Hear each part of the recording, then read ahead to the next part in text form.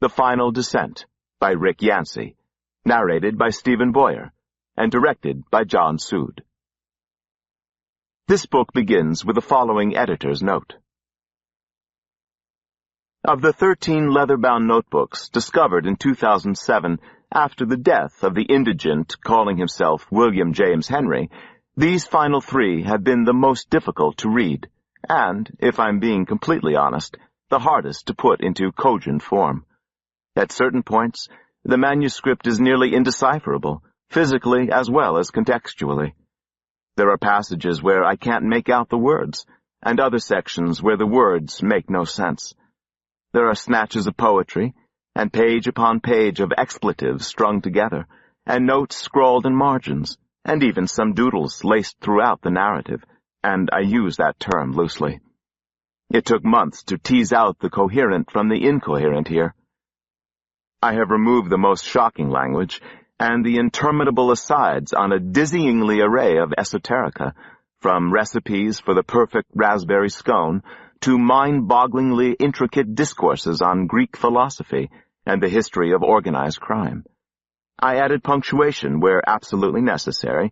The author drops all attempts at it midway through, though in some parts I've left the errors alone, granting the author some latitude when I thought he might have a reason for breaking the rules.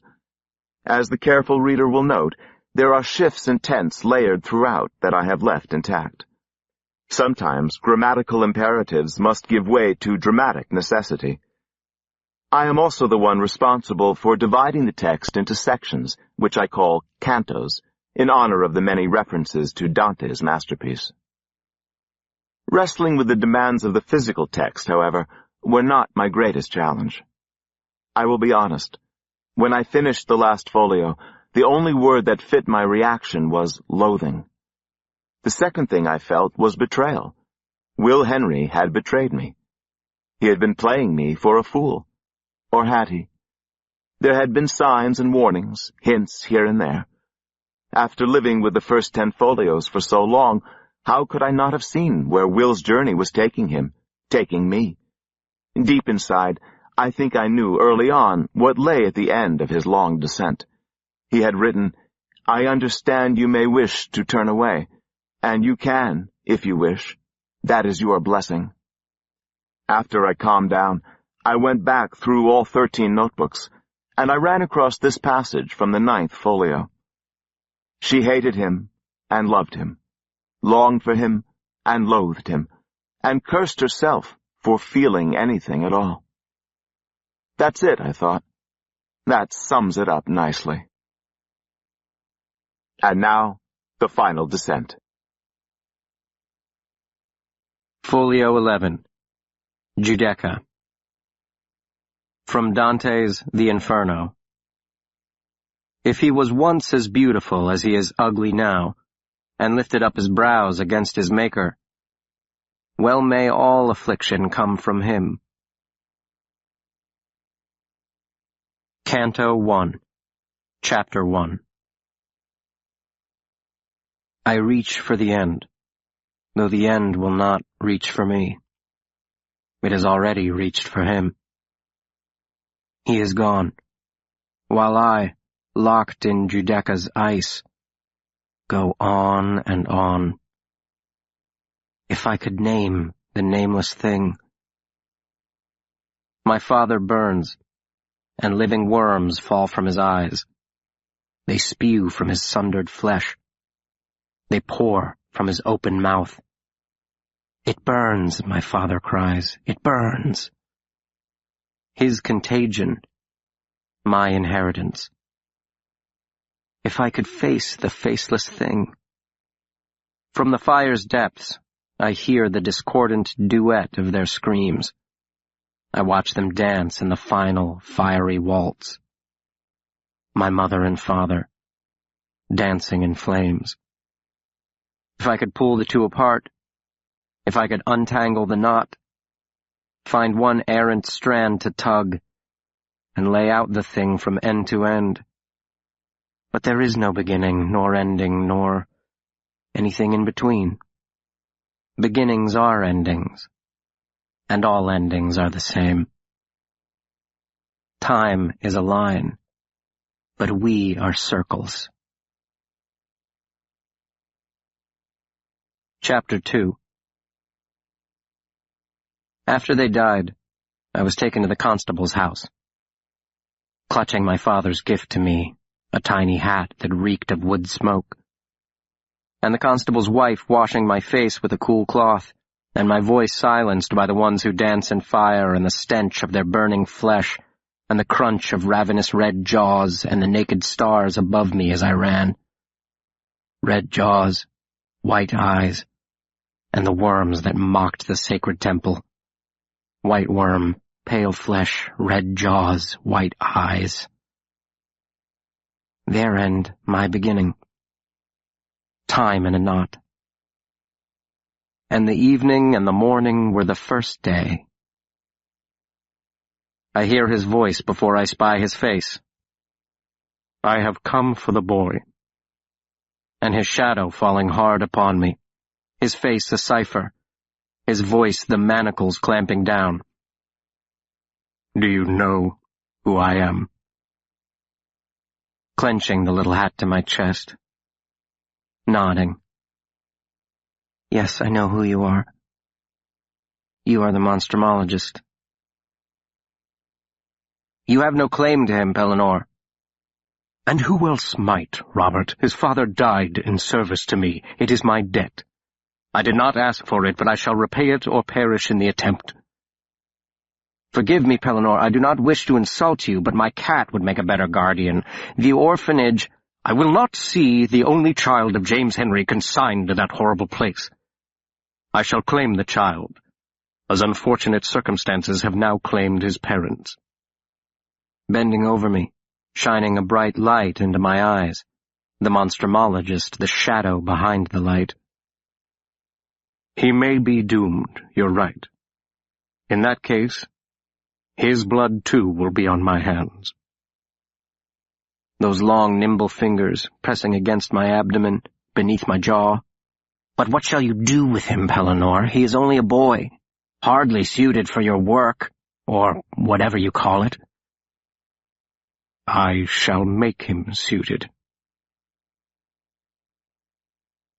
You will sleep up here, the monstrumologist said, where I slept when I was your age. I always found it a cozy little nook. What is your name again? William, yes? Or do you prefer Will? Here, give me that hat. You don't need it at the moment.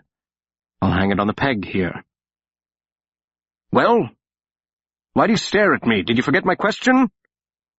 Do I call you William, or Will, or which is it? Speak! What is your name? My name is William James Henry, sir. That could prove rather unwieldy in a pinch. Could we shorten it a bit? I turned my head away. There was a window above the attic bed, and through the window the stars turned in the night sky, the same unblinking eyes that had watched as I ran from the fiery beast that consumed them. William James Henry, I whispered. Will. Nearly choking, something caught in my throat. James. I tasted smoke. Hen. He sighed, long and loud. Well, I don't suppose we must settle on a name tonight. Good night, Will. Henry, I finished. And he took it as a decision, which it was not. And yet it was, for it had been decided. Very well, then, he said, nodding somberly, appreciating something that I could not. Good night, Will Henry. And the evening and the morning were the second day. He was a tall man, lean of frame, with dark, deep-set eyes that seemed to burn with their own backlit fire. Careless in appearance, and forever, it seemed, in need of a shave and a trim. Even when still, he seemed to vibrate with hardly contained energy. He did not walk. He strode, He did not speak. He orated. Ordinary conversation, like almost every other ordinary thing, did not come naturally to him. Your father was a steadfast companion, Will Henry, as discreet as he was loyal, so I doubt he spoke much about my work in your presence. The study of aberrant life forms is not something particularly well suited to children, though James said that you are a clever boy, in possession of a quick, if not particularly well-disciplined mind. Well, I don't require genius of you. I require but one thing, now and always, unquestioning, unhesitating, unwavering loyalty. My instructions must be followed to the letter, without fault, immediately. You will come to understand why as time goes along. He drew me to his side. I flinched and tried to pull away as the needle came close. Really? Afraid of needles? You shall have to overcome that fear, as well as nearly every other one, if you are to serve me. There are much greater things to fear in the divine creation than this little needle, Will Henry. The name of my contagion scrawled in his nearly illegible hand upon the file beside his elbow.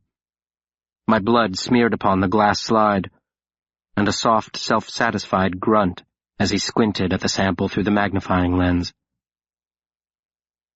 Is it there? Do I have it too? Worms spilling from my father's bleeding eyes, boiling from his bleeding boils. No, and yes. Would you like to see? No, and yes. Chapter 3. When he spoke of it, and that was not often, he called it my peculiar blessing. His chief piece of advice was this: never fall in love, Will Henry. Never.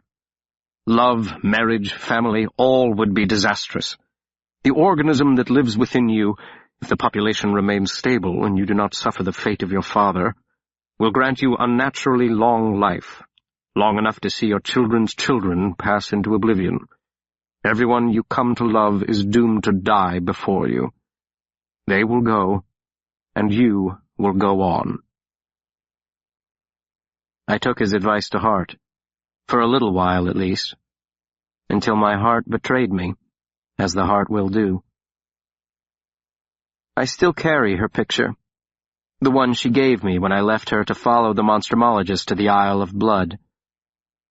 For luck, she had said, and for when you're lonely. It's cracked and faded now, but over the years I've stared at it so many times that her face is indelibly stamped into my memory. I don't need to look at her to see her. 3 years passed between the day she gave it to me and the evening when I saw her again.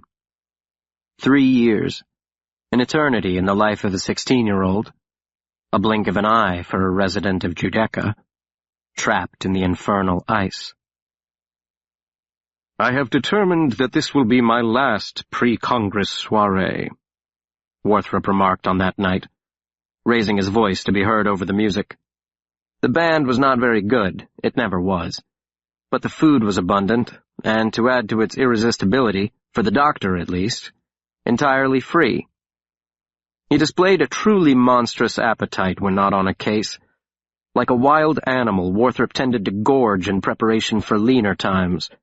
At the moment he was polishing off a platter of oysters, melted butter dripping from his freshly shaven, by me, chin. He waited for me to ask why, and when I declined, went on, "A room full of dancing scientists. It would be humorous if it weren't so painful to watch." "I rather enjoy it," I said. "It's the one evening of the year when monstrumologists actually bathe." "Ha! Well, you don't act as if you're enjoying it, glowering in this corner as if you've lost your best friend."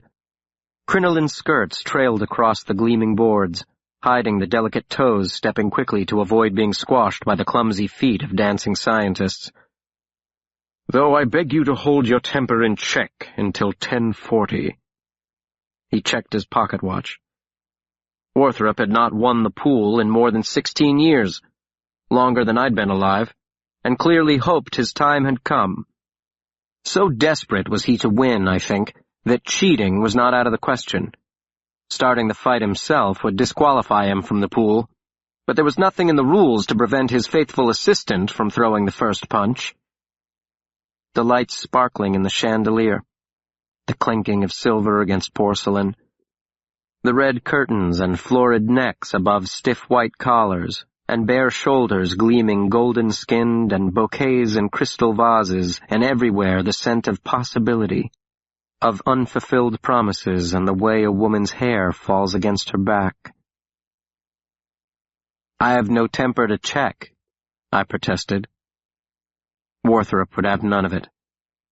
"You may be indecipherable to most, but not to me, Mr. Henry. You noticed her from the moment you walked through the door, and haven't taken your eyes off her since." I looked him squarely in the eye and said, "That isn't true." He shrugged. "As you wish." "I was a bit taken aback, that's all. I thought she was in Europe."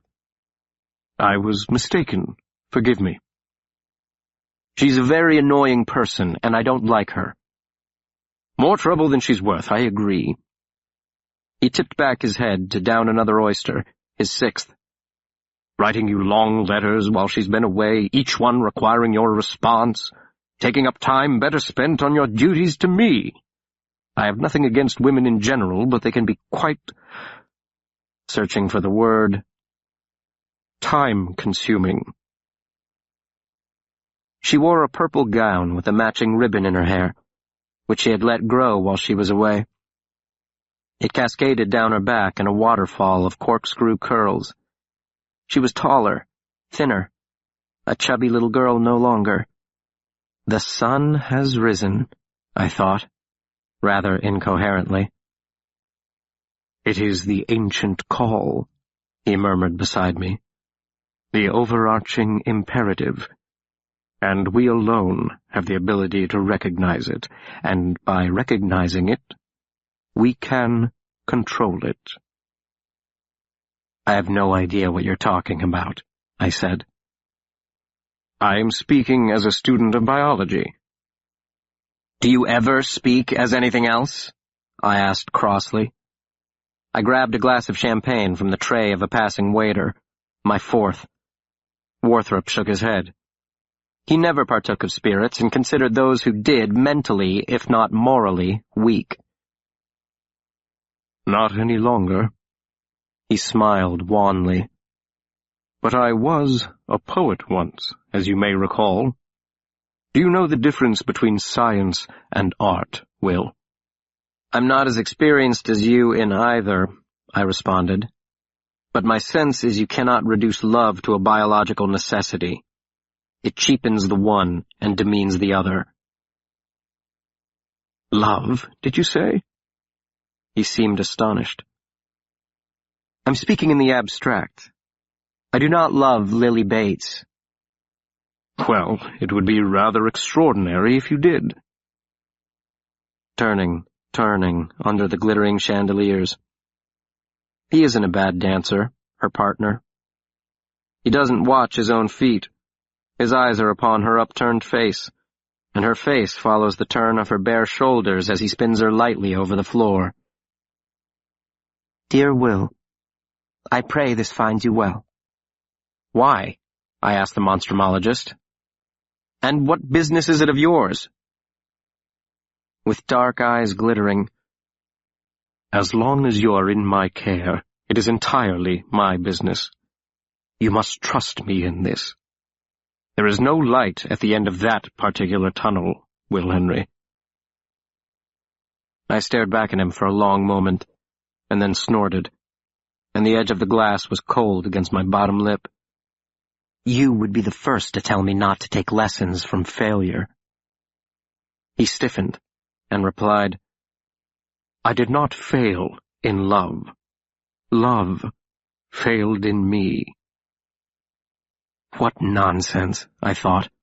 Typical Warthropian gibberish posing as profundity. There were times when smashing my fist into his face was a temptation nearly impossible to resist. I set down my glass and straightened my cravat, and ran my palm over my splendidly gelled hair, while across the room one who danced far better than I spun her across the floor. Black jacket, purple dress. Loud music poorly played, the coerced laughter from boring men, and white linen stained with the drippings of slaughtered beasts. "Where are you going?" he asked. "I'm not going anywhere," I answered, and launched myself into the breach, getting knocked about like a bit of flotsam in the churning tide, then tapping him on his broad shoulder, and across the hall Warthrop checked his watch again. Her partner turned about, and his thin lips drew back from his crooked yellow teeth. "Next song, chum," he said in a slickly refined English accent. Lily said nothing, but her startling blue eyes danced more merrily than she. "Dearest Will, please forgive me for not writing more often." "You've hogged her enough, I think," I said, then a direct appeal to her. "Hello, Lily. Spare a single dance for an old friend? Don't you see she'd rather with someone who actually can?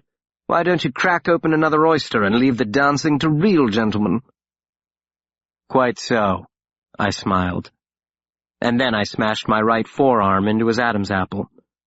He dropped straight down, clutching his throat. I finished the job with a quick downward jab to his temple. Hit a man hard enough in that spot and you can kill him. He crumpled into a ball at my feet. He might have been dead. I didn't know or care. I seized Lily's wrist as all around us the fists began to fly. "This way," I whispered in her ear. I shoved through the throng, dragging her behind me, toward the buffet tables, where I spied a red-faced Warthrop stamping his foot in frustration. It wasn't quite 10:15. He had lost again. A chair sailed across the room. A man bellowed, "Dear God, I think you've broken it!" over the din, and the music broke apart into a confusion of discordant shrieks, like a vase shattering, and then we were out the side door into the narrow alley, where a trash fire burned in a barrel. Gold light, black smoke, and the smell of lavender as she struck me across the cheek. "Idiot!" "I am your deliverer," I corrected her, trying out my most rakish grin. "From what?" "Mediocrity. Samuel happens to be a very good dancer." "Samuel? Even his name is banal."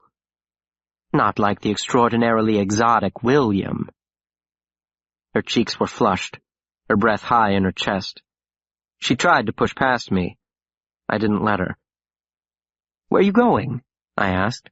"It's positively reckless going back in there. If you're not struck by a serving platter, the police will be here soon to clear the place out. You don't want to be arrested, do you? Let's go for a drive." I wrapped my fingers around her elbow. She pulled away easily. My mistake. I should have used my right hand. "Why did you hit him?" she demanded. "I was defending your honor." "Whose honor?" "All right, my honor, but he really should have yielded. It's bad form." In spite of herself, she laughed, and the sound was like coins tossed upon a silver tray, and that at least hadn't changed. I was urging her toward the mouth of the alley. The cobblestones were slick from an early afternoon rain, and the night had turned cold. Her arms were bare, so I shrugged out of my jacket and dropped it over her shoulders. "First you're a brute, then you're a gentleman," she said. "I'm the evolution of man in microcosm." I hailed a cab, gave the driver the address, and slid into the seat beside her. The black jacket went well with her purple gown, I thought. Her face flickered in and out of shadow as we rattled past the street lamps. "Have I been kidnapped?" she wondered aloud. "Rescued," I reminded her, "from the clutches of mediocrity." That word again. Nervously smoothing the folds in her gown. It is a lovely word for a terrible thing. Down with mediocrity. Who is Samuel? You mean you don't know him? You failed to introduce us. He's Dr. Walker's apprentice. Sir Hiram? Imagine that. Well, it isn't too hard to imagine. Like attracts like, they say. I thought the saying was quite the opposite. I waved my hand. The gesture came from the monstrumologist. The disdain was wholly my own. Clichés are mediocrities. I strive to be wholly original, Miss Bates. Then I shall alert you the moment it happens. I laughed and said, I have been drinking champagne, and I wouldn't mind another taste. We were close to the river. I could smell the brine and the faint tartness of decaying fish common to all waterfronts. The cold wind toyed with the ends of her hair. You've taken to alcohol? She asked. How do you hide it from your doctor? For as long as I've known you, Lillian, you've called him that, and I really wish you'd stop. Why? Because he isn't my doctor. He doesn't mind that you drink? It's none of his business. When I return to our rooms tonight, he'll ask, Where have you been, Will Henry? Lowering my voice to the appropriate register. And I will say, From walking up and down the earth and to and fro in it. Or I may say, It's none of your damn business, you old mossback. He's become quite the fuss budget lately. But I don't want to talk about him. You've grown out your hair. I like it. Something had been loosed within me. Perhaps the alcohol was to blame, perhaps not. Perhaps it was something much harder to define. Upon her face, light warred with shadow, but within me, there was no such conflict. And you've grown up, she said, touching the ends of her hair. A bit. I didn't recognize you at first. I knew you right away, I replied, from the moment you walked in. Though I'd no idea you were back in the States. How long have you been home? Why'd you come home? I thought you weren't coming back for another year. She laughed. My, haven't you become the loquacious one? It is so un-Will Henry-like. What's gotten into you? She was teasing me, of course, but I didn't miss the hint of fear in her voice, the tiny quiver of uncertainty, the delicious thrill of confronting the unknown. We were kindred spirits in that. What repelled attracted, what terrified compelled. The ancient call, I said with a laugh. The overarching imperative. The cab jerked to a halt. I paid the driver, tipping him handsomely in a gesture of contempt for the doctor's parsimony, and helped her to the curb. Sound carries better in colder air, and I could hear the rustle of her skirts as she stepped down and the whisper of lace against bare skin. Why have you brought me here, Will? Lily asked, staring at the imposing edifice, the hunkered gargoyles snarling down at us from the cornices. I want to show you something. She gave me a wary look. I laughed. Don't worry, I said. It won't be like our last visit to the Monstrumarium. That wasn't my fault. You chose to pick the thing up. As I recall, you asked me to sex it, knowing very well the creature was hermaphroditic. And as I recall, you decided that handling a Mongolian deathworm was better than admitting your ignorance. Well, my point is, we're both perfectly safe tonight, as long as Adolphus doesn't catch us. We stepped inside the building. She laid a hand on my arm and said, Adolphus? Surely he's gone home for the evening. Sometimes he falls asleep at his desk. I pushed open the door beneath the sign that read, Absolutely no admittance to non-members. The stairs were dimly lit and quite narrow. A musty odor hung in the air, a hint of mold, a touch of decay. People forget he's down here, I whispered, leading the way. The stairs were too narrow to walk abreast. And the cleaning staff never ventures lower than the first floor, not for fear of anything in the catalog. They're terrified of Adolphus." "Me too," she confessed. "The last time I saw him, he threatened to bash my head in with his cane." "Oh, Adolphus is all right. He's just spent too much time alone with monsters. Sorry, not supposed to call them that. Unscientific. Aberrant biological specimens." We reached the first landing. Stronger now, the smell of preserving chemicals flimsily covering the sickly sweet tincture of death that hung in the Monstrumarium like an ever-present fog. One more flight and we would be steps away from the old Welshman's office. "This better not be some kind of trick, William James Henry," she whispered in my ear. "I'm not one for revenge," I murmured in return. "It isn't in my nature."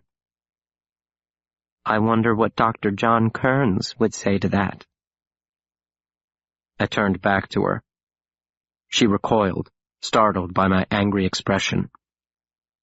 "I confess that to you in confidence," I said. "And I've kept it," she retorted, defiantly jutting out her chin at me, a gesture echoing her childhood. "That isn't the sort of confidence I meant, and you know it. I didn't kill Kearns to avenge." "No." Her eyes seemed very large in the dim lighting. "No. Now, may we proceed?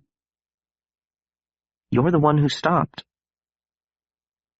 I took her hand and drew her down the remaining steps, peered around the corner into the curator's office.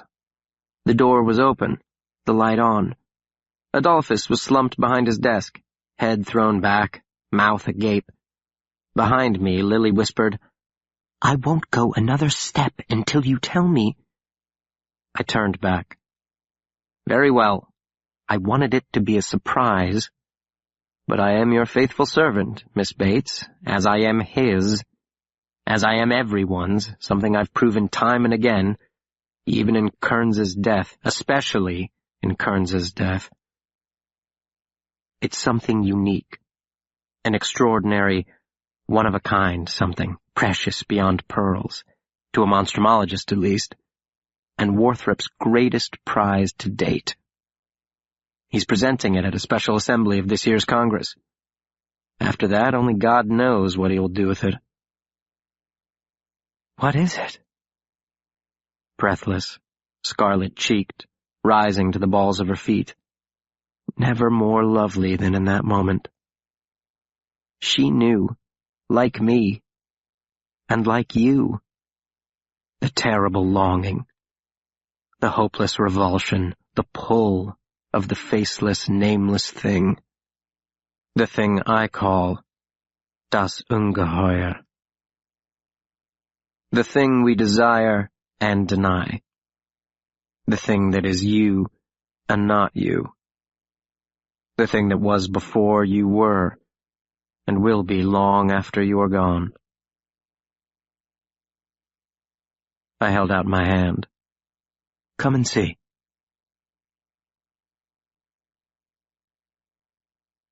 Canto 2, Chapter 1. Come and see.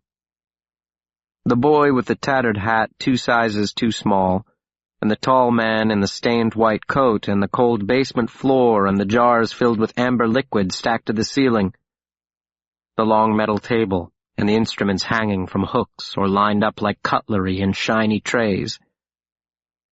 "This is where I conduct the majority of my studies, Will Henry.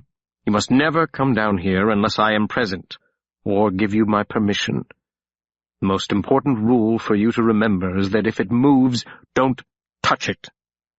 Ask first. Always ask first. Here, I have something for you. It's your father's work apron, a bit battle-stained, as you can see. Careful now, or you'll trip over it. Well, you'll grow into it." On the work table, something squirms inside one of the larger jars, bulbous-eyed, gape-mouthed, sharp-clawed, and the claws scratch against the thick glass. "What is it that you do here?" "What do I—" He is astonished. What did your father say? I have been so many places, Will. I have seen wonders only poets can imagine. In the glass jar, the nameless thing staring back at me, scratching against the glass. And the tall man in the dingy white smock holding forth in a dry, lecturing tone, as one speaking to a vast assemblage of like-minded men in dingy white smocks. I am a scientist, a student in a rather peculiar backwater of the natural philosophies called aberrant biology. Monstrumology is the common term. I'm surprised your father never told you. Dr. Warthrop is a great man engaged in great business, and I shall never turn my back upon him, though the fires of hell itself arise to contend against me. You're a monster hunter, I said. You're not listening to me. I am a scientist. Who hunts monsters? Who studies certain rare and, yes, dangerous species that are in general malevolent toward human beings. Monsters. Scratch, the thing in the jar. That is a relative term, often misapplied. I am an explorer. I carry a lamp into lightless places. I strive against the dark that others may live in the light. And the thing inside the jar, hopelessly clawing against the thick glass. Scratch.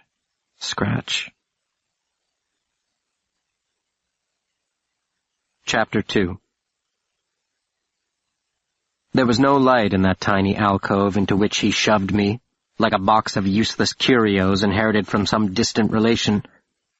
I'd begged my father to take me with him on one of his grand adventures with the great Pellinor Warthrop, so I might share in the great business and see with my own eyes wonders only poets can imagine.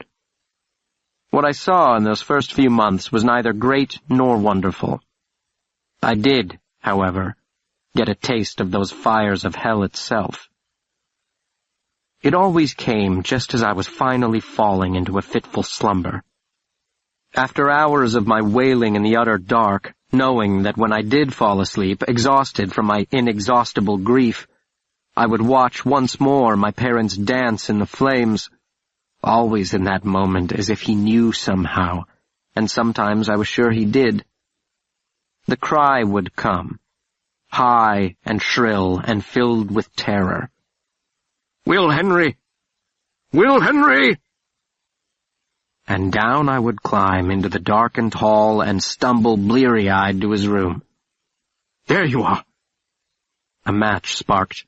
He lit the lamp beside the bed. What? Why are you staring at me like that? Didn't your parents teach you it was impolite? Is there something you want, sir? Why, no. I don't want anything. Why do you ask? He flicked his finger at the chair by the bed. I sank into it, my head pounding, loose upon my shoulders. What is the matter with you? You look terrible. Are you sick? James never mentioned that you were a sickly child. Are you sickly? Not that I know of, sir. Not that you know of? Wouldn't that be something even a simpleton would know? How old are you, anyway? I'm almost 11, sir. He grunted, sizing me up. Small for your age. I'm very fast. I'm the fastest player on my team. Team? What sort of team? Baseball, sir. Baseball? Do you like sports? Yes, sir. What else do you like? Do you hunt? No, sir. Why not? Father keeps promising he'll take me. I paused, slamming head-on into another promise that would never be kept. Warthrop's eyes bored into mine, glittering with that strange, unnerving, backlit glow. He'd wondered if I was sick, but he was the one who looked sick. Dark circles beneath his eyes, hollow-cheeked and unshaven. Why do you cry, Will Henry? Do you think your tears will bring them back? They coursed down my cheeks. Empty Stygian vessels, useless. It took everything in me not to throw my body across his and beg for comfort. Beg for it. The simplest of human gestures. I did not understand him then. I do not understand him still. "You must harden yourself," he told me sternly. "Monstrumology is not butterfly collecting. If you are to stay with me, you must become accustomed to such things. And worse." "Am I to stay with you, sir?" His gaze cut down to my bones. I wanted to look away. I could not look away. "What is your desire?" My bottom lip quivered. "I have nowhere else to go." "Do not pity yourself, Will Henry," he said, the man whose own self-pity rose to operatic heights. "There is no room in science for pity or grief or any sentimental thing." And the child answered, "I'm not a scientist." To which the man replied, "And I am not a nursemaid. What do you desire?" To sit at my mother's table, to smell the warm pie cooling on the rack, to watch her tuck a strand of her hair behind her ear, to hear her say, "It isn't time, Willie, you must wait for it to cool, it isn't time," and the whole world, down to the last inch of it, to smell like apples. "I could send you away," he went on, an offer, a threat. "There is probably not a person in all of North America more poorly constituted to raise a child.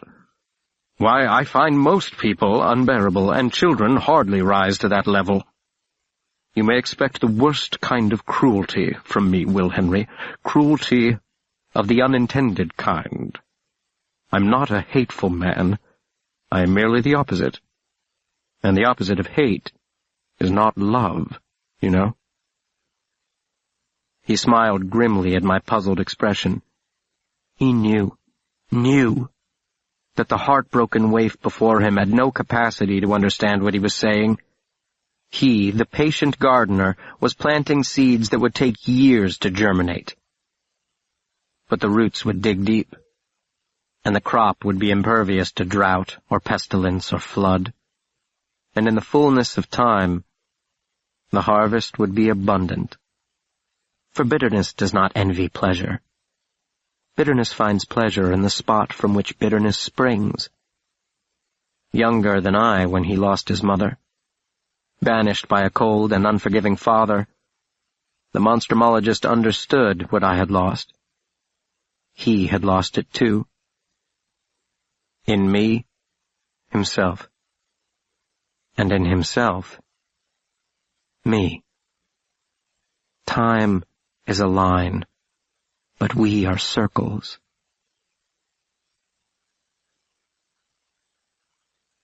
Chapter 3. September 19th, 1911. Dear Will, I would not write to you if the welfare of your former employer had not become a matter of some concern. As you know, I have been dutifully checking on him since last you were here. I am afraid things have taken a turn for the worse. Bare bough, gray sky, dead leaf, and the old house glowering in the twilight gloom. I bang upon the door. Warthrop! Warthrop, it's me, William! And then, with an inward moan, Will Henry! I would not trouble you if I did not fear for his welfare. Cold wind and cobwebs and windows encrusted with grime and warped wood the color of ash. Is he holed up in the basement? Or collapsed in his room? I dug into my pockets for the key, then cursed. I must have left it in New York. Warthrop! Pounding on the door. Snap to and answer, damn you! The door flew open with a high-pitched screech of its rusted hinges, like the cry of a wounded animal. And there he was, or what was left of him.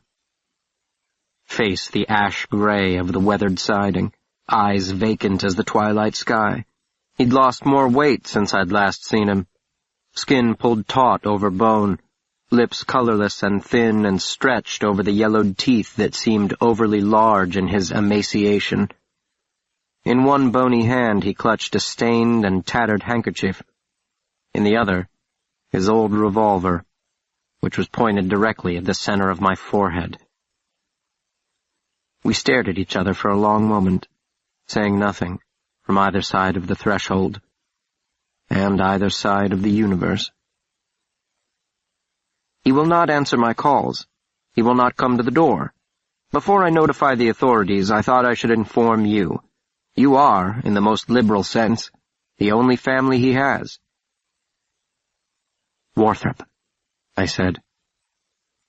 What the devil are you doing? His mouth came open, and he said, Looking at him. And then he fell. I carried him upstairs, across a sea of dust so thick it eddied and swirled in my wake. The monstrumologist seemed to weigh no more than an 11-year-old boy. To his room, where I laid him on the bed, pulled off his shoes, covered him with a blanket. Collapsed in the chair, the same chair in which I had sat 24 years ago.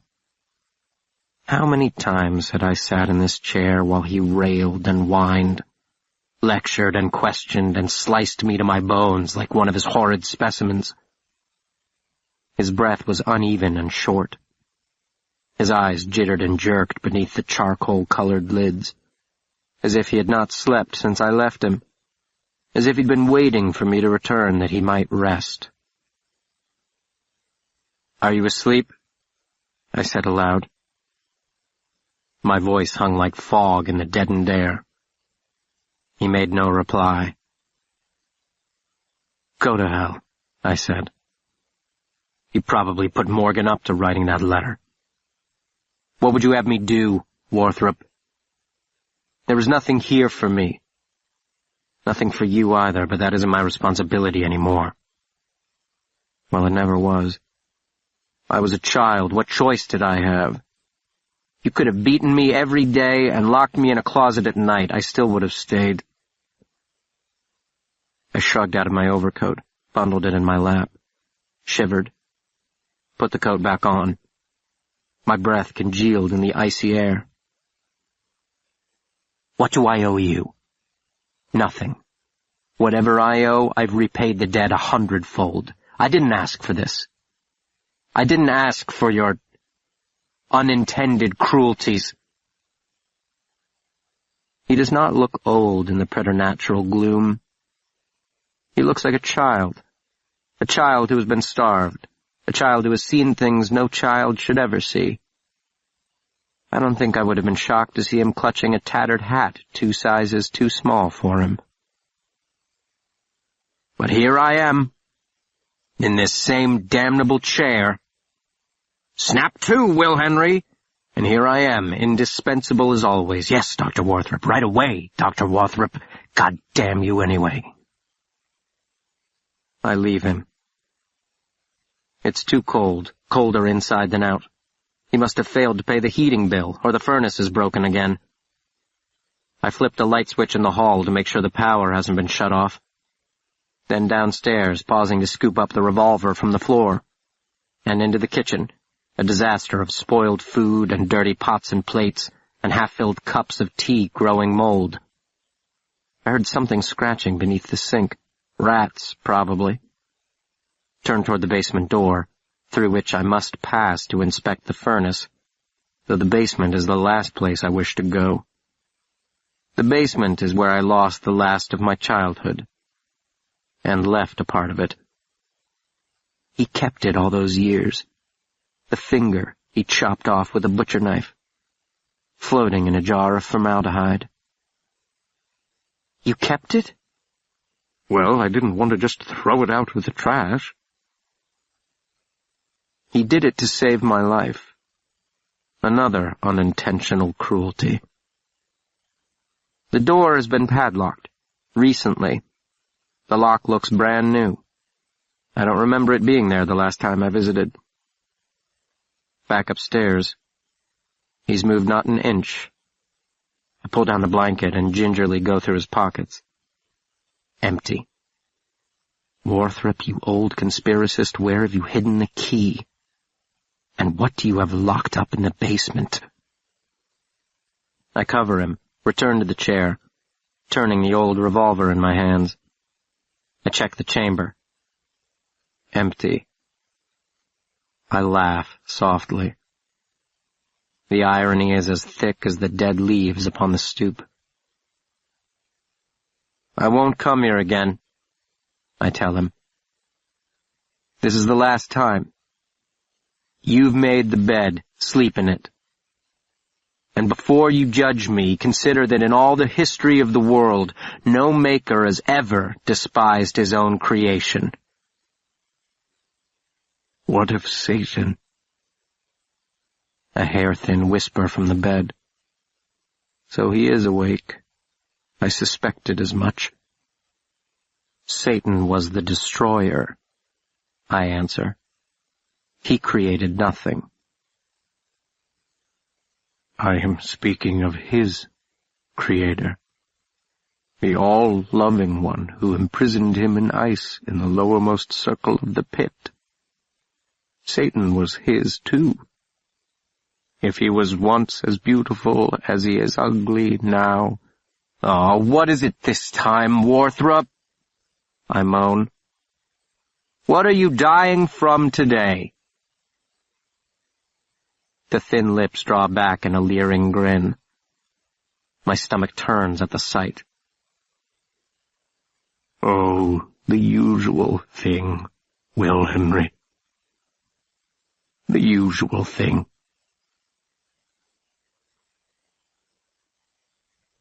Chapter 4. Will Henry! And down I would go in darkness, and he would be curled upon the bed, clutching the covers like a child awakened by an unspeakable nightmare, and the boy in the chair, yawning, dry-mouthed, hardly acknowledged most of the time. It wasn't the boy's company he desired. It was an audience. Any audience would do.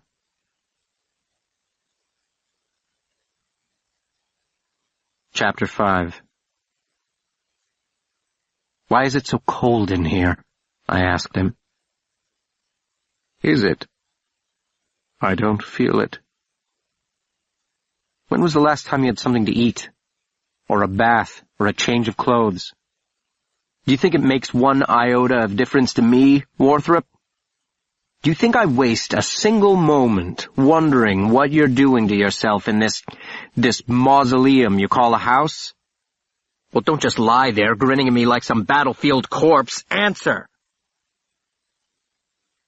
I have found it, Will Henry. Found what? The thing itself. What? What thing have you found? Speak plainly. I haven't the time for riddles. His eyes burn bright.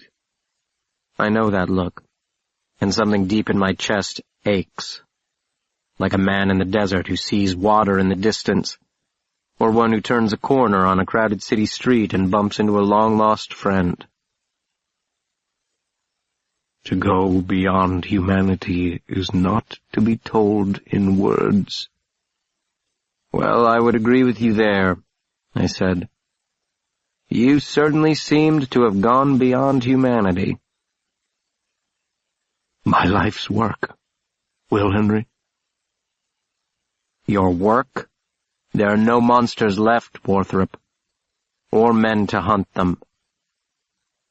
He shook his head, and then he nodded. There will always be monsters, but it is true, I am the last of my kind. I suppose I'm to blame for that. Oh, you would have been terrible at it. Better that it ends with me than with mediocrity. I laughed at the insult. What else could I do? The gun had no bullets. "If I am a mediocrity, it isn't my fault," I said, returning to the theme of Maker and his creation. Could God not have made Satan beautiful through and through? He is God, after all. "And there is the difference," the old monstrumologist wheezed. "He is what he is, and I am not." "Which, not God or not you?" He snorted and flicked a skeletal finger at my face. "Both." "Well, you have looked better. What has happened to you?"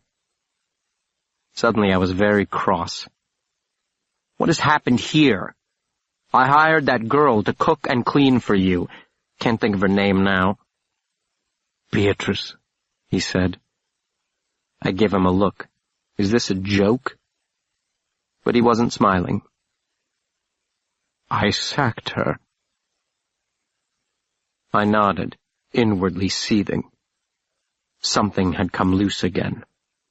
The dark, unwinding thing. "Of course you did.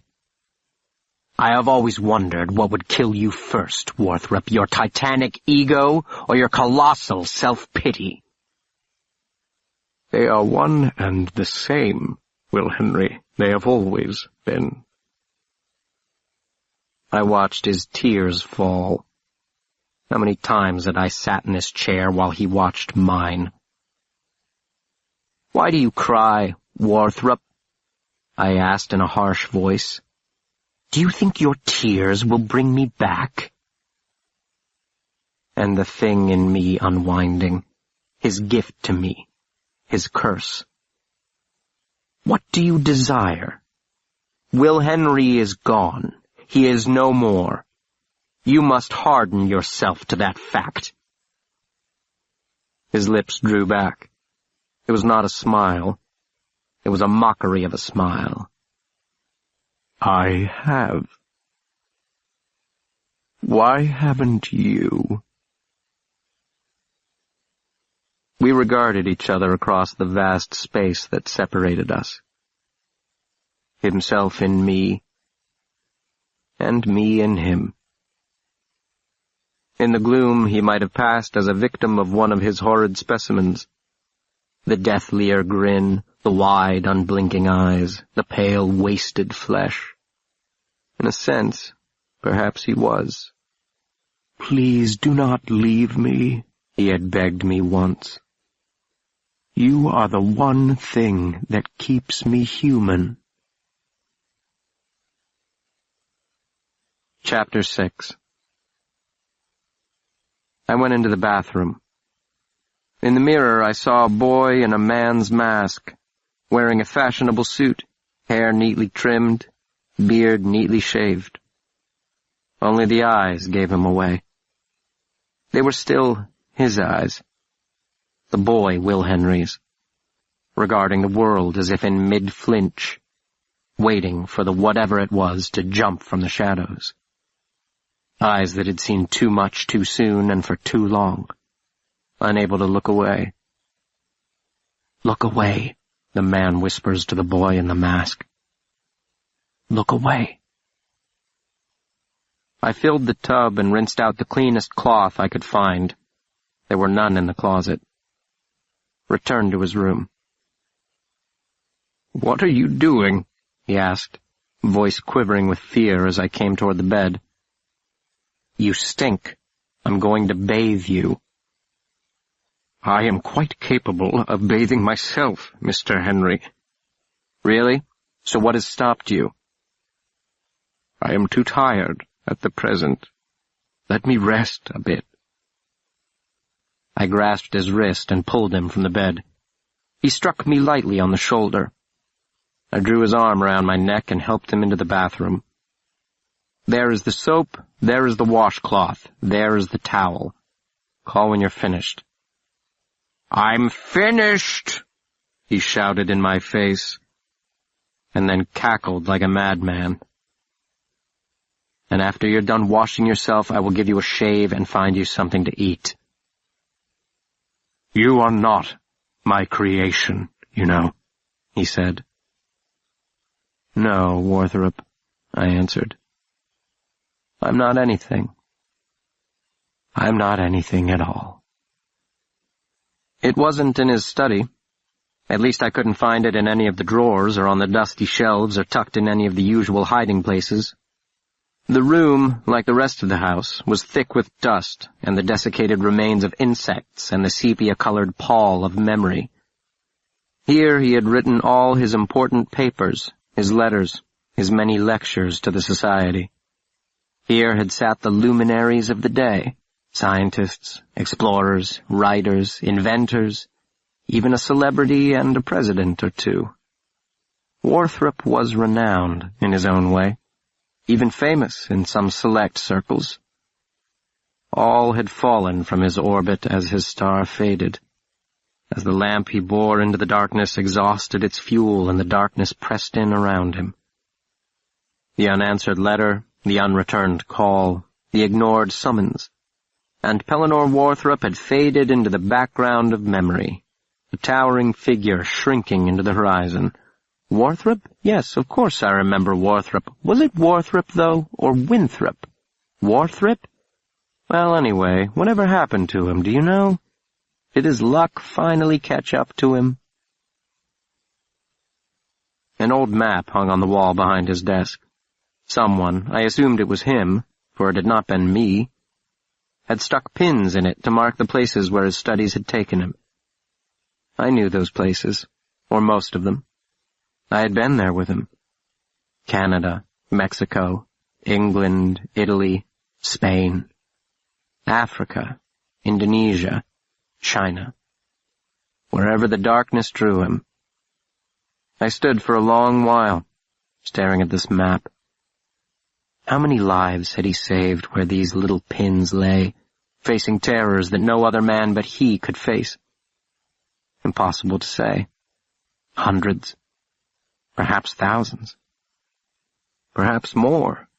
T. Magnificum had had the potential to wipe out the entire race, and he'd defeated it. He, Pellinor Warthrop, whose name lesser men now struggled to remember. Well, anyway. "Will Henry?" His voice, strangely far and wee, floated down the stairs. I closed my eyes. "In a moment. Soak a little longer." I'd been going about it all wrong. I should have started at the closest point and worked my way outward. That was the Warthropian way. "Nature progresses from the simple to the complex, and as her students, so should we. When presented with a problem, look for the simplest solution first. That is always the route nature takes." If it wasn't on his person, the simplest place to hide it would be in the vicinity of the lock, where he could fetch it quickly. If, that is, he had locked the basement to keep something in, as opposed to someone out. "I have found it, Will Henry. The thing itself. My life's work." I slapped myself lightly on the forehead. Of course! It made sense now, his ghoulish appearance, the all-too-familiar gleam in his eye, the air of frenzied stillness. The monstrumologist wasn't falling apart because his life's work, and thus all its meaning, was done. I had walked into the middle of a case. What do you have locked up in your basement, Warthrop? What is the thing itself? And will you refuse to share it with me? Or will you undo the bolt, throw wide the door, and say, "Come and see"?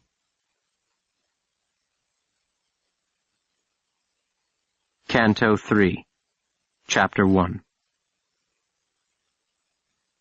I led Lily to a safe little nook well out of sight of the curator's office. "Stay here," I told her. "I have to fetch the key." She gasped, terrified and delighted. It's in the locked room? I told you, it was Warthrop's greatest prize. There's a bit of risk involved, not from it, don't worry, from Adolphus. The key's hanging from that hook directly over his querulous old head. I went back down the hall to his office. It was a treacherous journey through his inner sanctum to secure the key. The path was narrow and tortuous, snaking through listing shipping crates stacked 4 boxes high and chest-high stacks of papers and journals. The slightest nudge would bring one of these fragile towers down with a raucous crash. I eased past his chair. He kept the key on a hook in the wall directly behind his desk, beneath the Society's coat of arms, with its motto, Nil Temendum Est. I glanced down at his upturned face. The upper plate of his false teeth, fashioned from those of his dead son, martyred on the bloody fields of Antietam, had come loose. Adolphus slept mouth open, teeth together, a decidedly odd and disconcerting visual effect. But I didn't tarry at the sight. Despite his exceedingly advanced years, Adolphus was a light sleeper, and always had his heavy cane by his side. One well-placed blow would be enough to land me in a premature grave.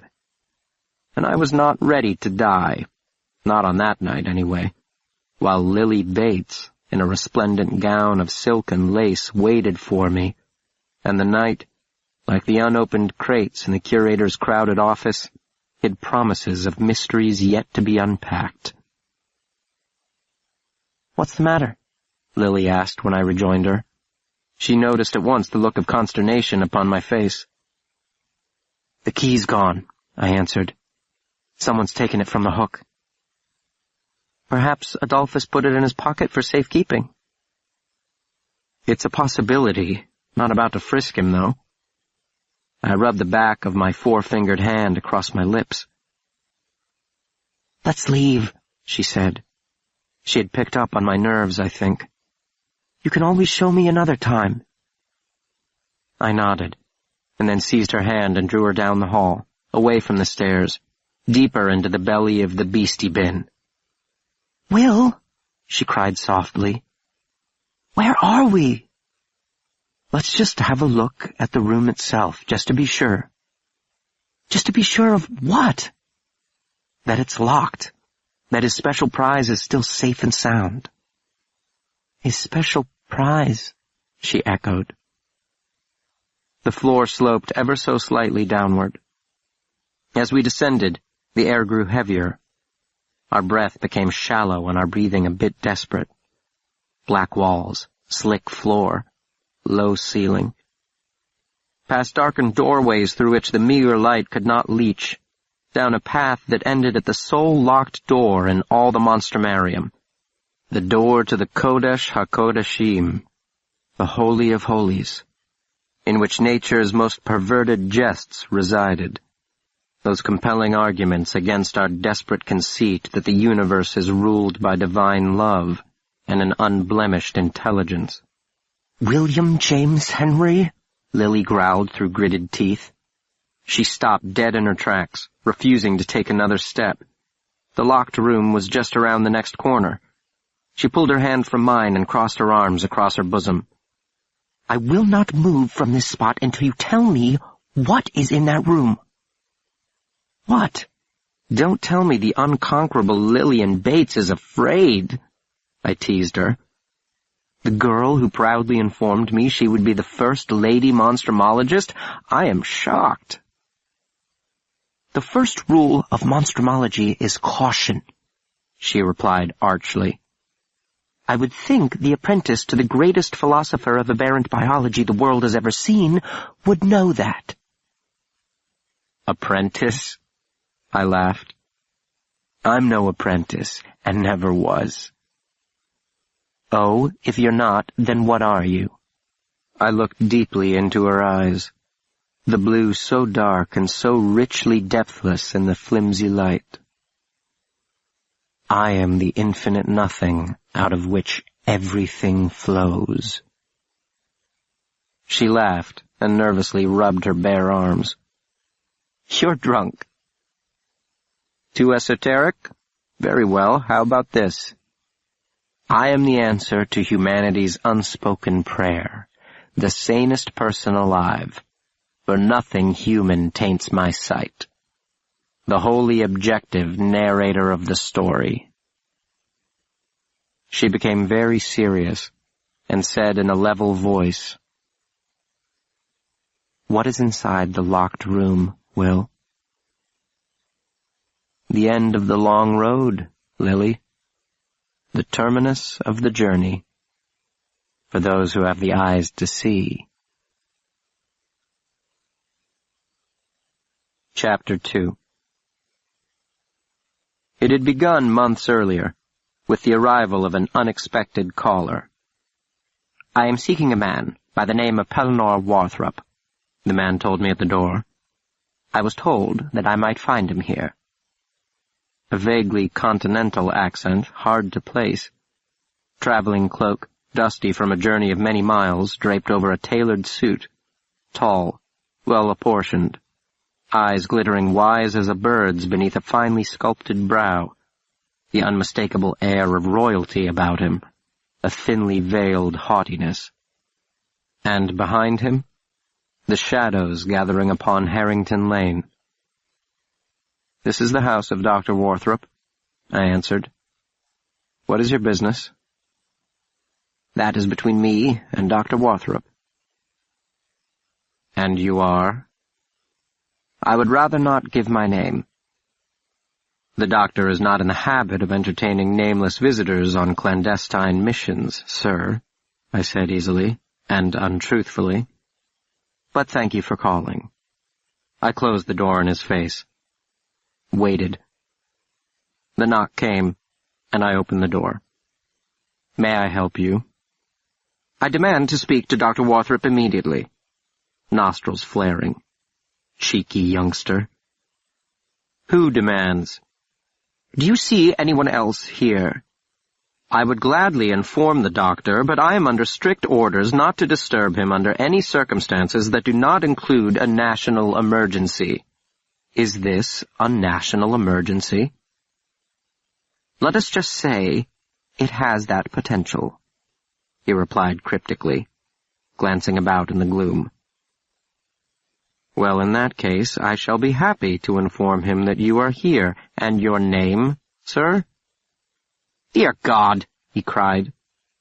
"Tell him Metterlink is here. Yes, Metterlink. That will do." As if he had other names available to him.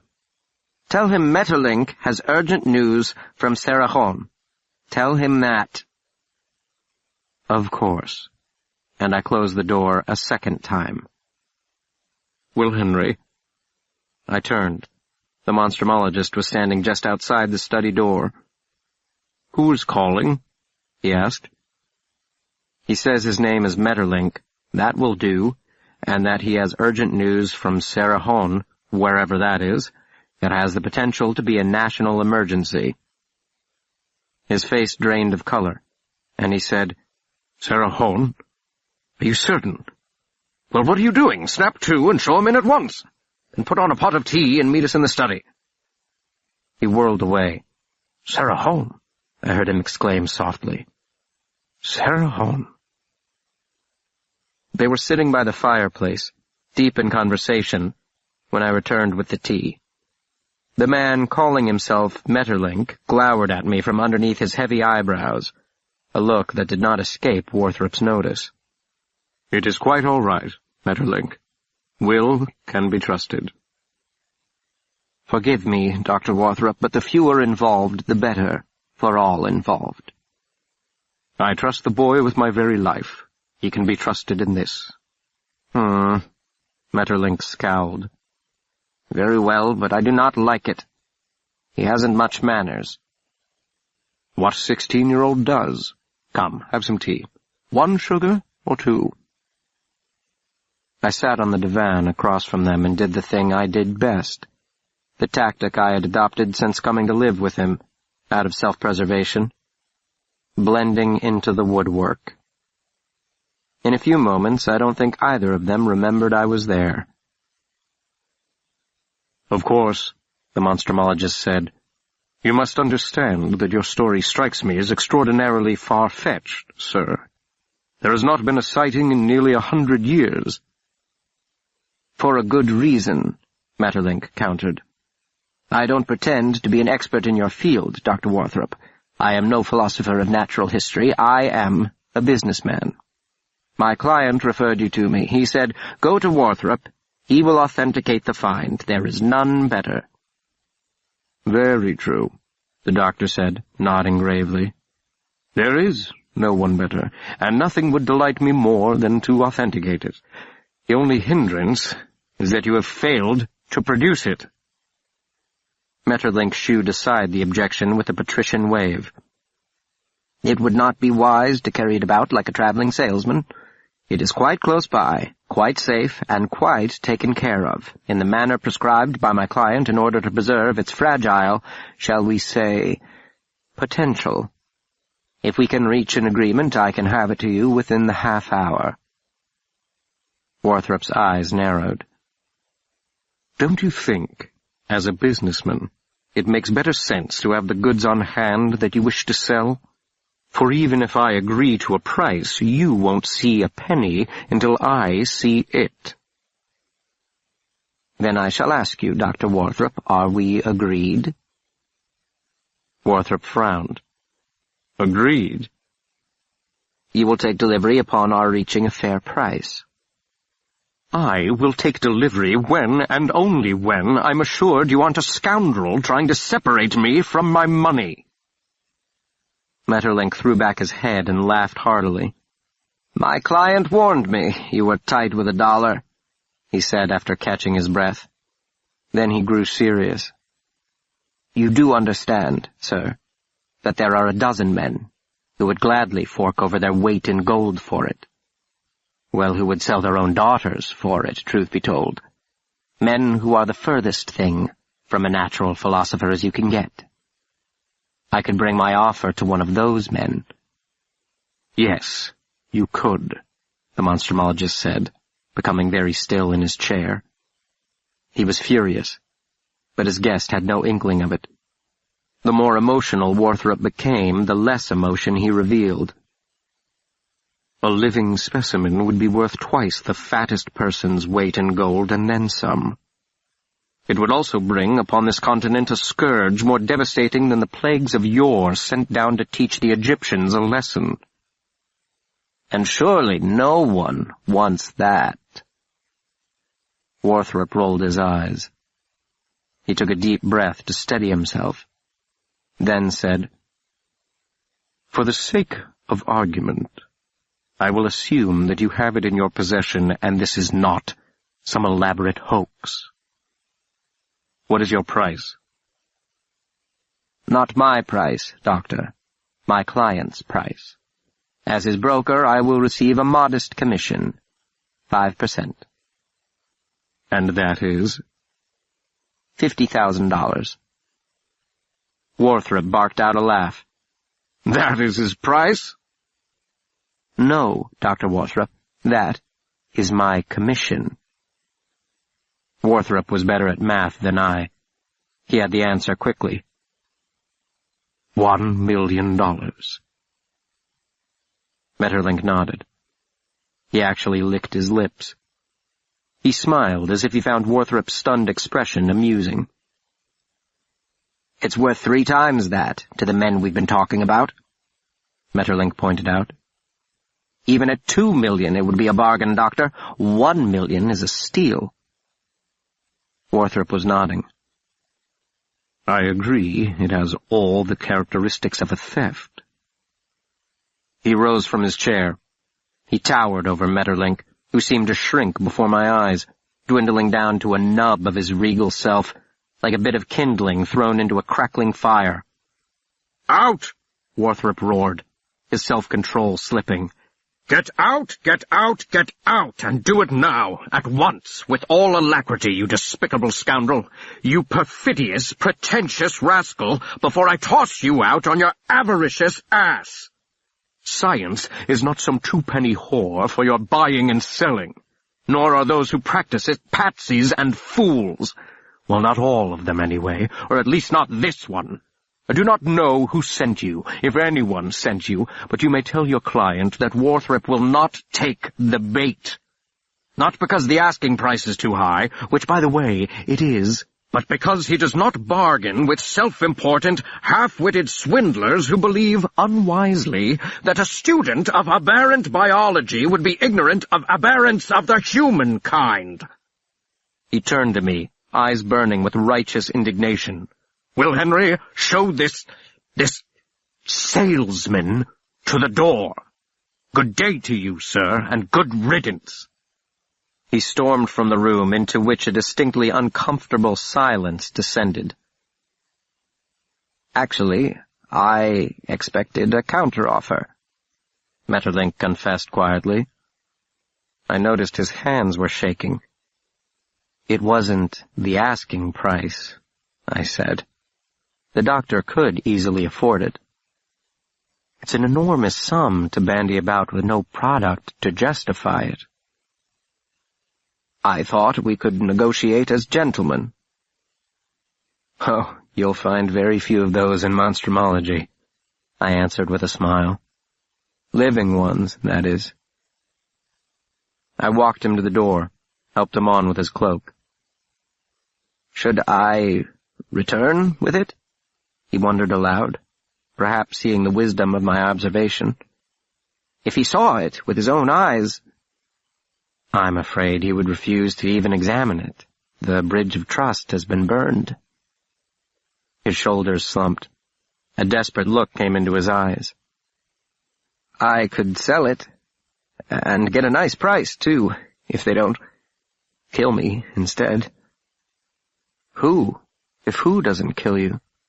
He seemed shocked that I asked. Profiteers. Oh, yes, they are despicable. Profiteers. I opened the door and he stepped outside. Night had fallen. I joined him on the stoop, closing the door behind us. I've made a tactical error, he acknowledged. I wonder if I might find some other philosopher to consider. That heartens me, I confessed.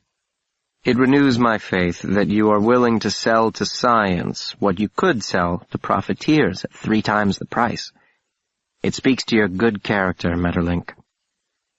I glanced around and lowered my voice, as if the doctor might be hunkered down in the bushes, spying on us.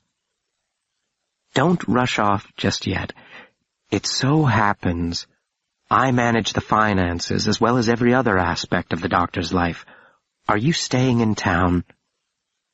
He eyed me warily, then nodded. First impressions, after all, can be deceiving. Perhaps he had misjudged me. At the public house. Excellent. Give me an hour or so. I will speak to the doctor. He spoke true when he confessed his trust in me. I may be able to convince him to at least have a look at it. Why not speak to him now? I will wait. Oh, not now. I'll have to let him cool down a bit. He's got his dander up. In his current mood, you couldn't convince him the sky was blue. I suppose... He rubbed his quivering hand over his lips. I suppose I could bring it here for him to have a look, but what assurance is... Oh, no. Your instincts were quite right not to bring it here, if it is as valuable as you say. This place is watched, you know, by all sorts of rough characters. The house of Warthrop is known to attract unsavory business. Not that your business is unsavory, that's not what I meant. His eyes were wide. I must tell you, I didn't even know what monstrumology was a fortnight ago. Maeterlinck, I smiled. I've been up to my eyeballs in it for more than 5 years, and I still am not entirely certain. In an hour, then, at the public. I shall meet you in the drawing room. Best if we meet privately, he whispered, now my co-conspirator. Room 13. Ah, lucky 13. If we aren't there in an hour, you may assume we are not coming. And then you must do what your conscience and your business interests dictate. They are not mutually exclusive, he said with great pride. "I am no swindler, Mr. Henry." And I am no fool, I thought.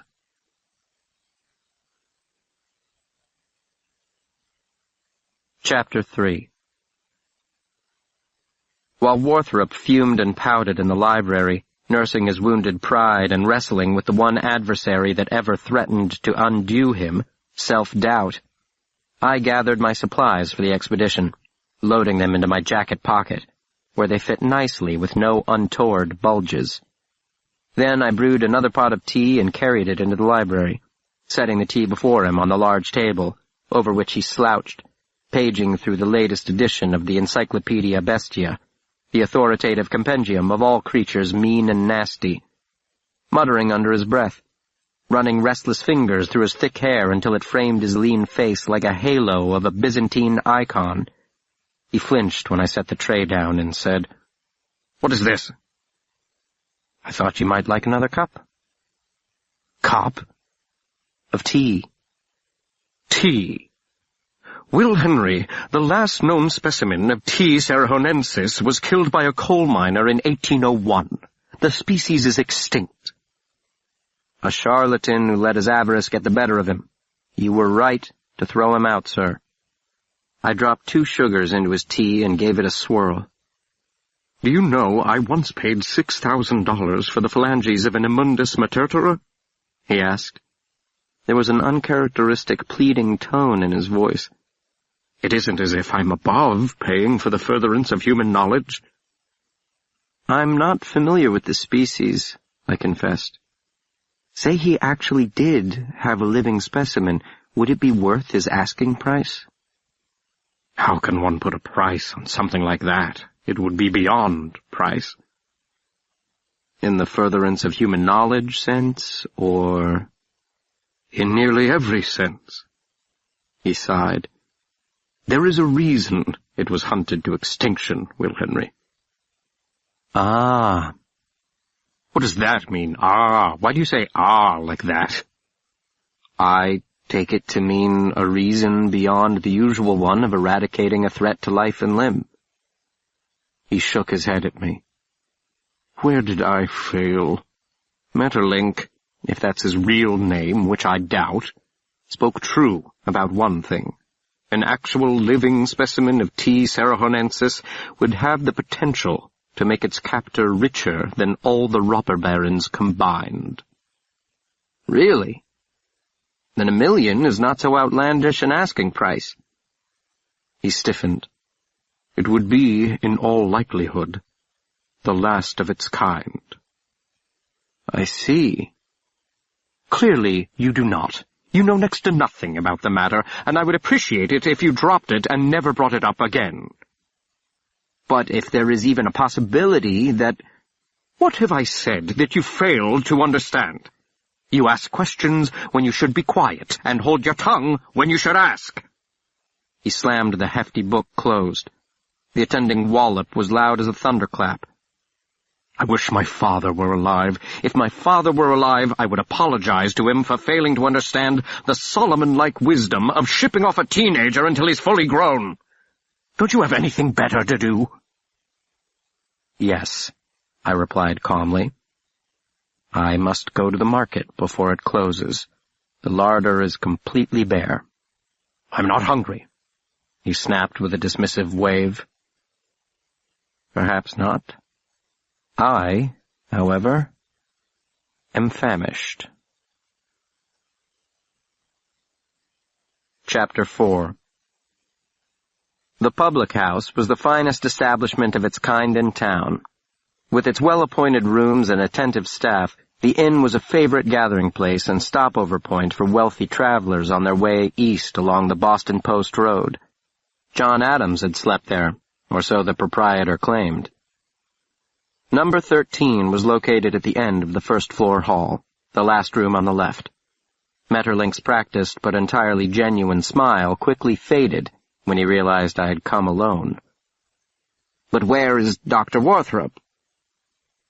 "Indisposed," I replied curtly, stepping past him and into the room. A nice little fire spat and popped in the hearth. A snifter of brandy and a pot of steaming tea rested on the small table opposite the bed.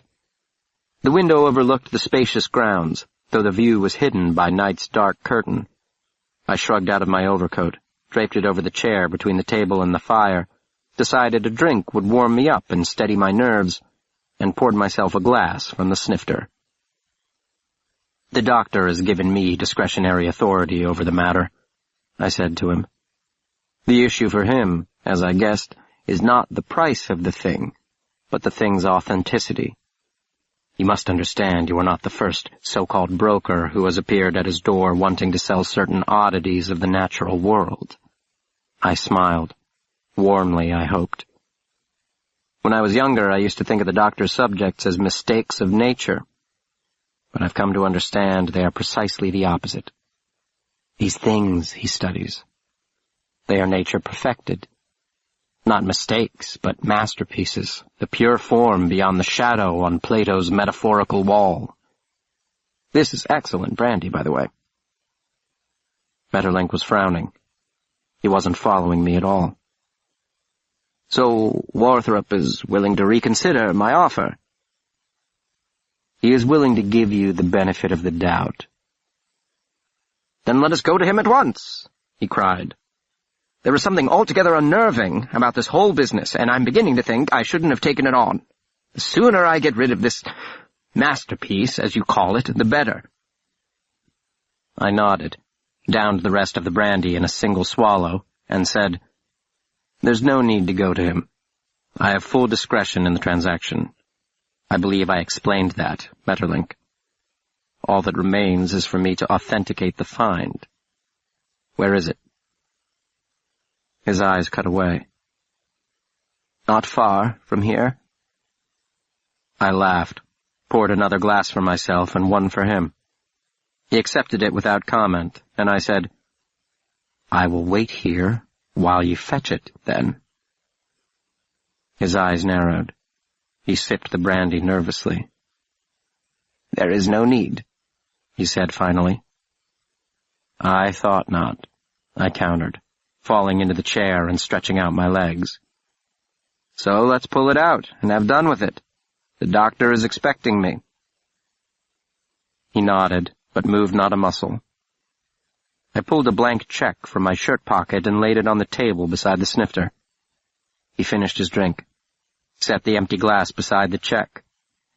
He stepped over to the bed, knelt, pulled out from beneath it a crate constructed of slatted boards, and set it carefully upon the mattress. The color was high in his cheek. I rose and handed him his glass, which I had filled while his back was to me, then addressed the crate. The top was hinged. I undid the heavy clasp on the opposite side and pulled up the lid. Nestled in a bower of straw was an egg, dull gray and leathery in appearance, roughly the size and shape of an ostrich egg.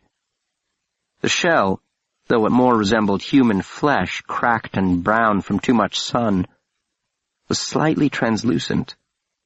I could see something dark moving beneath the surface, a black pulsing something, and my heart quickened. Behind me, Maeterlinck said, "You've no idea the trouble it is. New England is not the tropics, and keeping it warm is a constant worry and obstacle. I'm up all night tending to it, putting it by the fire so it doesn't get cold, putting it away so it doesn't get too hot. I am exhausted in mind and body." I nodded absently. I could not tear my eyes away from the object in the box. It would be beyond price. Maeterlinck's voice rose in consternation. "Well then, are you satisfied?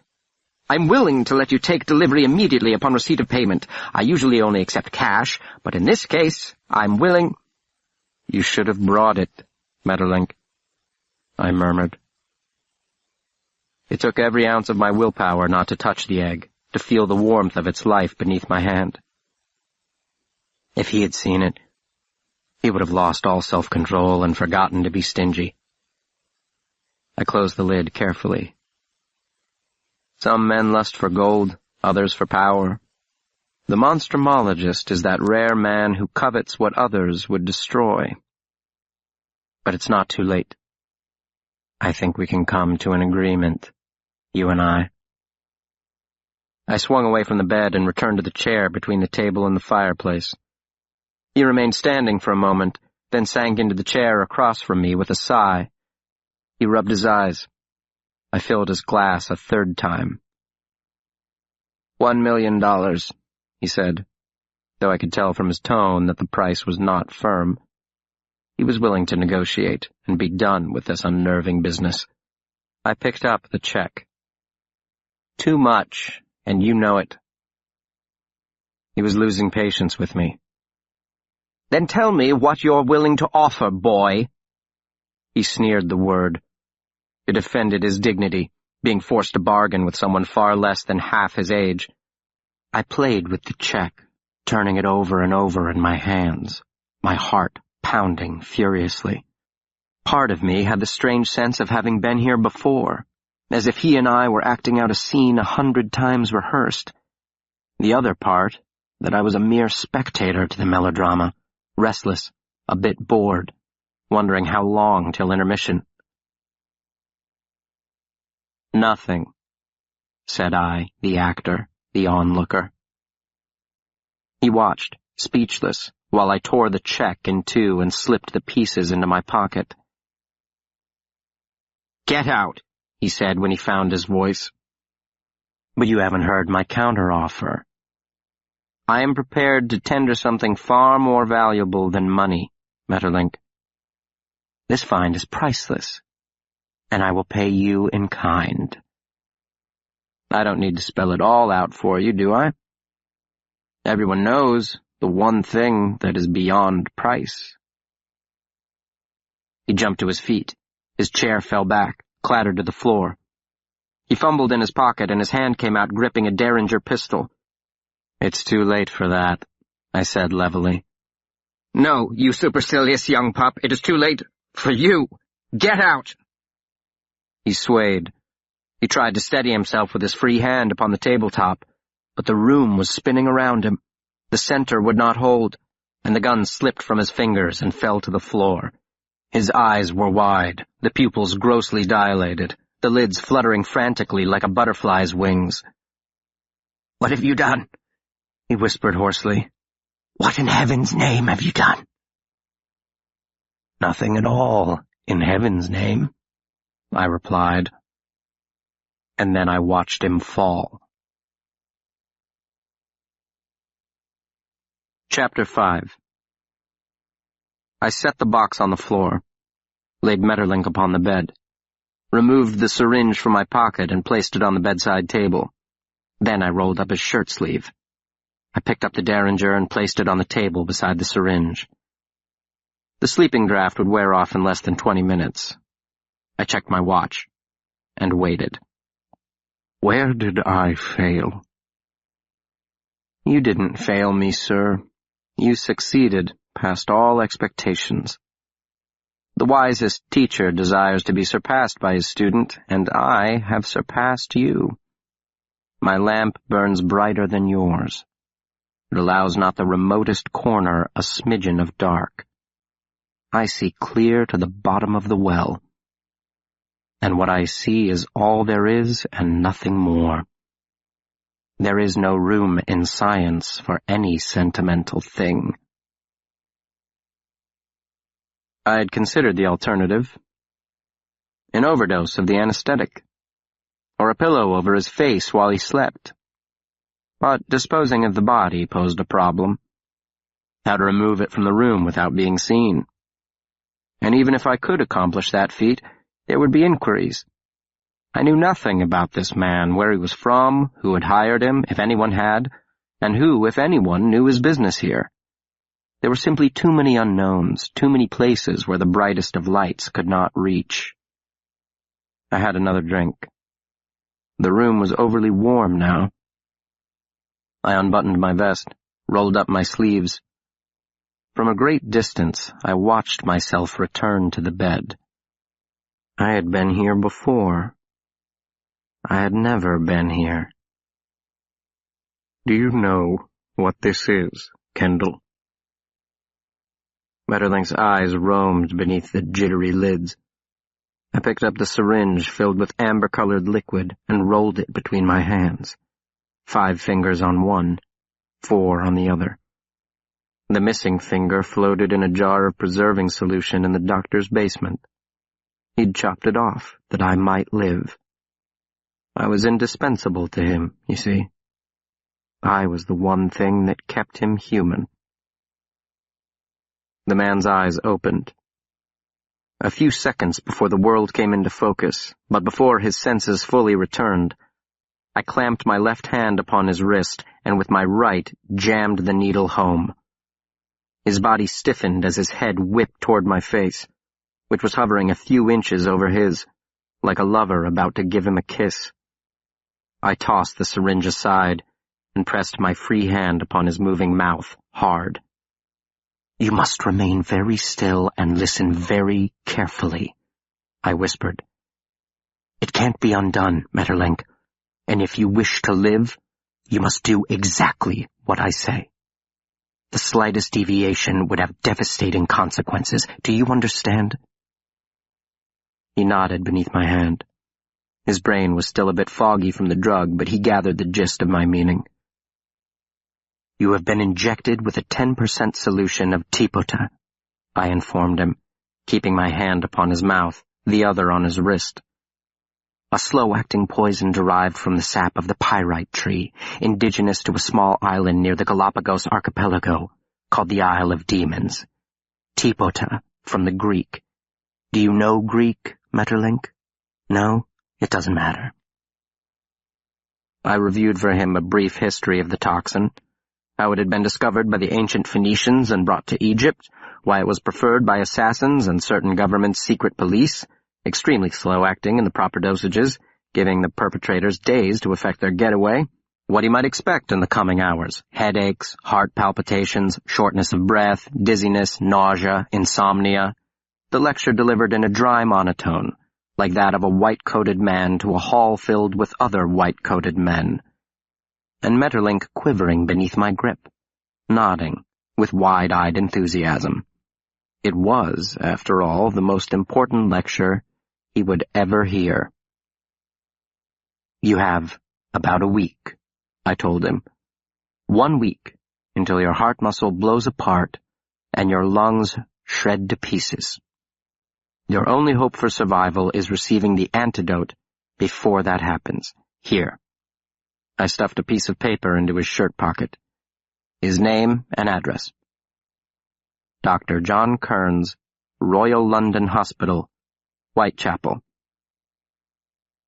"If you leave tonight, you might have just enough time," I went on. "He is a close friend of the doctor's, a doctor himself, as a matter of fact, Warthrop's spiritual twin and polar opposite, a man who has seen to the bottom of the well, if you follow my meaning. He will give you the antidote if you give him the name, tipota. Do not forget." I stepped back, scooping up the Derringer from the nightstand. And his mouth came open, and he said, "You're mad." "To the contrary," I answered. "I am the sanest person alive." I gestured toward the door with the gun. "I suggest you hurry, Maeterlinck. Every second is precious now." He eyed me for a moment, his wet lips twisting into a grimace of fear and rage. He scooted to the edge of the bed, swung his legs over the side, pushed himself off, and then crumpled into a heap with a startled cry. It was the remnant of the sleeping draught that dropped him, of course, not the tinted saline I had shot into his veins. He reached for me without thinking, the natural instinct, the human affliction. I stared down at him from the upper atmosphere. Maeterlinck, a minuscule speck writhing at my feet, so far beneath me that no feature was distinct. So close, I could see down to the marrow of his bones. I could have killed him. It was within my power. But I stayed my hand. And so am I not merciful?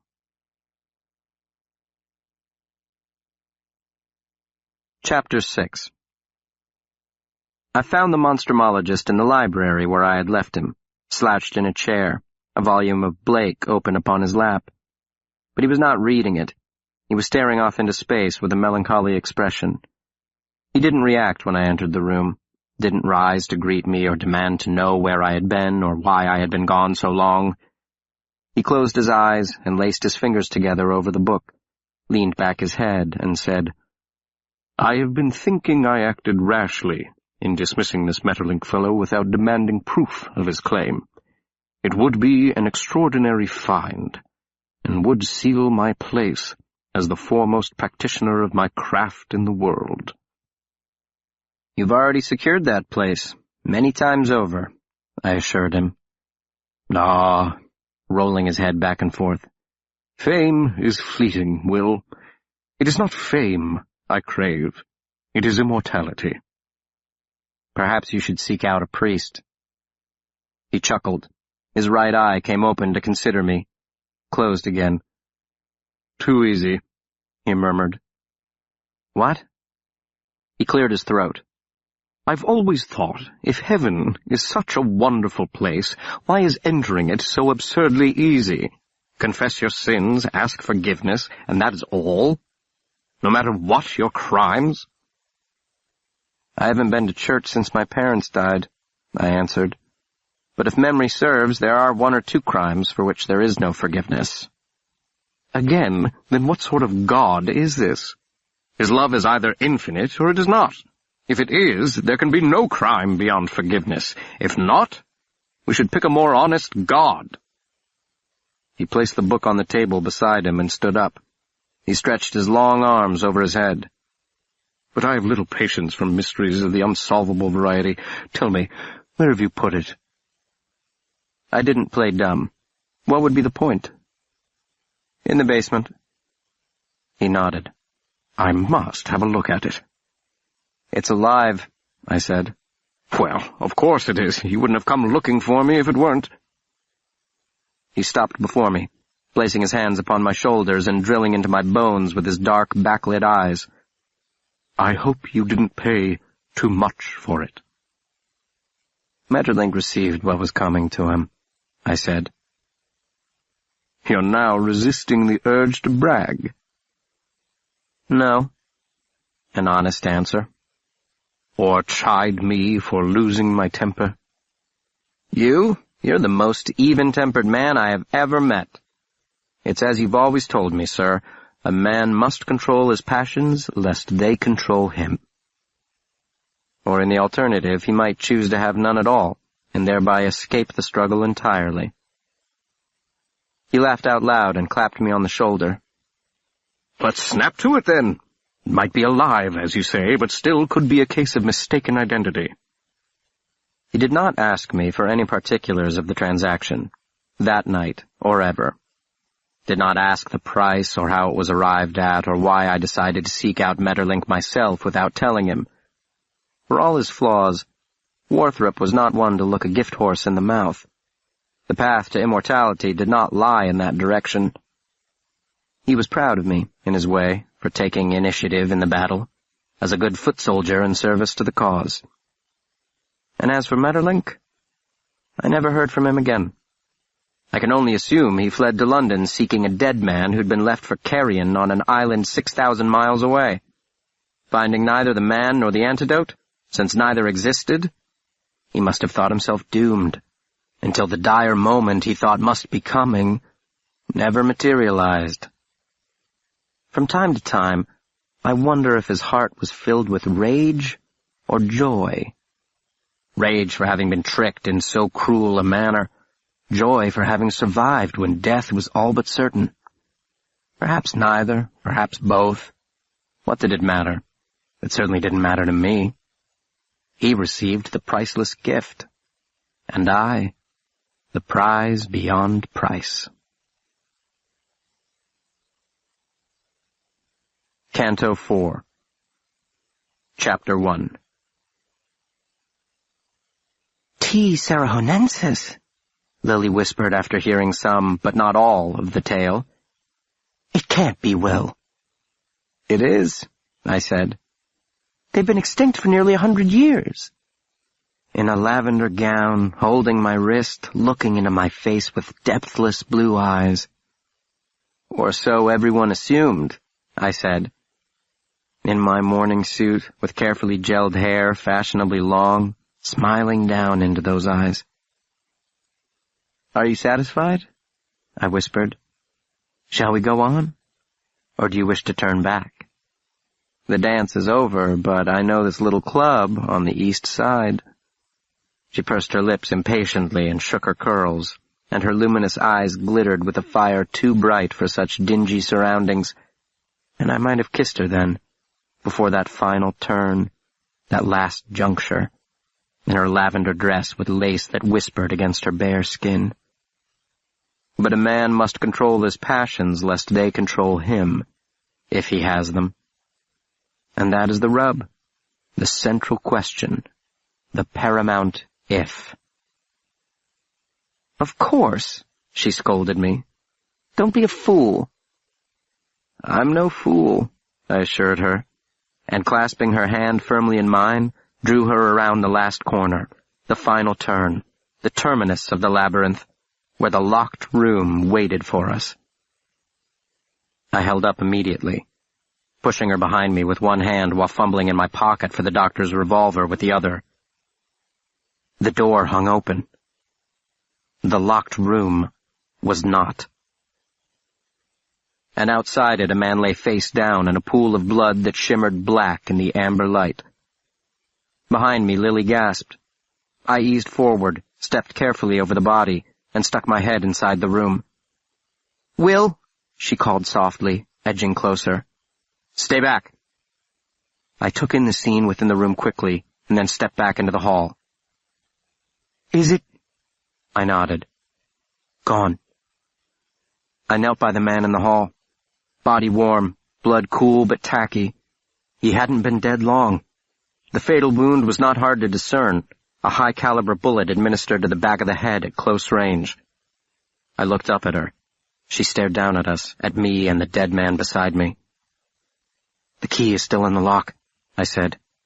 And she replied, "Adolphus."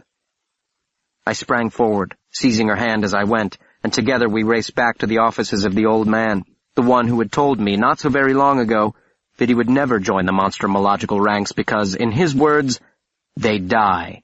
They die like turkeys on Thanksgiving Day. His body was not quite as warm as the one lying in the hall.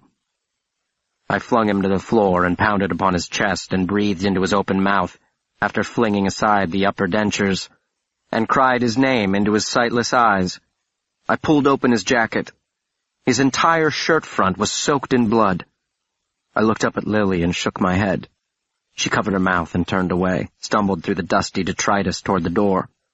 I was upon her in 2 strides. "Lily!" I grabbed her arm and whirled her around. "Listen to me, Warthrop. You must find him. He'll be back at our rooms at the plaza." "The police?" I shook my head. "This is no matter for the police." Pushing her toward the stairway. "You aren't coming?" "I'll wait for him here. We didn't miss it by much, Lily. He may still be down here. It, too." We had reached the foot of the stairs. "Who may still be down here?" "Whoever shot that man by the locked room." But it wasn't his killer I was most concerned about. It was Warthrop's prize. Should it somehow escape? "Then you cannot stay," pulling on my arm. "I can handle myself." On impulse, I grabbed her bare shoulders and kissed her hard on the mouth. "For how long, I cannot say, so hurry. Hurry." She clattered up the stairs, and the darkness swallowed her quickly. Then the resounding clang of the door slamming closed, then silence. I was alone. Or was I? Warthrop's prize was down here in the pit with me, if someone hadn't carted it off, or more terrible still, slain it. "Its sense of smell is exquisite," he had told me, "making it a marvelous nocturnal hunter. It can sniff out its prey for miles." I could huddle at the top of the stairs with my back to the door and wait for the doctor to arrive. That would give the creature but one way to reach me, and myself a fair chance of killing it before it could kill me. It would be the prudent thing to do. but it was the last of its kind. If cornered, I would have no choice but to defend myself, and Warthrop would never forgive me. I took a deep breath and plunged back into the labyrinth. The way is dark. The path is not straight. Easy to get lost if you don't know the way. Easy to go in circles. Easy to find yourself at the place from which you began.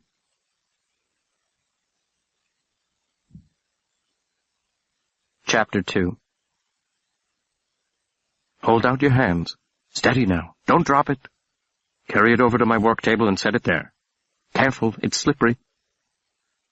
And the boy, with the tattered hat to keep his head warm in the icy basement, presses the ropey bundle to his chest, shuffling across the floor slick with blood.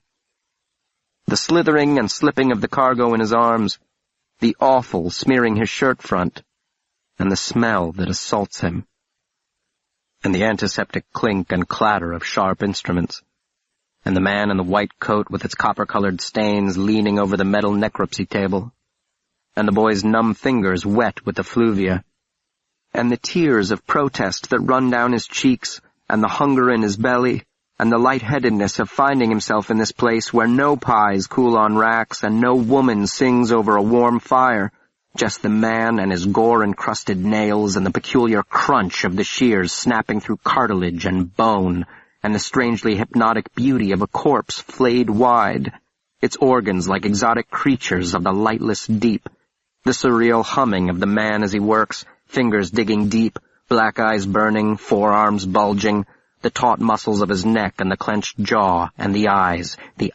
burning. Nothing human yet. We'll take a look at those intestines in a moment. What are you doing over there? Set it down on the table. I need you here, Will Henry. Here, by his side. Here, in this cold place where not a molecule of air moves. Here, the boy in the tattered hat smelling of smoke, and the blood sticky on his bare hands, and the thing opened up before him like a spring flower straining toward the sun. The monstrumologist's hands were sure and quick then, like all else about him. He was in his prime. None could match him in dexterity of mind, none shared in the purity of his animus. What heights might he have risen to if he had chosen a different path, if true passion could be chosen, like the ripest apple in the basket? Statecraft or poetry? Another Lincoln, perhaps, or a Longfellow. If a soldier, then a Grant or a Sherman, or to reach further back, an Alexander or a Caesar. It seemed nothing could contain him in those days. No light shone brighter than his lamp. It was overwhelming for the boy in the tattered hat. He had never been in the presence of genius. He didn't know how to behave or think or speak or any human thing, and so he was forced to look to the man in the stained white coat to guide him, to tell him how to behave and think and speak. He was the bloody corpse beneath the bright lamp splayed open, straining toward the sun. Why are you staring like that? Are you going to be sick? Do you find it hideous? I find it beautiful, more splendid than a meadow in springtime. Hand me the chisel there. I was younger than you when I assisted my father in the laboratory. I was so small I had to stand on a stepping stool to help him. I held a scalpel before I could hold a spoon. Good. Now the forceps. Let's have a look at this fellow's incisors. No, the large forceps. Oh, never mind. Hand me the pliers there. That's a good boy. Later at the work table, standing on my tiptoes to watch him dissect the intestines of the beast, discovering at last evidence of its human victim, and the joy upon his face in counterpoint to my horror as he pulled it free with a soft squish. We have found him, Will Henry. Or a bit of him, anyway. Step lively. Hand me that jar over there. Snap to, quickly. It's falling apart on me. Very difficult to tell the age by this, but it could be him. It could be. They said he was a boy around your age. What do you think? Rolling the molar around in his palm like a dice player. A boy around your age, or so I'm told. What do you think? A boy around my age?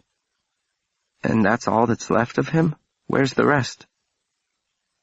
Well, where do you think it is? What isn't used is discarded. Defecated, to be technical about it. Like all living things do, what it didn't convert to energy, it shat out. Waste, Will Henry. Waste. A human being. He is speaking of a human being. A boy around my age, was the report. And all that is left is a tooth. The rest now part of the beast, or in a pile of its shit. Waste. Waste. And the boy in the tattered hat, in the tattered hat, in the tattered hat.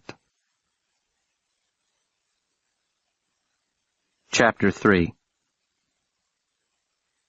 He must have heard them that night. The howls and shrieks of the boy's soul tearing in half. The cry of damnation's desire. The rage against the beast that had refused to consume him. The beast that had left behind the black smoldering casings of his parents. For what it did not use for fuel, it shat out as dust and ash. He must have heard. Every board and window and shingle and nail must have rattled with the force of his anger and grief. The man must have heard. And he did nothing. In fact, in those early days, the more I cried, always alone in my little attic room, the harsher, colder, and more merciless he became. Perhaps he told himself it was for my own good. And after all, this was at a time when children were not coddled. Perhaps his harshness was meant to make me harsh, his coldness to make me cold, his mercilessness to make me merciless. It was the best and only answer to the brutal question as he understood it. What sort of God is this? But now I don't think he was being harsh or cold or merciless. He was not the harsh, cold, merciless one. Now I think he heard my screams and remembered another boy, a boy from long ago, consigned to that same attic space away from the beating heart of the house, the lonely boy whose mother had died and whose father blamed him for it. The terrified boy who watched his father fade from him while remaining all the while in his sight. A majestic ship disappearing over the endless horizon. The boy alone and sick in his loneliness. The kind of loneliness you never completely leave behind, no matter how crowded your life becomes. He was helpless to save that boy. He was helpless to save me. The distance was too great. There were not enough years in a lifetime to climb that 8-foot ladder and say to the boy, "Be still, be still. I know your pain." These are the secrets I have kept. This is the trust I never betrayed.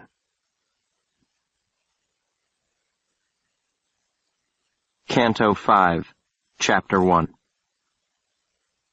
I knelt beside the dead man in the Monstrumarium, beside the open door to the locked room. The back of his skull had been blasted open, a single shot at close range. Grimacing with the effort, he was not a small man. I rolled him onto his back. The bullet had passed through. He had no face. I patted his pockets. A pearl-handled switchblade knife, a pouch of tobacco and a weathered pipe, a pair of brass knuckles. His coat was thin, the elbows worn threadbare. His pants were tied with a bit of frayed rope. His hands were heavily calloused, his knuckles scraped raw. In the puddle where his head had been lay his teeth, blown free from his mandible by the impact of the round. Waste, Will Henry. Waste. I dropped the brass knuckles and knife into my pocket and crouched close to the floor, and the light from the gas jets flung my shadow over the body. When presented with a problem, look for the simplest solution first. That is always the route nature takes. He had not expected the blow, obviously. His back had been turned. His killer had crept up unawares or betrayed him, either a competitor or a mutinous cohort, or perhaps more than one. The find was, as Metterlink said, a prize for which wealthy men might sacrifice their fortunes, and desperate men their very souls.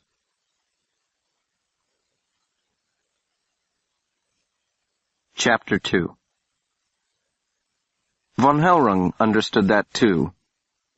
"Congratulations are in order, of course, mein guter Freund," he gruffed, clipping off the tip of his Havana cigar. It was the evening before his niece and I would flee the dance.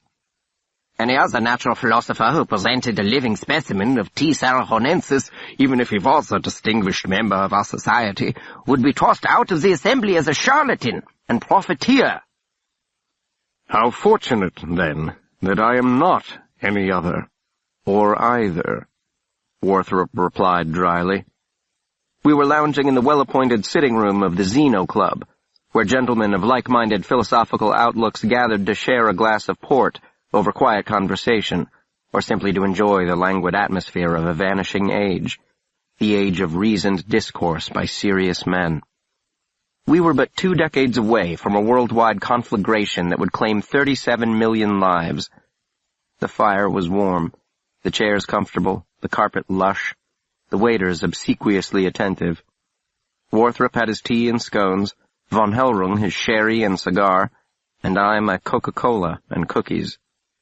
It was like the old days, except I was no longer a boy, and Von Hellrung no longer old but tending toward ancient. Hair thinner, face paler, stubby fingers not quite as steady. But his eyes still gleamed bird-bright, and he had lost none of his acumen or his humanity. The same could not be said of me. He's going to die soon, I decided, as I sat silently listening to their conversation. He won't live out the year. When he spoke or took the smallest breath, you could hear the death rattle deep in his barrel chest. I could feel it when he wrapped his short arms around my waist and pressed his snowy white mane against me. The life force fading. The heat leaching through his vest like the earth's heat fading into the desert sunset. "Dear Will, how you have grown, and in the passing of but a year!" he exclaimed when he saw me. He looked up into my face intently. "Pellinor must have finally decided to feed you." He chuckled at his own joke, and then grew very serious. "But what is it, Will? I can see that your heart is troubled." "There's nothing troubling me, Meister Abram." "No?" He was frowning. Something in my expression, or perhaps lack thereof, seemed to bother him. "No, of course not," snapped the monstrumologist. "Why should anything be troubling Will Henry?" "I worry, though," the old Austrian said now, after rolling the tip of the cigar upon his flattened tongue, "on the matter of security." "I have placed it in the locked room," Warthrop answered. He sipped his tea. "I suppose we could station an armed guard at the door." Von Hellrung lit his cigar and waved away the plume of bluish smoke. "I speak of your presentation to the colloquium. The less who know of the find for now, the better. A private gathering of our most trusted colleagues." Warthrop stared at him from over his cup. "The General Assembly is closed to the public, Meister Abram." "Pellinor, you know there is none dearer to me than you. Unless it is young Will here, such a fine young man, such a tribute to your, may I say, paternal guidance and affection." I nearly choked on my cola. Paternal guidance and affection. "So there is no one who understands better your desire to place your name in the firmament of scientific achievement." "I do not labor, nor have I suffered, to advance my reputation above the advancement of human knowledge, Von Hellrung," the doctor said with a perfectly straight face. "But I do understand your concern. If news of a living T. Sarahonensis reaches certain quarters, we might expect a bit of trouble." Von Hellrung nodded. He seemed relieved that my master understood the central dilemma. The most astounding discovery in a generation, one that held theory-altering implications not just for aberrant biology, but for all the natural sciences, including key tenets of evolution, and it must be kept secret. "Ach, if only this broker who brought it to you had revealed the name of his client!" cried Von Hellrung. For this mysterious personage knows you, knows as well as Mettelink that the prize now rests in the possession of a certain Pellinor Warthrop of 425 Harrington Lane. But do not exaggerate, mein Freund. You have been in no greater peril in all your dangerous career. This, your greatest prize, may also be your undoing. Warthrop stiffened. My undoing, as you call it, must come sometime, Von Hellrung. Better that it comes at the height of my career than in the last bitter dregs of it. Von Hellrung puffed on his cigar and watched his former pupil down the final drops of his tea. "It may yet," he murmured. "It may yet." Chapter 3. The last bitter dregs of it. 19 years after uttering those words, he was sitting at the foot of his bed, wrapped in a towel. I could count every rib in his bony chest, and with his wet hair and haggard features, he reminded me, for some reason, of one of Macbeth's witches. Fair is foul, and foul is fair. "Did you make tea?" he asked. "No." I stepped around to his dresser in search of some clean underwear. "Really? I thought surely you must be, by all the banging and clattering down there. Dear Will is making me a nice pot of tea, I thought." Well, I wasn't. I was looking to see if you had a crumb of food in the place, which you don't. What are you living on, Warthrop? Old carcasses from your collection?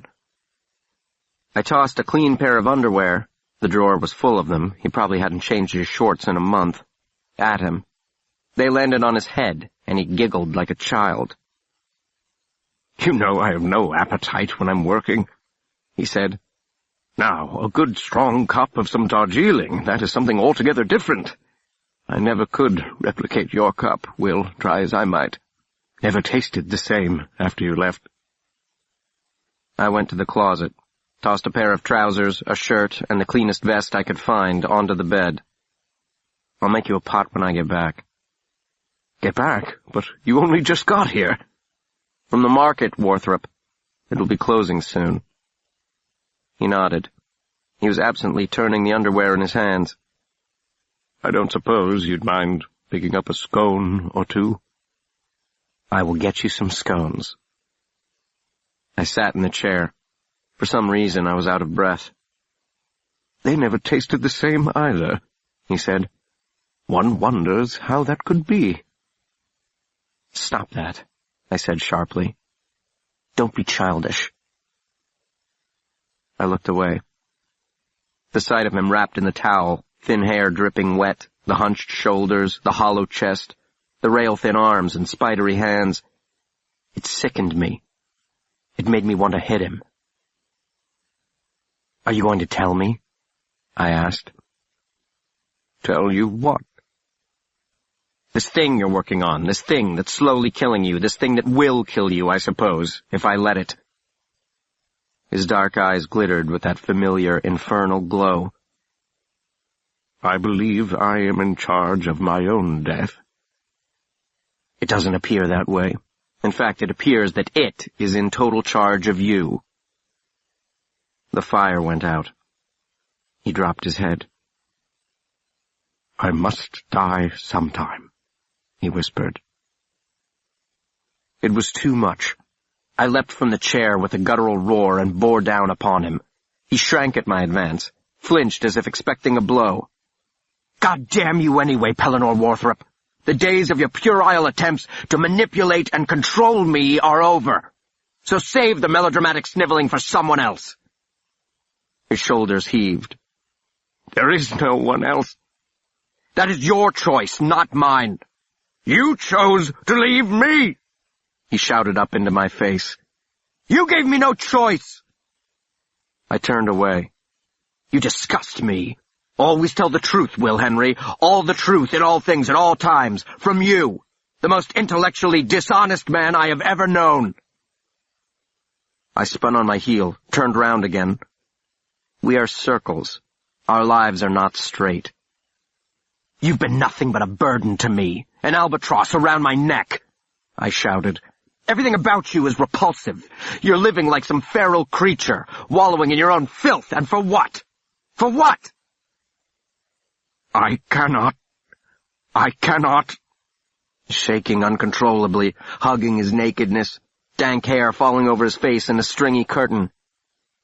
Cannot what? Say what I cannot. Do what I cannot. Think what I cannot. I shook my head. You've gone mad. With wonder in my voice, the unconquerable Pellinor Warthrop, the singular man, had crossed that razor-thin fissure onto the other side. No, Will. No. He lifted his head to look at me, and I thought, those are pearls that were his eyes. Nothing has changed since the beginning. It is not I who has gone blind. It is you whose eyes have been opened.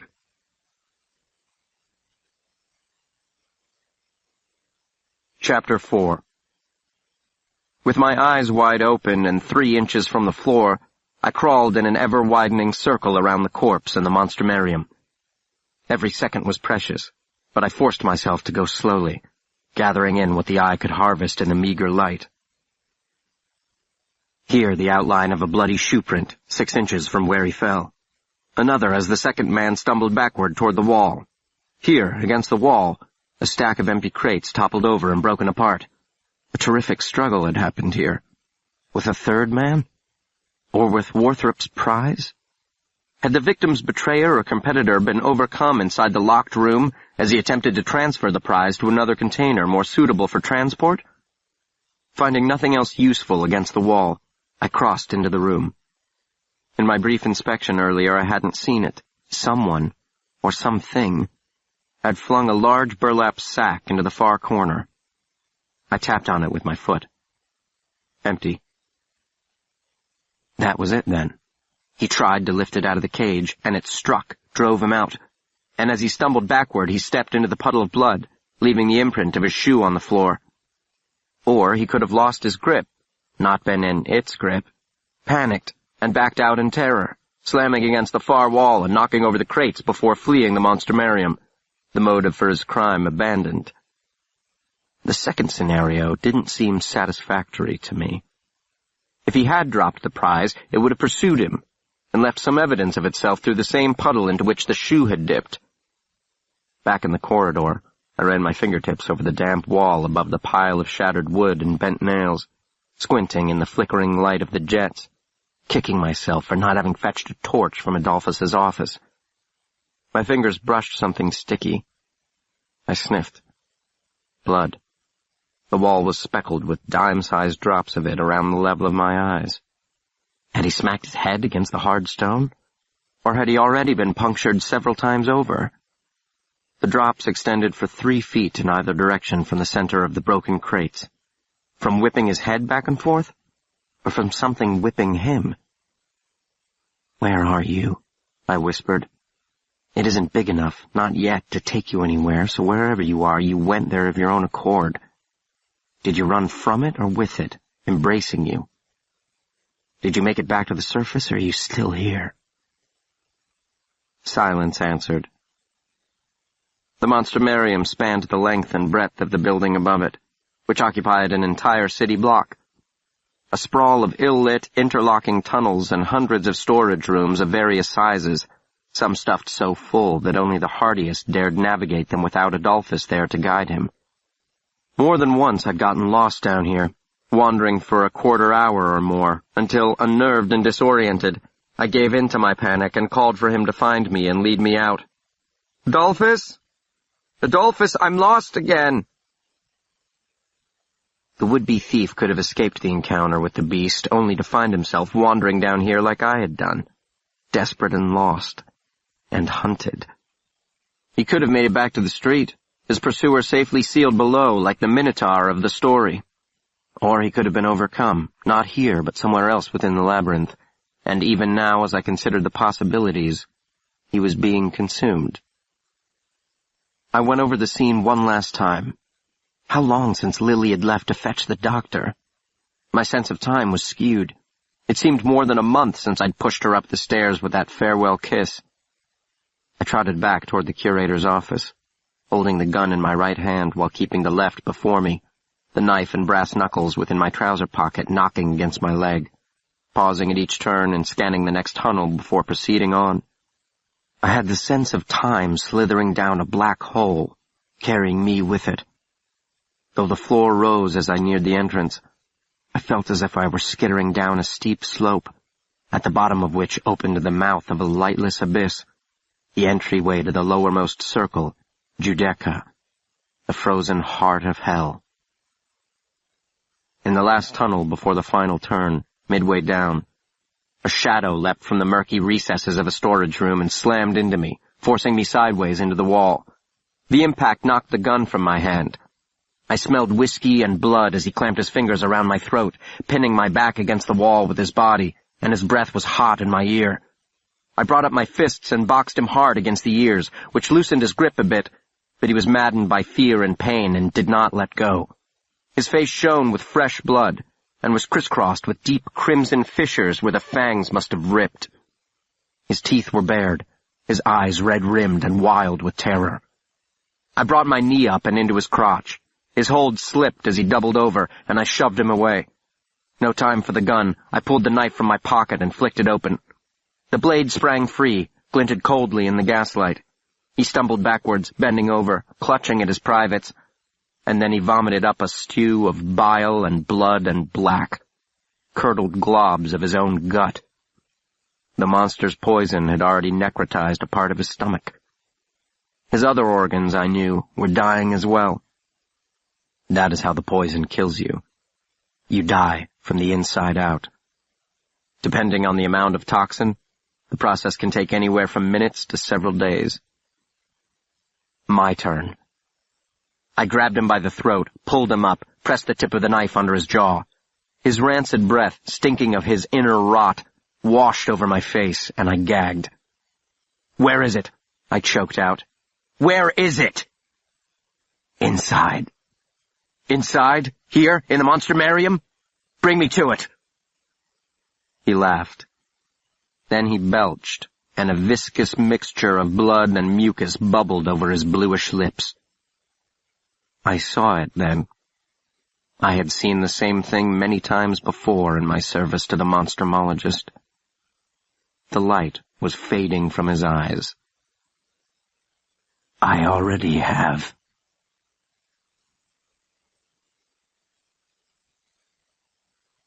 Chapter 5. Nearly 7,000 days after that night, I stepped out the back door into the little alleyway behind 425 Harrington Lane. The Monstrumologist was crying for his supper. Perhaps my unexpected appearance had reminded him that he, like every other human, needed to eat once in a while.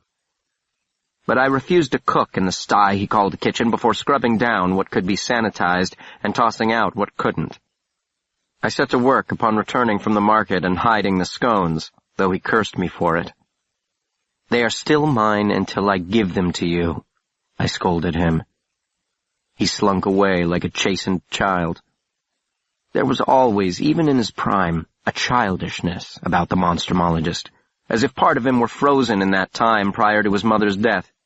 The little boy who simply stopped, who couldn't free himself from the ice, who lived on in the man, forgotten and alone, but whose cries broke free from time to time, like those of the boy he inherited, the boy he tucked away in the attic room, all three of them, the boy, the man, and the boy inside the man, trapped in the Judecan ice. I dumped the first load of garbage into the nearest ash barrel. The one next to it was stuffed to overflowing, not by the Monstrumologist, surely, but by the girl I had hired to keep him alive. Beatrice, was that really her name? I couldn't remember, though I could recall the face very well. I'm good with faces. Apple-cheeked, fair-skinned, a little on the heavy side, a quick, pleasant smile. I had chosen her carefully from a list of applicants, an old maid with no family in town, used to caring for the sick and infirm. She had ministered to her parents until both died.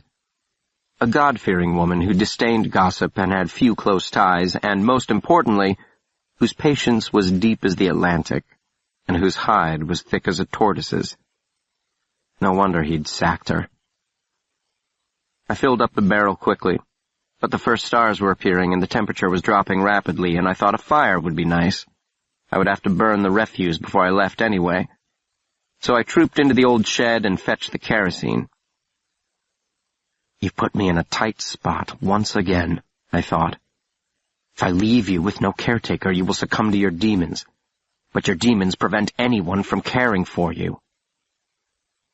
Such is the nature of demons, I suppose. I doused both barrels with the kerosene. An errant breeze blew out the first match, and suddenly I was 13 again, up to my ankles in the freezing snow, warming my blood-stained hands beside this same barrel by the immolation of a corpse I had helped dismember. "You must harden yourself. If you are to stay with me, you must become accustomed to such things." Must I, Warthrop, must I become accustomed to such things? And if I had failed, if you had failed to make me accustomed to them, what then? Would there have been room then for sentimentality, for the absurdities of love and pity and hope and every other human thing? But you didn't fail. You succeeded beyond your wildest expectations, and I, William James Henry, am your crowning achievement, the most aberrant of aberrant life forms, without love, without pity, without hope, harsh, cold, merciless leviathan of the lightless, heatless deep.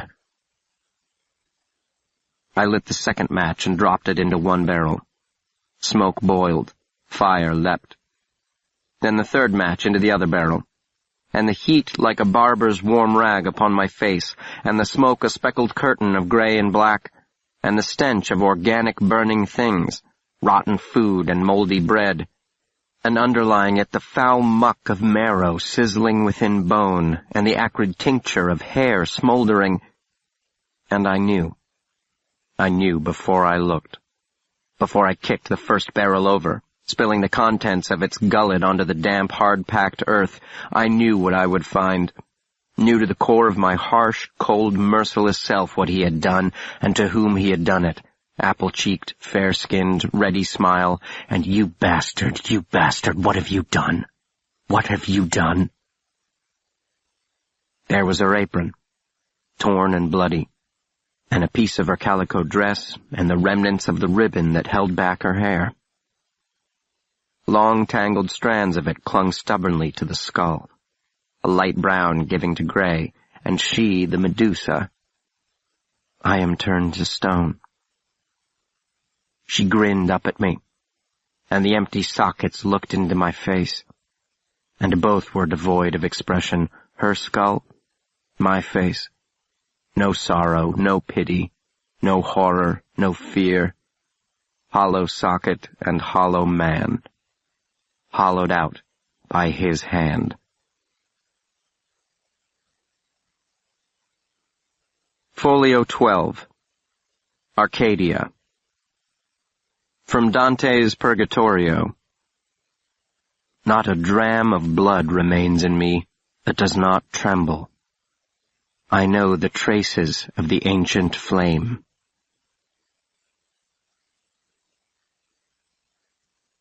Canto 1, Chapter 1. I cannot say to you, this is where it began. A circle has no starting point. There are secrets I have kept. He encircles me. There is no beginning or end, and time is the lie the mirror tells us. These are the secrets. The child in the tattered hat, and the boy in the labyrinth, and the man beside the ash barrel circle without beginning, without end. It is hard, he told me once. Hard to think about those things we do not think about.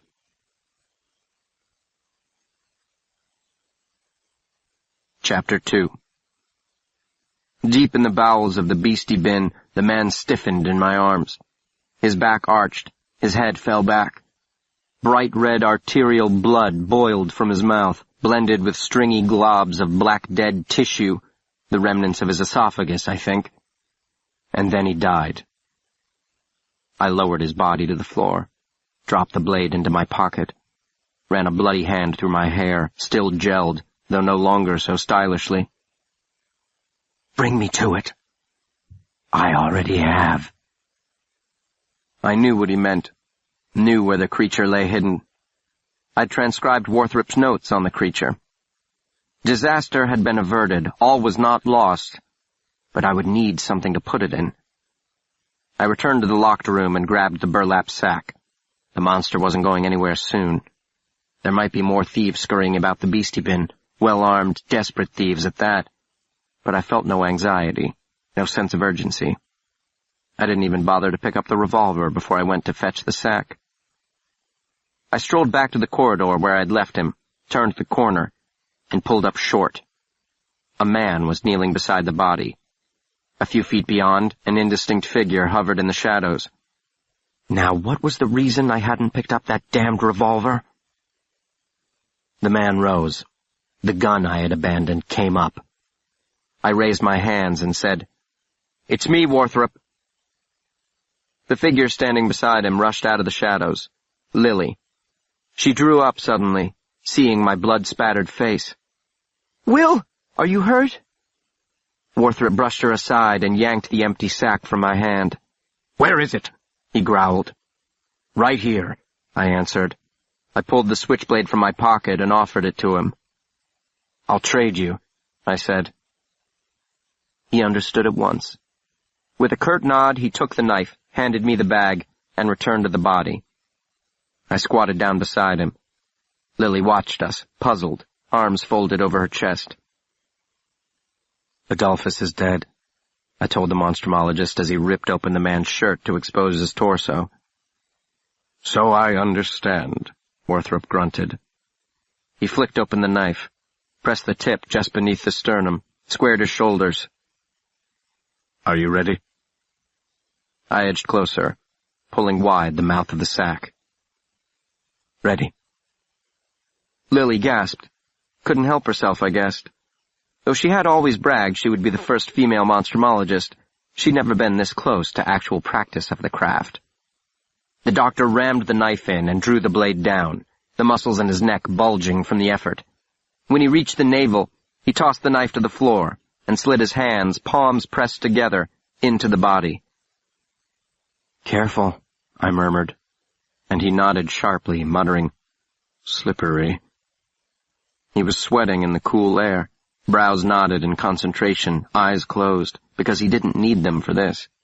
Just quick, sure hands and the iron-hard will to guide them. "Hold steady now," he murmured to me, to the thing curled up inside the man's chest cavity. "Now, Will Henry." He opened his eyes and rose up on his knees, and his hands came out of the man's middle with a soft plop, and the thing in his grip twisted and coiled sensuously around his arms, dripping with gore and oddly beautiful in the smoky yellow light, shimmering like the midnight surface of a river. With one smooth motion, the monstrumologist swung the prize into the sack.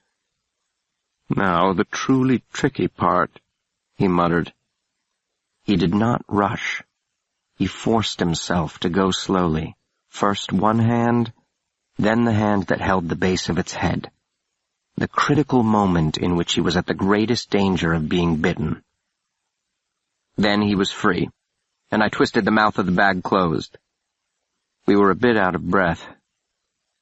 "Well, Will Henry," he panted, "I suppose we should have posted a watch after all."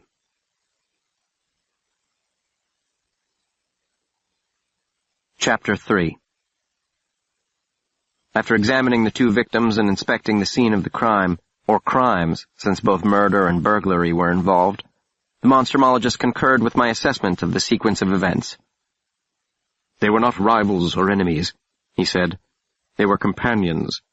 Too much risk for one man to take on alone. One was to act as lookout while the other transferred the treasure from crate to sack.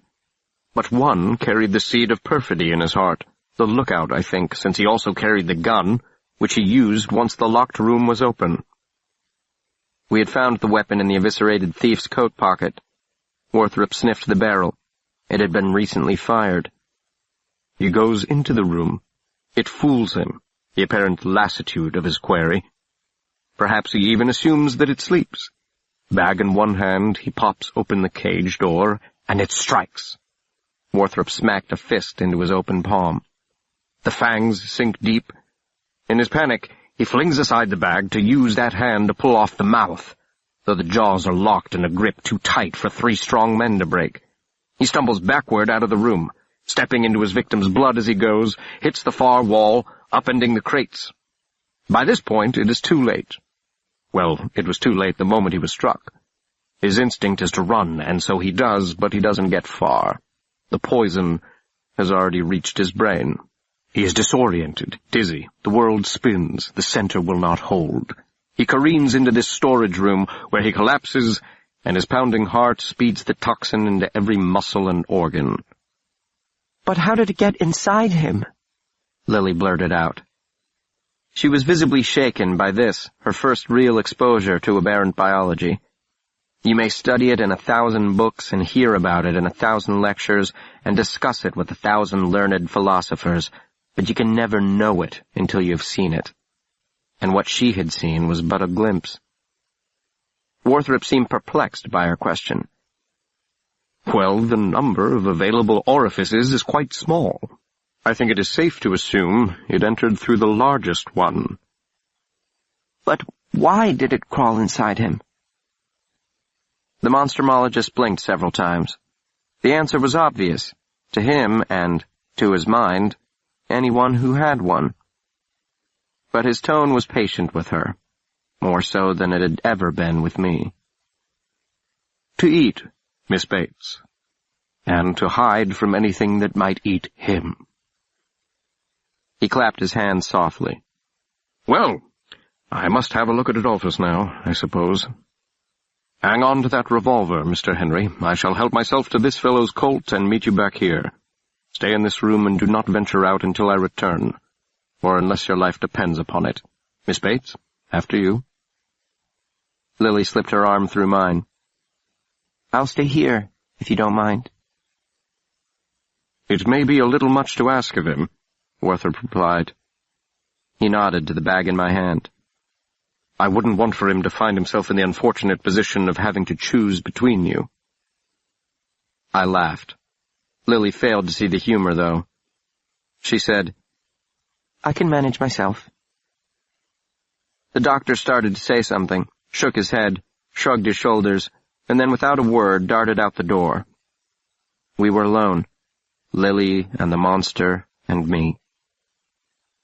I sank to the floor and rested my back against a shipping crate emblazoned with the Society's coat of arms, Nil Temendum Est. With the squirming sack between my legs, I looked up at Lily, who seemed very tall and nearly goddess-like from my inferior position, haughtily regal in her purple dress, though it suffered now from a smudge or two. May I say how striking you look right now? I asked. I can't decide if it's the angle or the lighting. Perhaps both. I'm very tired. I think the alcohol is worn off. You used to be so serious, she observed after a studied silence. Even when you were trying to joke, you were serious. The work gives one perspective. What kind of perspective would that be?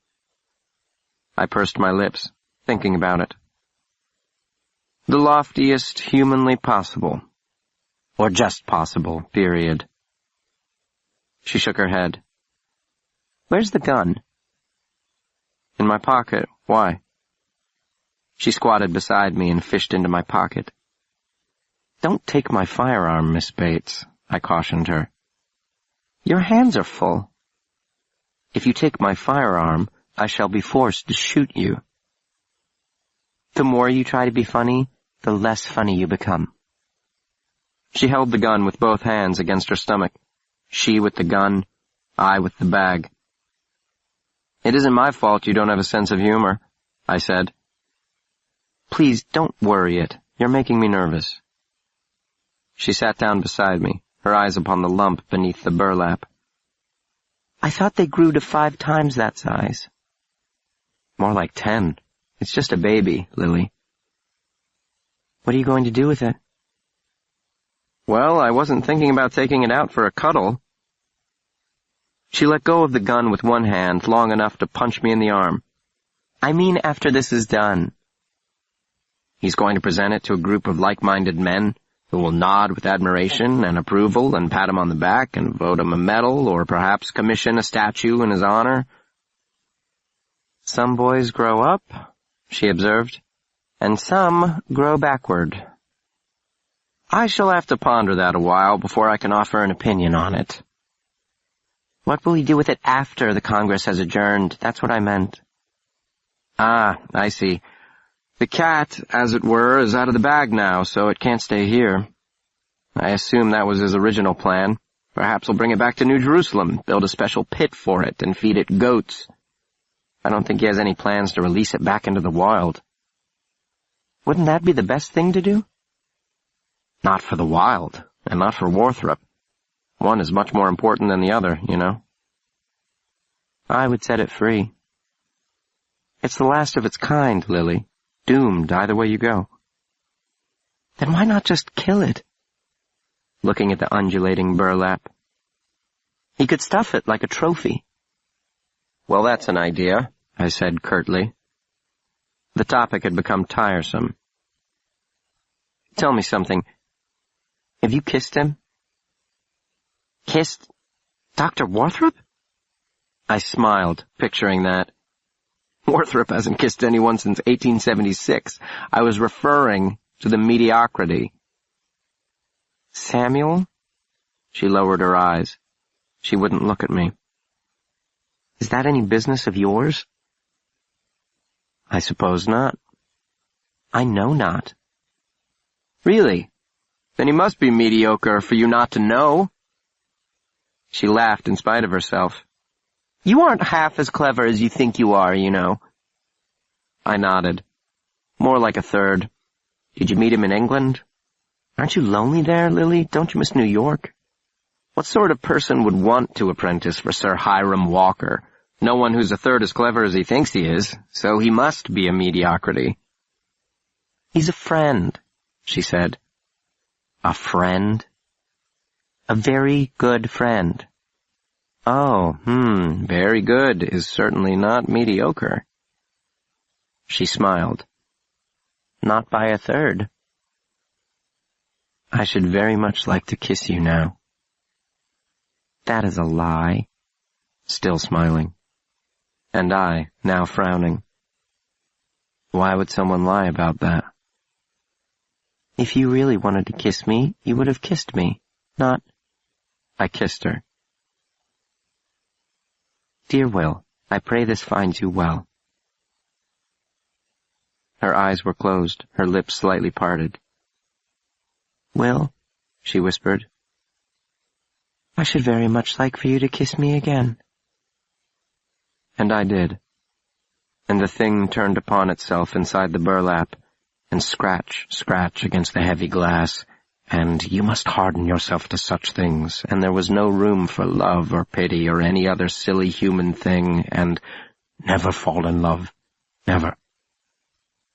And the snarl of winding passageways and dusty rooms and shelves overflowing with dead nightmarish things, and I find it beautiful, more splendid than a meadow in springtime.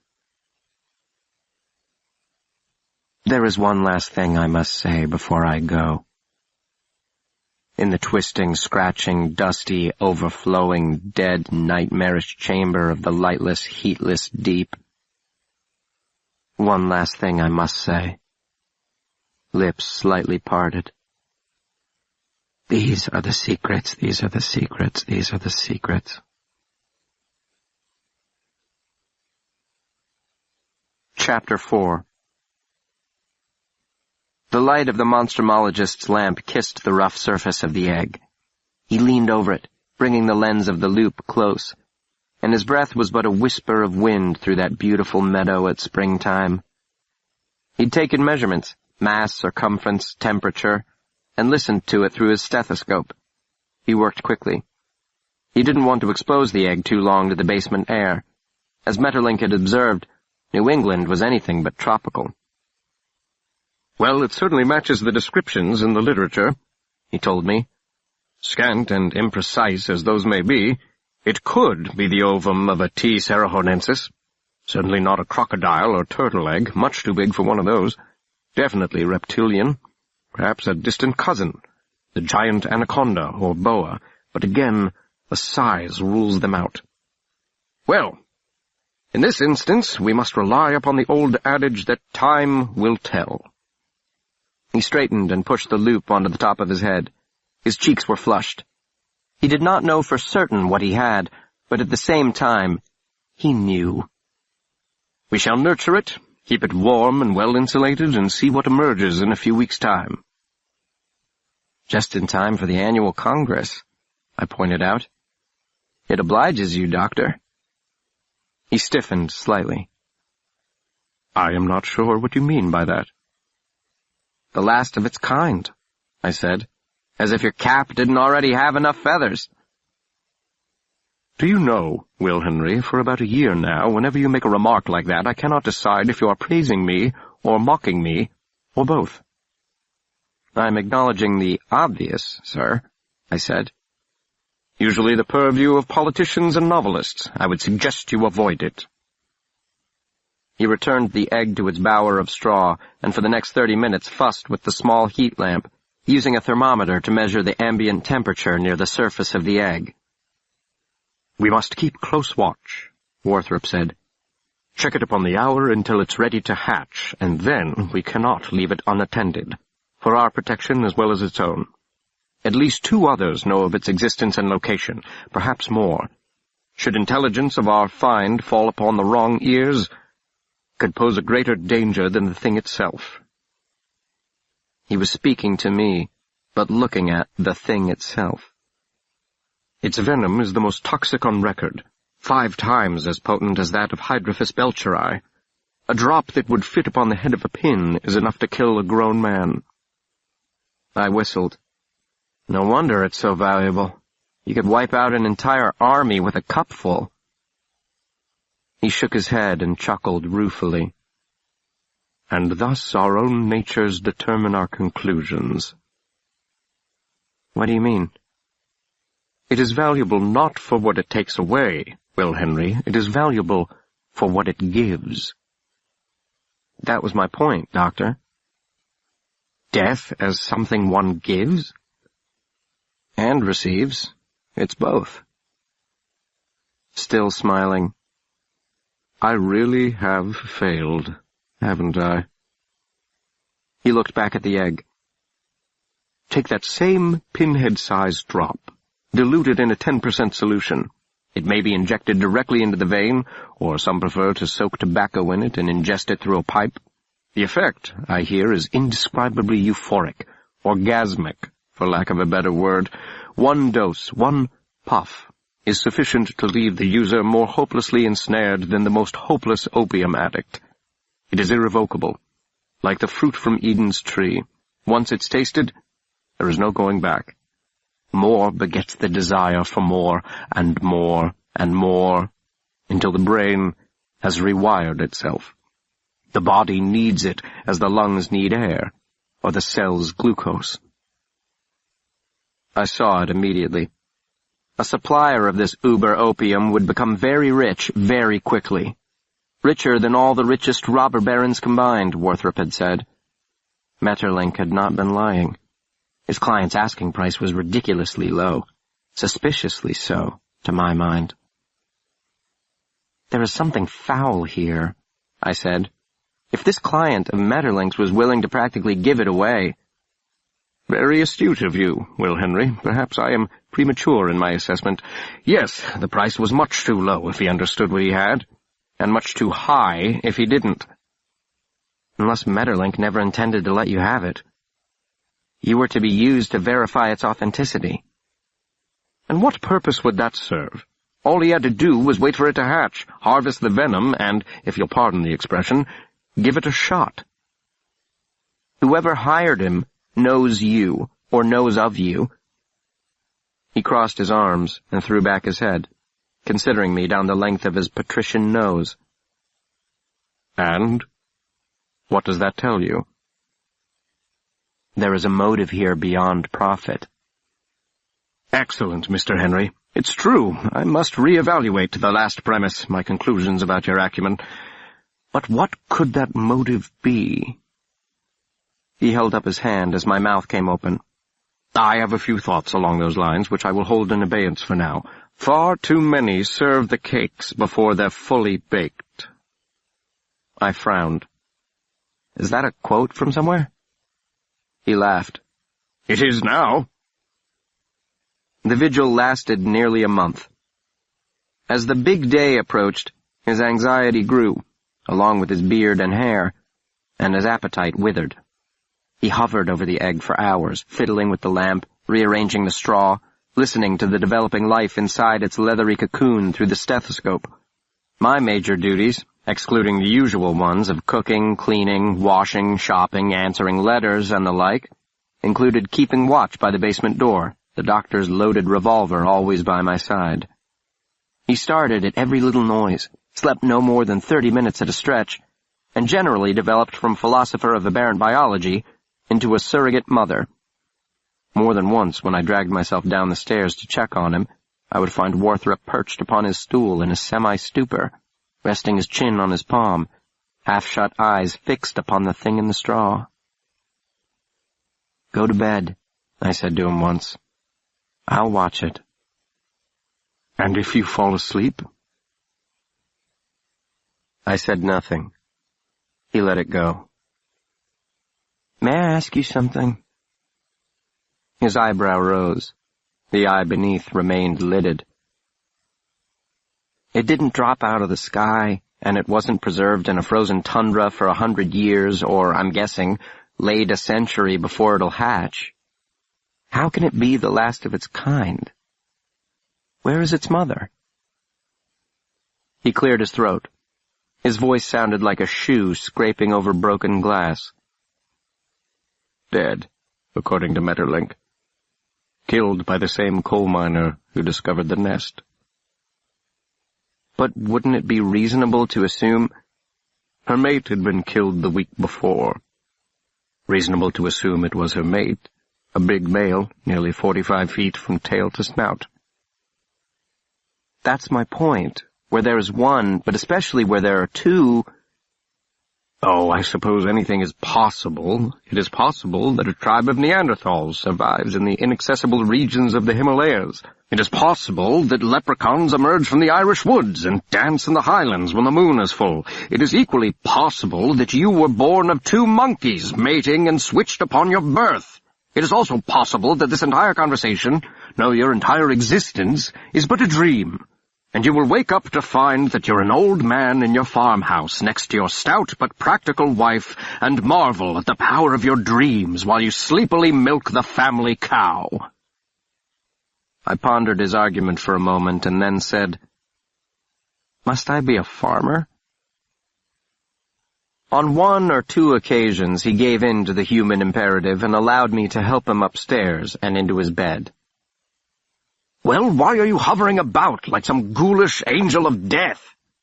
snapping his fingers at me. "Back to the basement, Will Henry, and snap to." Oh, if I hear that loathsome phrase attached to my name one more time. I set the gun beside the nest and contemplated the gestating T. Cerahonensis. It glowed in the orange light of the heat lamp. The basement was cold. The place in which it rested was warm. 3 days before, it had begun to quiver, ever so slightly, nearly imperceptibly. When you listened through the stethoscope, you could hear it, a wet, squishy sound, as the organism writhed and twisted within the amniotic sac. Hearing it gave you a certain thrill. This was life, fragile and elemental, tender and implacable. Entropy and chaos reigns o'er all of creation. Destruction defines the universe. But life endures. And isn't that the essence of beauty? It occurred to me, while I watched the thing shiver with the ancient force, that aberrance is a wholly human construct. There were no such things as monsters outside the human mind. We are vain and arrogant, evolution's highest achievement and most dismal failure, prisoners of our self-awareness and the illusion that we stand in the center, that there is us, and then there is everything else but us. But we don't stand apart from, or above, or in the middle of anything. There is nothing apart, nothing above, and the middle is everywhere and nowhere. We are no more beautiful or essential or magnificent than the earthworm. In fact, and dare we go there, you and I? You could say the worm is more beautiful, because it's innocent, and we are not. The worm has no motive but to survive long enough to make baby worms. There is no betrayal, no cruelty, no envy, no lust, and no hatred in the worm's heart. And so who are the monsters, and which species shall we call aberrant? Sitting in the cold basement before the warm egg, my eyes filled with tears. For true beauty, beauty as it were with a capital B, is terrifying. It puts us in our place. It reflects back to us our own ugliness. It is the prize beyond price. I reached out my hand and laid it gently upon the pulsing skin. Forgive, forgive, for you are greater than I.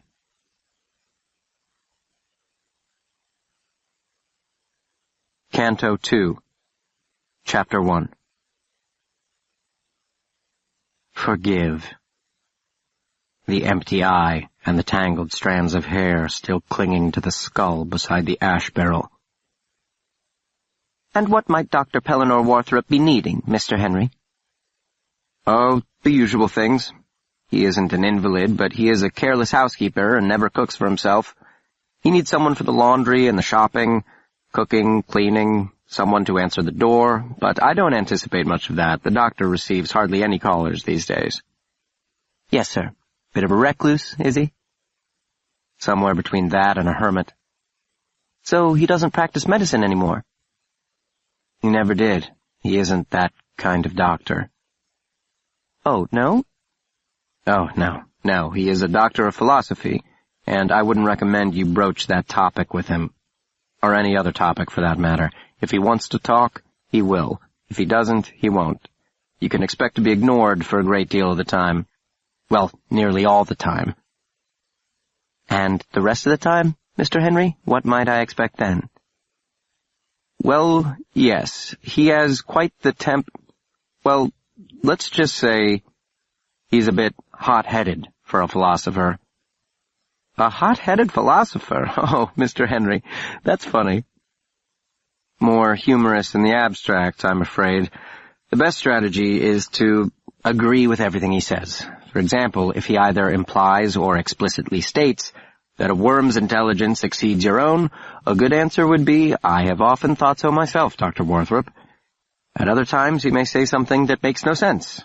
It doesn't mean he's off his rocker, he's just being Warthrop. He speaks out of context. I mean, the context is hidden. Hidden, Mr. Henry. Hidden where?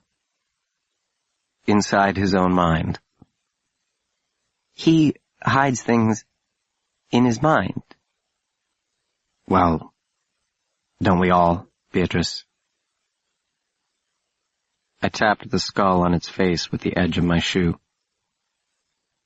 I knew I should fetch the constable, have him arrested.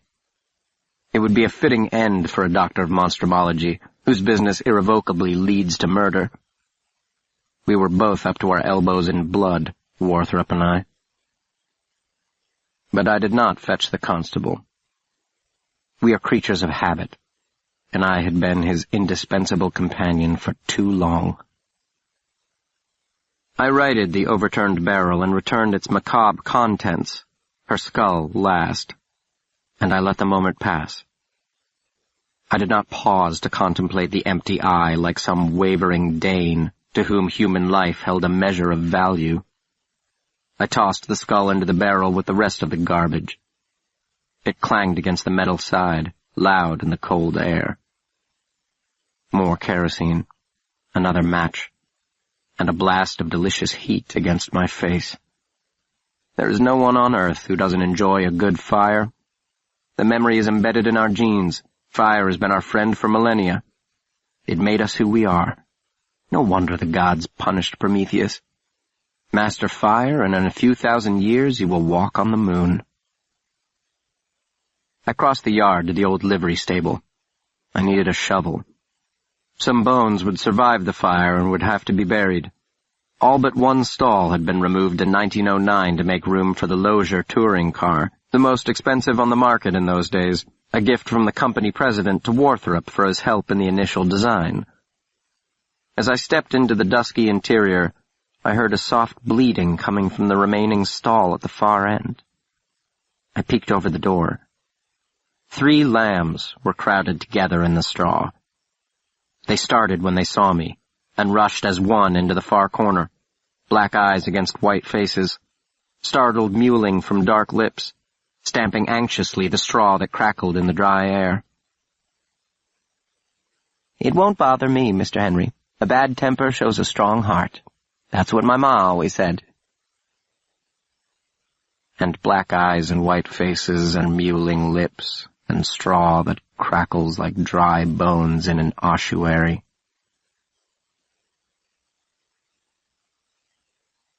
Chapter 2. Scratch, scratch.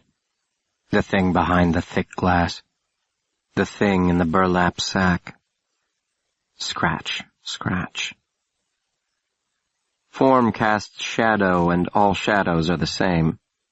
There is no difference between the thing behind the glass and the thing in the sack. Their essence, toti esti, is the same. All life is beautiful. All is monstrous. And Lily with eyes like a mountain lake, pure all the way down, lips slightly parted. "You're the first and only girl I've ever kissed," I told her that night. "You're lying, William Henry," she said. "You kiss much too well for that to be true." "Lying is the worst kind of buffoonery," I said, quoting Warthrop. "You don't meet many girls in a monstrumologist's laboratory." "Not living ones, anyway." I laughed.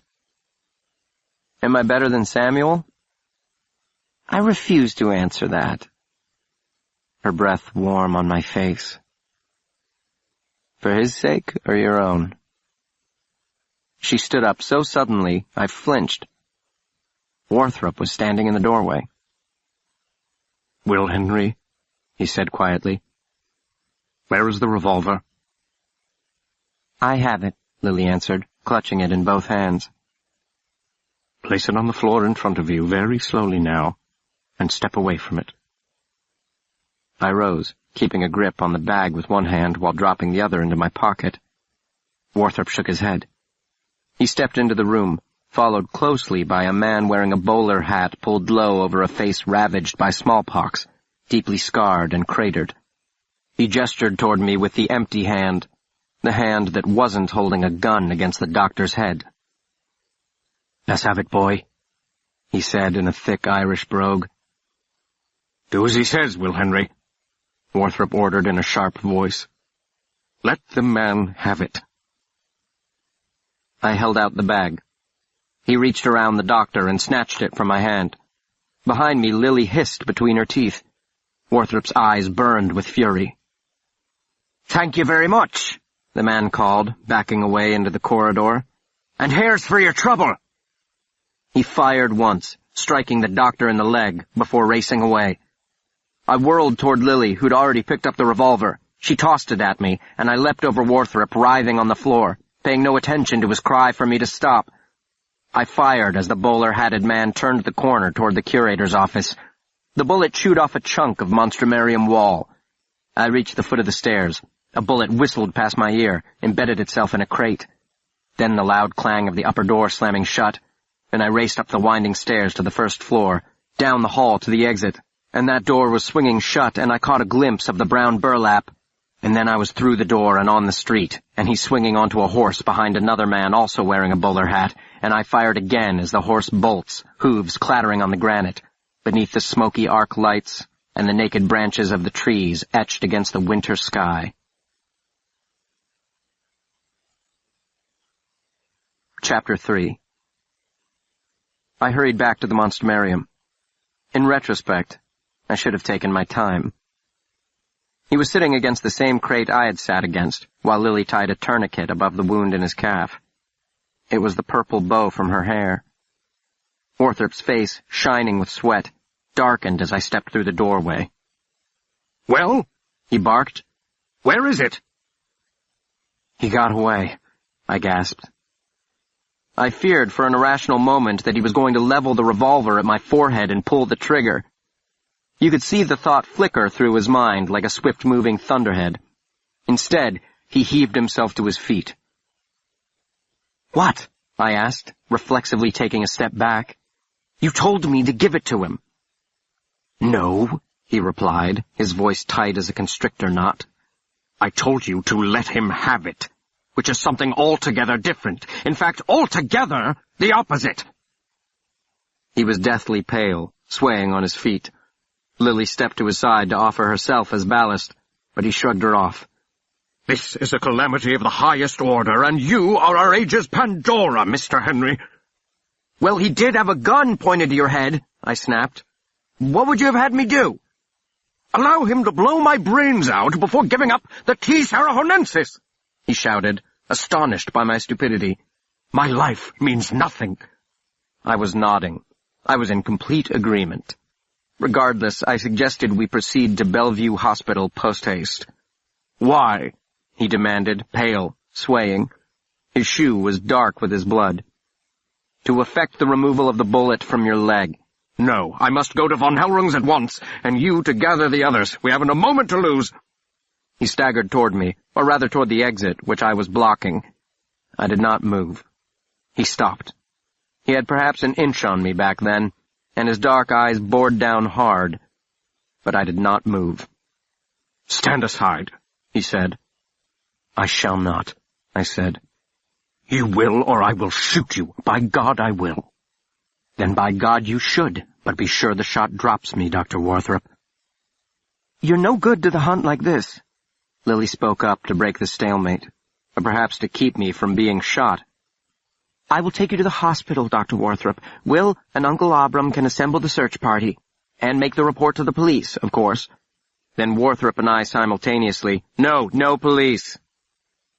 The monstrumologist gave in to Lily's suggestion, accepting her offer, and her arm, to help him up the stairs.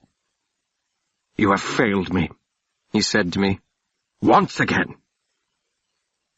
I might have pointed out that my failure had resulted in the continuation of his disagreeable existence, but I held my tongue, as I so often did. Such retorts only led to an escalation of counter-retorts and counter-counter-retorts ad nauseum. And lately it had struck me how embarrassingly like an old married couple we had become in our discourse.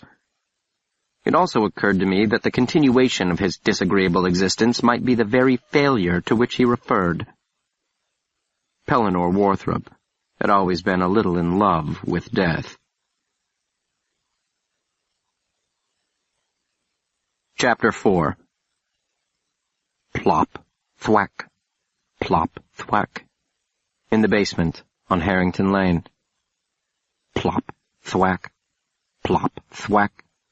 The motion is fluid and quick, the grace of the practiced hand grasping the thin, hairless tail firmly between the thumb and forefinger, lifting the rodent from the cage, plopping it down on the wooden board, and the glint of light off the ball-peen hammer as it rises, and the muffled thwack of the death blow to the rat's head. Plop, thwack, plop, thwack. And the tiny claws scratching at empty air, and the soundlessly moving mouth, and the silkiness of gray fur and the blare of light.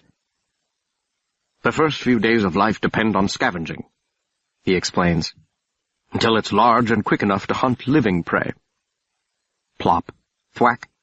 Hard enough to kill instantly, but not so hard to produce a drop of blood. A delicate wallop, a gentle smash, and a line of corpses plump bodies, flattened heads. They would hatch before dawn, and like any good mother, the monstrumologist knew his newborn would be hungry. With the proper diet, we should expect exponential growth, he goes on. 1 foot a week. It will be longer than you are tall by the time I present it to the society. And how large at full maturity? His eyes glitter in the glow of the heat lamp. His face shines with perspiration and monstrumological exultation. Well now, that is one of the great unanswered questions of aberrant biology. The largest specimen ever recorded measured 54 feet long and weighed close to 2 tons, and it was determined to be only a year old. There are some who have seriously argued that there is no maximum length to which T. cerahonensis grows, or continues to grow throughout its lifespan, and so, if not for predators and constrictions of habitat and food supply, it could conceivably dwarf every living thing on Earth, including the blue whale. Predators? What preys on something that size? He rolls his eyes. Homo sapiens. Us. Plop. Thwack. Like blowing out a candle with your fist. Thus, if unchecked, our new arrival could grow large enough to consume the world itself? He chuckles. It may come down to that. To who consumes it. Us, or them, or some other species, I mean. That something will consume it one day, I have little doubt. It must have occurred to you by this point that life is a self-defeating proposition. Plop. Thwack. And the monstrumologist, with quick, sure hands, warm in the glow of the artificial sun, quotes from one of his favorite books. Because thou hast done this, thou art cursed above every beast of the field. Upon thy belly shalt thou go, and dust shalt thou eat all the days of thy life. He laughs. Not to mention your fill of mice and men. Chapter 5. And the carapace split apart. A thick yellowish liquid oozed from the crack. Then the ruby-red mouth and the round black head the size of my knuckle emerged. And then teeth, the colorless white of bleached-out bone. Life inexorable and self-defeating. Ends contained in beginnings. And the pungent odor like the fresh-tilled earth, and the amber eye unblinking. Beside me, the monstrumologist let out a long-held breath. Behold, the awful grace of God, from which wisdom comes.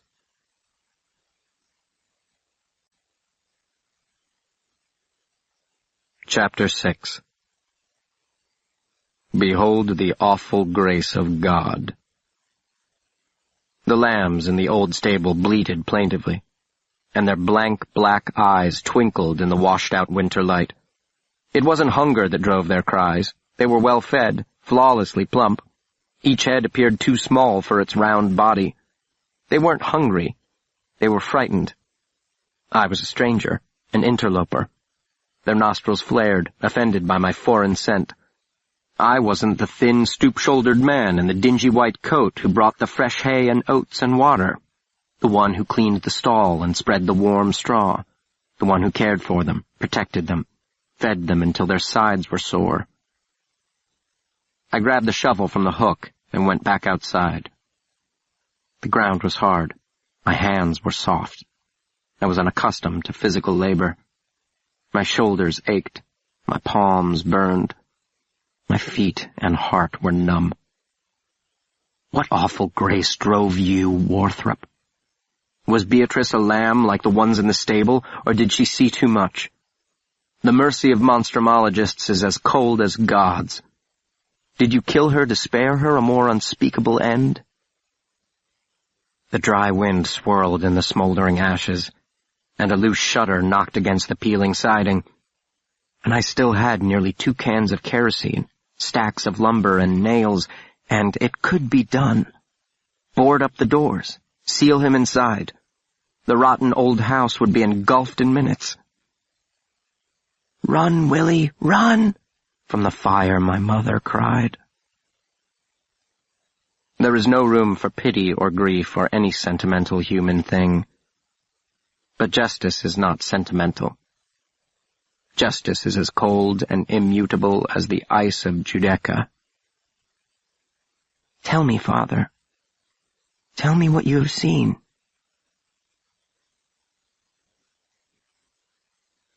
Canto 3, Chapter 1.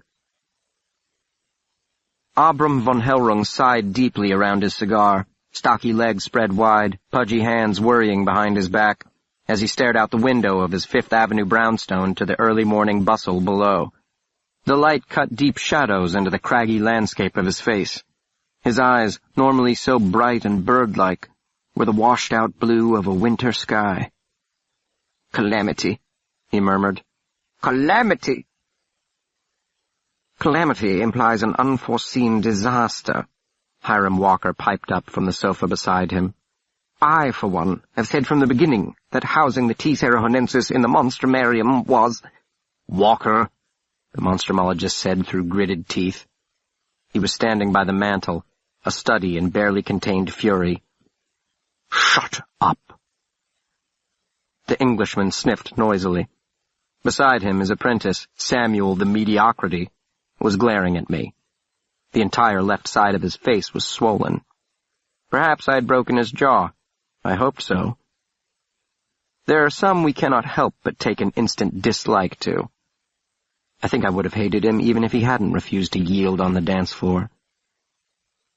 "Pointing fingers won't accomplish anything at this point," Dr. Pelt said. He had draped his lanky frame upon a settee and was sipping black coffee from a cup that looked toy-size in his large hand. Brown droplets clung to his enormous handlebar mustache. "True," Sir Hiram allowed. "We can address repercussions at the conclusion of the affair." "Repercussions? What do you mean?" Warthrop demanded. "I did nothing wrong." "You brought it here. You decided to stash it in the Monstrumarium. It is your prize, is it not?" Warthrop's face drained of all color. The doctors who had treated him at Bellevue had cautioned him to avoid strenuous activity, in fact had strongly urged bed rest, or he might have bashed the man's head in with the bust of Darwin by his elbow. "Hiram," he said levelly, "you are a spineless, chinless, mutated sponge of a man, possessing the mental acumen of a sea slug, but I forgive you for that. A man cannot choose his own mother, after all." Walker's beady eyes grew still beadier, and his mouth moved soundlessly, revealing the upper row of yellow, uneven teeth. Beside me, Lily bit back a laugh. I let mine out. "Mock me while you can, Warthrop. Let's see how far your laughter will carry from Blackwell's Island." "I blame you for this, von Hellrung," said the monstrumologist, turning to the old Austrian. "Me? But how am I to blame?" "You invited him." "Oh, I thought you meant—" "The man is as useless as—" Warthrop searched for the proper metaphor. Pelt drawled a suggestion. "Teats on a bull." "Gentlemen, gentlemen," von Hellrung admonished gently. "We have not gathered here to discuss Dr. Walker's teats." Lily's shoulders were shaking violently. She was having some trouble controlling herself. I gave her hand a reassuring pat. "What's done is done," said the Argentine monstrumologist seated next to Pelt, whose name, Santiago Luis Moreno Acosta Rojas, seemed longer than the man was tall. He was, according to Warthrop, senselessly argumentative and hopelessly stubborn. But even the doctor acknowledged Acosta Rojas's expertise in all things T. Serahonensis. Pointing fingers, assigning blame, these are the true teats upon our hypothetical bull. These do not serve to retrieve what has been lost, and retrieve it we must, and quickly. We stare into the abyss of two separate, equally disturbing possibilities. The failure of these blackguards to secure the creature, or their success. If it escapes, many will die. If it does not, many will be ensnared by its potent venom." "You are leaving out the worst possibility of all," Warthrop said, "that someone may kill it." "Well, we know why they took it," Pelt said. The question is who they is, or are, I mean. Elements of the criminal underworld, Walker sniffed, as if the answer were obvious. The dead rabbits, I would say, based on the Irish accents Warthrop described. Ach, von Hellrung snorted. There haven't been rabbits since the 70s. The gophers, Pelt suggested. That's my guess. Pellinor? The monstrumologist stiffened. His face darkened as if Pelt had insulted him. I never guess. There may be a gang involved, or two, given that one of the thieves was shot in the back of the head by another. However, the fact remains that with $20 and 10 minutes in 5 points, I could find a dozen eager hoodlums with no connection whatsoever to organized crime. He wasn't looking at us. He was staring thoughtfully into the blank eyes of Darwin, running his finger up and down his hero's marble nose. The salient issue is not why or who, but how. How did these ill-educated ruffians know of the hidden treasure in the sanctum sanctorum of the locked room?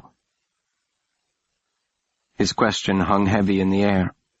Von Hellrung understood at once, and the barrel chest expanded, straining the buttons of his vest. He pursed his thick lips and held his tongue while Warthrop went on. Dr. von Hellrung will correct me if my count is off, but to my knowledge only 6 men knew of my special presentation to this year's colloquium. 1 is dead. The rest are in this room. Acosta Rojas rocketed to his feet. His chair clattered to the floor. I am deeply offended that you would even suggest such a thing. What is more offensive? Warthrop shot back. The betrayal of a sacred trust, or the suggestion of it? Now, we mustn't leap to conclusions, mein Freund, von Hellrung protested, waving his pudgy hands before him. We are honorable men, scientists all, not profiteers. I am not surprised, Walker announced blandly. Contemplating the worst of nature has perverted his perception of men. Oh, spare us the banalities, Walker, the doctor exclaimed. We are students of the best that nature offers, but that is beside the point. Reason is neither good nor bad. Why do you think so few people are reasonable? I think we can safely rule out Adolphus as the traitor. He had no motive. For 60 years he's had access to treasures great and small, and never once tried to profit by them. To me, the most likely suspect is obvious, Pelt said. This Metterlink fellow, or the mysterious client who commissioned him. Neither could have been very happy about the resolution of his offer. It wouldn't be too difficult to follow you here to New York and ascertain the whereabouts of T. Serranensis. I spoke up. Impossible. Metterlink is in London. And how do you know where he is? Acosta Rojas demanded with narrowed eyes. There is nowhere else he would go, I answered carefully. How odd, Walker said, that Warthrop's apprentice would know the whereabouts of the mysterious Mr. Metterlink. I wonder what other intelligence he may be privy to. Walker, I don't know what I find more offensive, growled Warthrop. The insinuation that Mr. Henry is a turncoat, or the incongruousness of the word intelligence issuing from your lips? Enough, cried von Hellrung, striking his breast in consternation. This bickering, these childish insults, they accomplish nothing. We are all friends here, or at least colleagues, and I, for one, would stake my reputation, indeed my very life, upon the honor of the men gathered in this room. With all due respect, Pellinor, it is not why or who or how, but where that must concern us. The rest can wait until we have recovered what we have lost. And that we'd better get to, and quick, Pelt admonished. The scoundrels could be halfway to Roanoke by now. Roanoke? Warthrop asked. Just an expression. Odd, I've never heard it, Acosta Rojas said. Well, you're from Argentina, I'm not surprised. It struck me as odd, too, Walker said suspiciously. Why Roanoke, of all places? So I picked a random city, Pelt exclaimed. What of it? Expressions are not random, Acosta Rojas said. Otherwise, they would not be expressions. Even Warthrop had had his fill. He realized, I think, the fruitlessness of pointing fingers at this crucial hour. Von Hellrung, I suppose there's no avoiding it, he said briskly, turning to his old master. A few discreet inquiries in the appropriate quarters of New York officialdom are in order. Meister Abram nodded gravely as he rolled the gnawed end of his expired stogie across his lower lip. I know just the man. Discreet, though not overly inquisitive. He recently was promoted to detective. Warthrop barked a laugh. Of course he was. A moment. Acosta Rojas seemed aghast. You intend to bring the matter to the police? The monstrumologist ignored him. He said to von Hellrung, a murder investigation would be awkward. It would, mein Freund, if I were idiotic enough to report one. Chapter 2. The monstrumologist and I returned to the plaza to change out of our evening wear while von Hellrung left for police headquarters, Lily in tow. He was seeing her off to her house on Riverside before heading downtown. Though she hadn't slept in nearly 24 hours, Lily was brimming with energy. Her endurance rivaled Warthrop's when the hunt was on. And now let's send the little female off to bed with a warm pat and a gentle kiss, she grumbled to me at the door. Her dress was stained with the grime of the Monstrumarium, her coiffure wilted, the ringlets exhausted loops of raven black. But her eyes burned with an eerily familiar backlit glow. I tapped her gently on the shoulder and kissed her cheek. She failed to see the humor of my response and answered it with a sharp jab of her heel upon my foot. You had much more charm when you completely lacked any, she observed. Get some rest, Lily, I said. I'll try to come by later if I can. She looked up into my face and said, Why? If I'd had an answer ready, which I didn't, I wasn't able to give it. Samuel appeared at that moment, still dapper in his coat and tails, despite his horribly swollen jaw. You still owe me a dance, Miss Bates. I've not forgotten, he said, slightly slurring the words. He lifted her hand to his lips, and then turned to me. His damaged mouth twisted in an obscene parody of a smile. Don't believe we've been properly introduced, old man.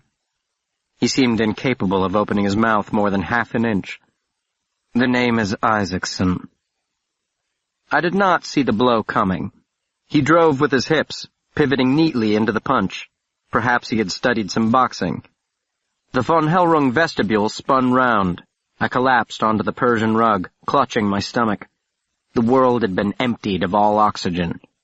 He loomed over me, white and black and pumpkin-headed. Warthrop's attack dog, he sneered down at me. His personal assassin. I've heard about you and Aiden, the Russians at the Tour de Silence, and the Englishmen in the mountains of Socotra. How many others have you murdered at his behest? About one short, I gasped. But it wouldn't be at his behest. It's exceedingly difficult to laugh heartily without opening your mouth, but somehow Isaacson managed it. I hope you like the beast you've been, Henry. There'll be an exhibit there one day. He stepped lightly over me and swept out the front door to hail a cab. Lily helped me to my feet. I couldn't tell if she was about to laugh or cry. Clearly she was fighting back something. Do you still think he's a mediocrity? She asked. It's not how he sucker-punched me, I informed her, but how I fell. Oh, you fell splendidly. And now she did laugh. It was the most impressive collapse I think I've ever seen. I don't know why. Perhaps it was her laughter, the pleasing jingle of coins tossed upon a silver tray. But I kissed her, still heaving for air, a pleasant suffocation. I'm a bit troubled, Mr. Henry, she breathed in my ear, by this curious association you have of violence with affection. I was grateful, in a way, that I had no breath with which to answer. Chapter 3. "It's Walker," I told Warthrop on the way to the plaza. "The obvious choice," he acknowledged. "The man's taste for the finer things exceeds his ability to obtain them. One of the reasons why I've always wondered at his choice of profession. Monstrumology is not the shortest route to riches." "Unless one stumbles across a species whose venom is more valuable than diamonds." He nodded and grunted noncommittally. "We cannot count out Acosta Rojas. No one has hunted more diligently for a living T. Sarahonensis." "Precisely the reason we should count him out. He'd have no reason or need to send one to you." "Well, it may be one of them or none at all," he said, growing testy. "Von Hellrung is notorious for running his mouth, and I'm afraid he might not remember to whom he let it slip, or even that he let it slip." He sighed. "Irish gangs, but equally foolish to assume that Metterlink or his client, if one exists at all, is responsible." He was drumming his fingers upon his knee, looking out the window. Carriage dodged automobile, and both dodged the occasional bicycle and wayward pedestrian. The early morning sun glinted off the buildings along Fifth Avenue and burnished the granite pavement a shimmering gold. "Why did you go there?" he asked suddenly. "Why were you and Lily Bates in the Monstrumarium?" My face grew warm. "I wanted to say hello to Adolphus." Then I sighed. Oh, what was the use? To show her T. Sarahonensis. To show her? He clearly didn't believe me. She has a certain fascination for such things. And you? Where do your fascinations lie? I knew what he meant. I thought we had exhausted this topic at the dance. At which point you proceeded to break her dance partner's jaw. For some reason, he found my remark amusing. Anyway, the topic, as I understand it, is nearly inexhaustible. You exhausted it, I reminded him. After it drove me into the Danube. I might have told him it wasn't love that hurled him over that bridge in Vienna, or at least not love for another person. Despair is a wholly selfish response to fortune's slings and arrows.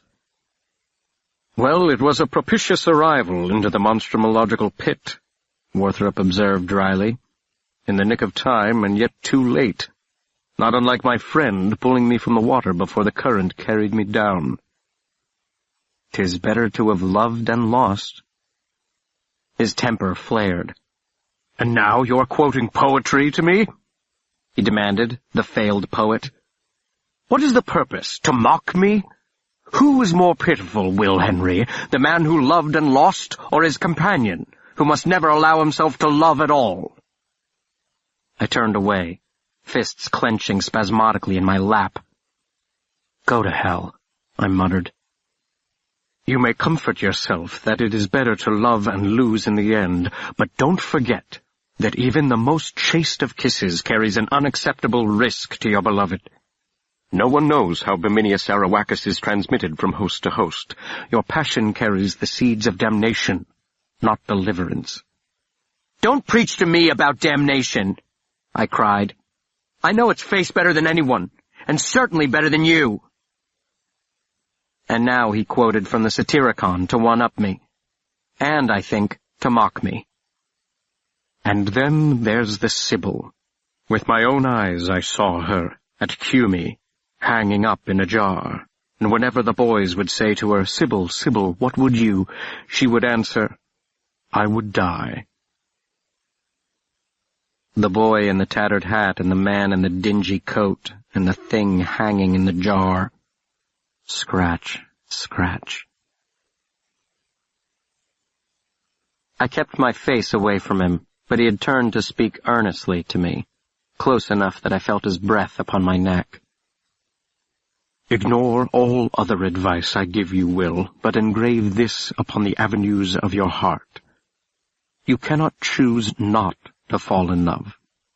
But you can choose, for the sake of love, to let love go. Let it go. Resolve never to see this girl again, her or anyone, for the gods are not wise, and nature herself abhors perfection." I laughed bitterly. When I was a boy, I mistook these opaque pronouncements of yours as impenetrable profundities. Now, I'm beginning to think that you're merely full of shit. I tensed, preparing for the explosion. None came. Instead, the monstrumologist laughed. Back in our rooms, the doctor washed off the dried blood and monstrumarial grit, changed his clothes, and then ordered up a hearty breakfast, which he did not touch, but left to the prodigious appetite of his teenage companion.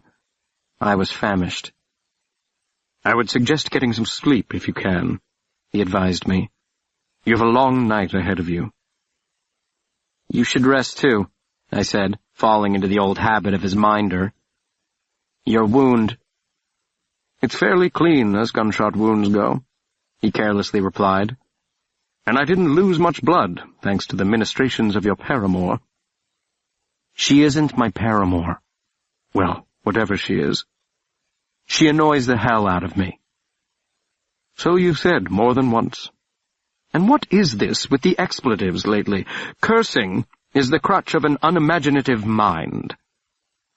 "I like that," I said. "One day I intend to gather all your pithy sayings into a volume for mass consumption, the wit and wisdom of Dr. Pellinor Warthrop, scientist, poet, philosopher." His eyes lit up. He thought I was serious. Perhaps he'd already forgotten my shitty remark in the taxi. "Wouldn't that be extraordinary? You flatter me, Mr. Henry." He left after refusing to tell me where he was going. "The less I knew, the better," he said cryptically. As most of his explanations tended toward the cryptic, I didn't think much of it at the time. I was consumed with the consumption of my breakfast, very tired, and a little on edge thinking about the grisly work that lay ahead. Looking back, I should have recognized that his secretiveness did not bode well. It never did.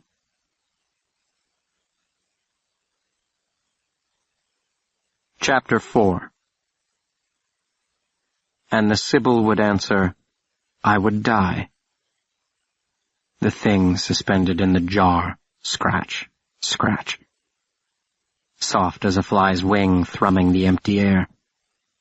And we, the dried-out husks, one rattling inside the gray carapace of the old house, and the other outside, in the gray sterile air, rattling inside the carapace of his own skin. I collapsed upon the stoop, as exhausted as the day folding into night, my hands singing with pain, rubbed raw by the digging. I was not used to manual labor. "You must harden yourself. You must become accustomed to such things." Impossible to say how the woman named Beatrice had died. No soft tissue remained, and there were no telling injuries to the remnants of her bones except the marks from the saw where he had dismembered the body. He might have killed her, though if he had, then the Warthrop I had known since childhood was indeed no more. That Warthrop was cruel when he should have been kind, and kind when cruelty was called for. "It's my fault," I whispered to the bones beneath my feet. "I should have known when I left him that he would fall off the edge of the goddamn world." Daylight dwindled, but I remained on the stoop. I resisted the instinct to rush inside and confront him. He was a stranger to me, the man who had been my sole companion for nearly 20 years, the man whose moods I had been able to read like an ancient mystic decoding the bloody entrails of the sacrificial lamb. I honestly did not know how he would react. I drew my coat tightly across my chest. Ashes swirled in the gray air. A thought flittered across the broken landscape. It would be better if he were dead. A mewling cry rose from deep in my throat, and I remembered the lambs, dark-eyed, white-faced, bleeding in the gloom.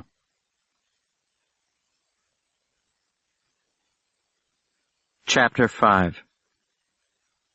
Riverside Drive at dusk. The mournful hoots of tugboats and the handsome facades facing dark water. The sturdy homes of somber men engaged in serious work. Civic clubs and church and jackets at dinner and the politics of respectable people. Fine crystal and crisp linen. Silk from China, tea from India, manners from England. And the lamps that quash the shadows but illuminate nothing. And the long dresses that trail dustless floors. And genteel voices from another room. Ça ne veut dire rien. Je n'y peux rien. Did I have a card? The butler wanted to know. No, tell Miss Bates that the 9-fingered man is here. And then, perhaps because she heard my voice, the elegant woman swept into the vestibule. The woman whose angelic voice had sung me back to sleep with words I did not understand. The same who had said, the last we met, "It is no accident of circumstance that you've come to me. It is the will of God." "William?" A hand rose to her mouth. "William!" She abandoned any pretense of formality, the glue that bound her petit bourgeois universe together, and crushed me to her breast in the fiercest of maternal hugs. Then a cool hand against either cheek as her eyes sought out mine, which had seen too much and not nearly enough. "My, how you've grown!" she explained. "Lily did not mention how very tall you are now." "How are you, Mrs. Bates?" She would fly down the hall, chasing the startled nightmare cries of her accidental charge, and gather him into her arms, stroking his hair and pressing her lips to his head, and her voice when she sang to him was unlike anything he had ever heard, and sometimes in his confusion and grief he would forget and call her mother. She never corrected him. She slipped her arm through mine and escorted me into the sitting room, where I half expected to find her husband in his reading chair, his patrician nose buried in the afternoon papers. But the room was empty, and unchanged in the 3 years I'd been gone. Here for a time I had been an ordinary boy playing parlor games and listening to music and reading books without even the hint of monsters in them. There were no monsters then except the one that lurked 1/10,000th of an inch outside my range of vision. Had I eaten? Did I want something to drink? And the woman sitting on the edge of her chair with knees demurely pressed together, leaning forward, and the bright von Hellrung eyes shining beacons even here in the gathering shadows. She had held me and sung to me, and now I felt nothing at all, and was angry with myself for it. "Is Lily here?" I asked after an awkward silence. She left to fetch her, and I was left with no one but the faces upon the mantel, smiling at me from behind glass, Lily and her brother, and the impassive Mr. Bates, and the woman who was worth more than he by far. I lowered my eyes as if in shame. "Well, you are the last person I expected to see," Lily said from the doorway. Her mother hovered a few steps behind her in the hall, unsure of her place. "Perhaps I should leave you two alone," Mrs. Bates murmured, suddenly timid. "Yes, you should," Lily said curtly. She swept into the room. Her face was free of makeup, and I saw an echo of her there, of the Lily who'd bounded down the stairs at her great-uncle's house with the words, "I know who you are." "Why the last?" I asked her. "I told you I would come by." "I thought you had important scientific work tonight." "I do," I replied. "Later." "And you've come by to invite me?" "I wouldn't want you implicated, Lily." "That presumes you will be caught. Do you think you will be?" I laughed as if she'd made a joke, and changed the subject. Actually, there is something I forgot to ask you last night. Well, you were drunk, and we were attacked and threatened at gunpoint. I suppose I can forgive you. I wasn't drunk. You were well lit, then. Half lit, I corrected her, and that got a laugh. Why did you come back? She understood at once. I know the answer you'd like to hear. She paused. I've been away for more than 2 years, she said finally. I was homesick. And the timing had nothing to do with the annual Congress? And if it did?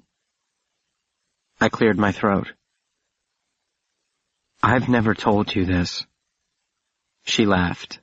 I'm sure there are many things, but there were times your letters were the only... You have never told me. Solace I had. She took a deep breath. Solace? Comfort. Your life is uncomfortable? Unusual. Then receiving a simple letter must be an extraordinary thing. It is, yes. Are you now? Uncomfortable? Yes, I am, a little. That is unusual. Or would it be usual? She frowned as if she were confused, which she was not. I suppose it would bring me some comfort if you pitied me for it. I don't pity you, Will. I'm jealous of you. I envy you. Mine is the most usual, comfortable life imaginable. You wouldn't be jealous if you knew what it was. It? My life. Oh, goodness, so dramatic in your old age. You really should extricate yourself from him, you know. You should ask Mother if her offer is still open. Offer? To adopt you. Her eyes sparkled. She was enjoying herself. I don't wish to be your brother. Then what do you wish to be? Of yours? Of anythings. I don't want to be anythings. Then why don't you leave him? Does he chain you up at night? I intend to leave him when the time is right. I've no interest in becoming what he is. And what is he? Not anything I want to be. That's my question, Will. What is it that you wish to be? I rubbed my hands together, staring at the floor, and her eyes, bird bright, upon my face. You told me once that you were indispensable to him, she said softly. Do you think you may have had that backward? I became very still. When are you leaving? I asked. Soon. When? Sunday? On the Temptation. Why? Perhaps I would like to say goodbye.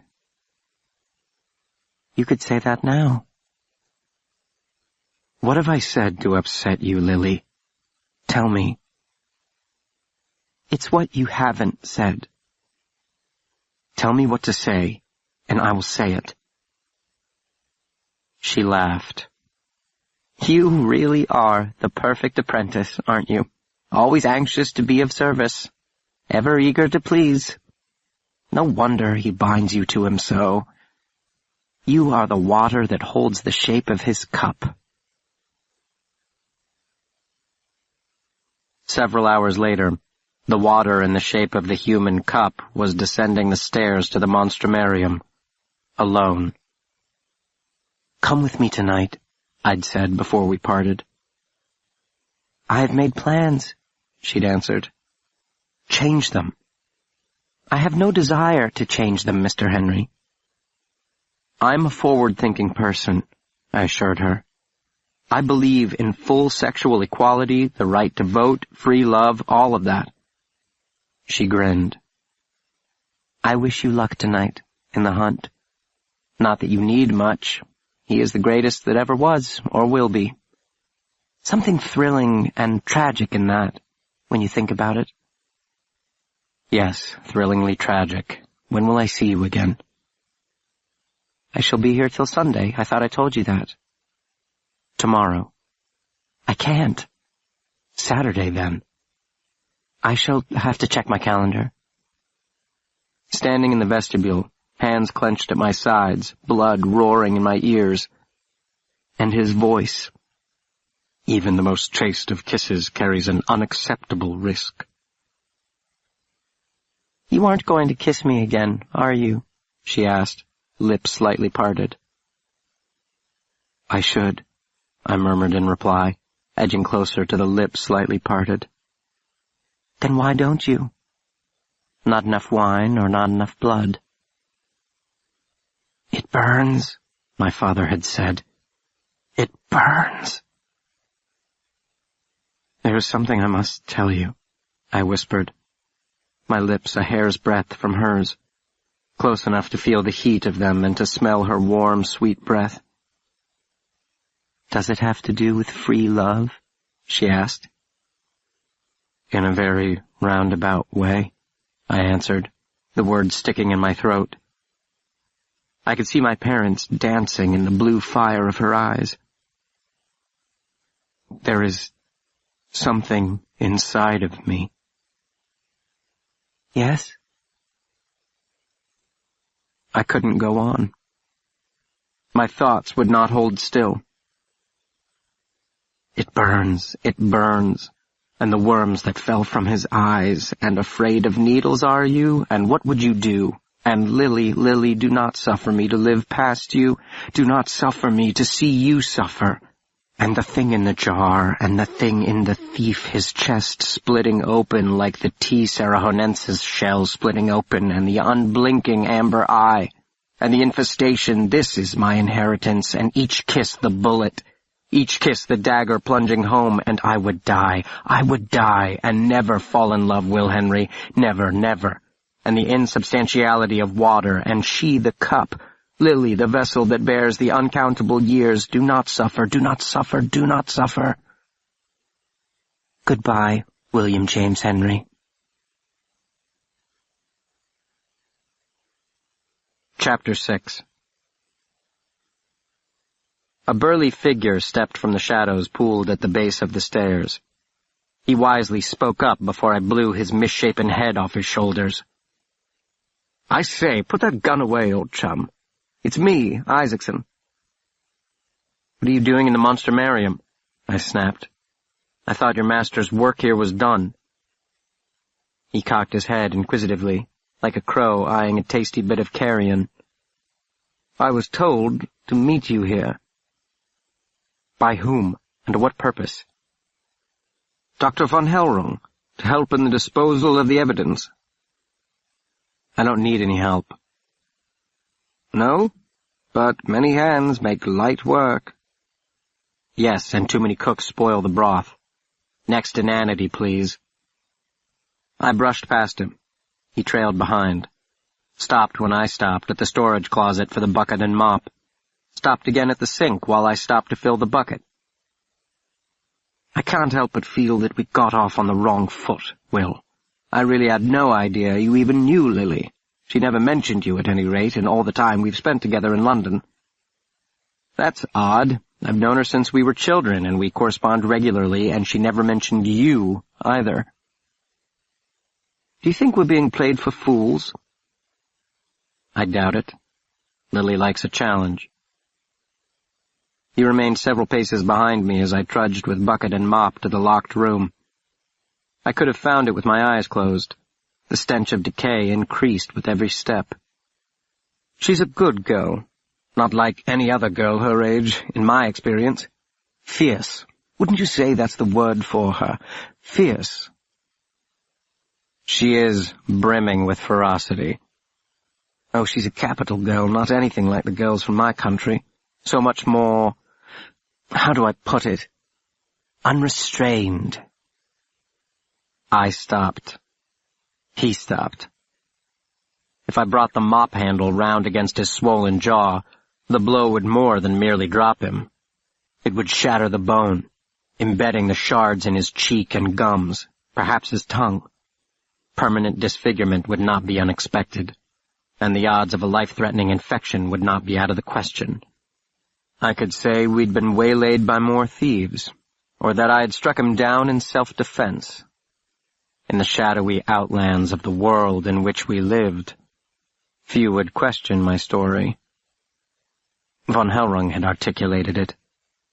When I was younger, I often wondered if monstrumology brought out the darkness in men's hearts, or if it attracted men with hearts of darkness. "What is it?" Isaacson whispered. I shook my head and murmured, "Das Ungeheuer." "What?"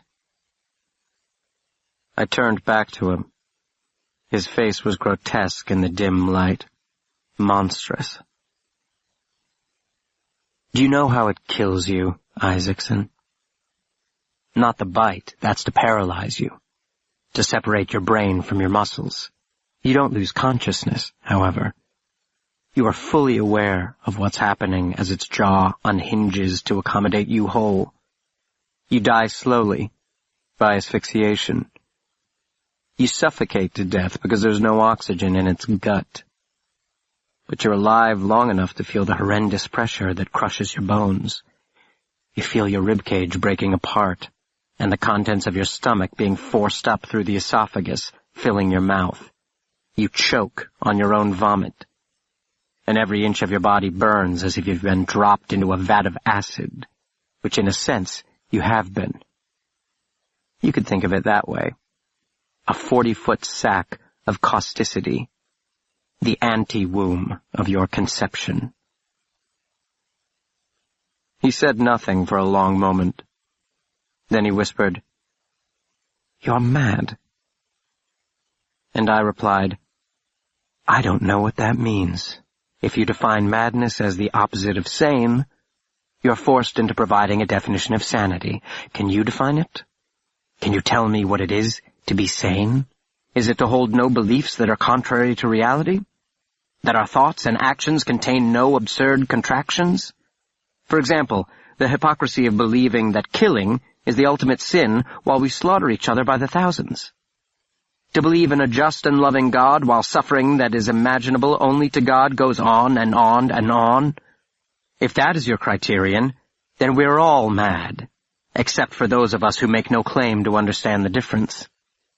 Perhaps there is no difference, except in our own heads. In other words, Isaacson, madness is a wholly human malady born in a brain too evolved, or not quite evolved enough, to bear the awful burden of its own existence." I forced myself to stop. I was enjoying myself too much. "I can't be absolutely certain, Henry," he said, "but I believe you've just proved my point."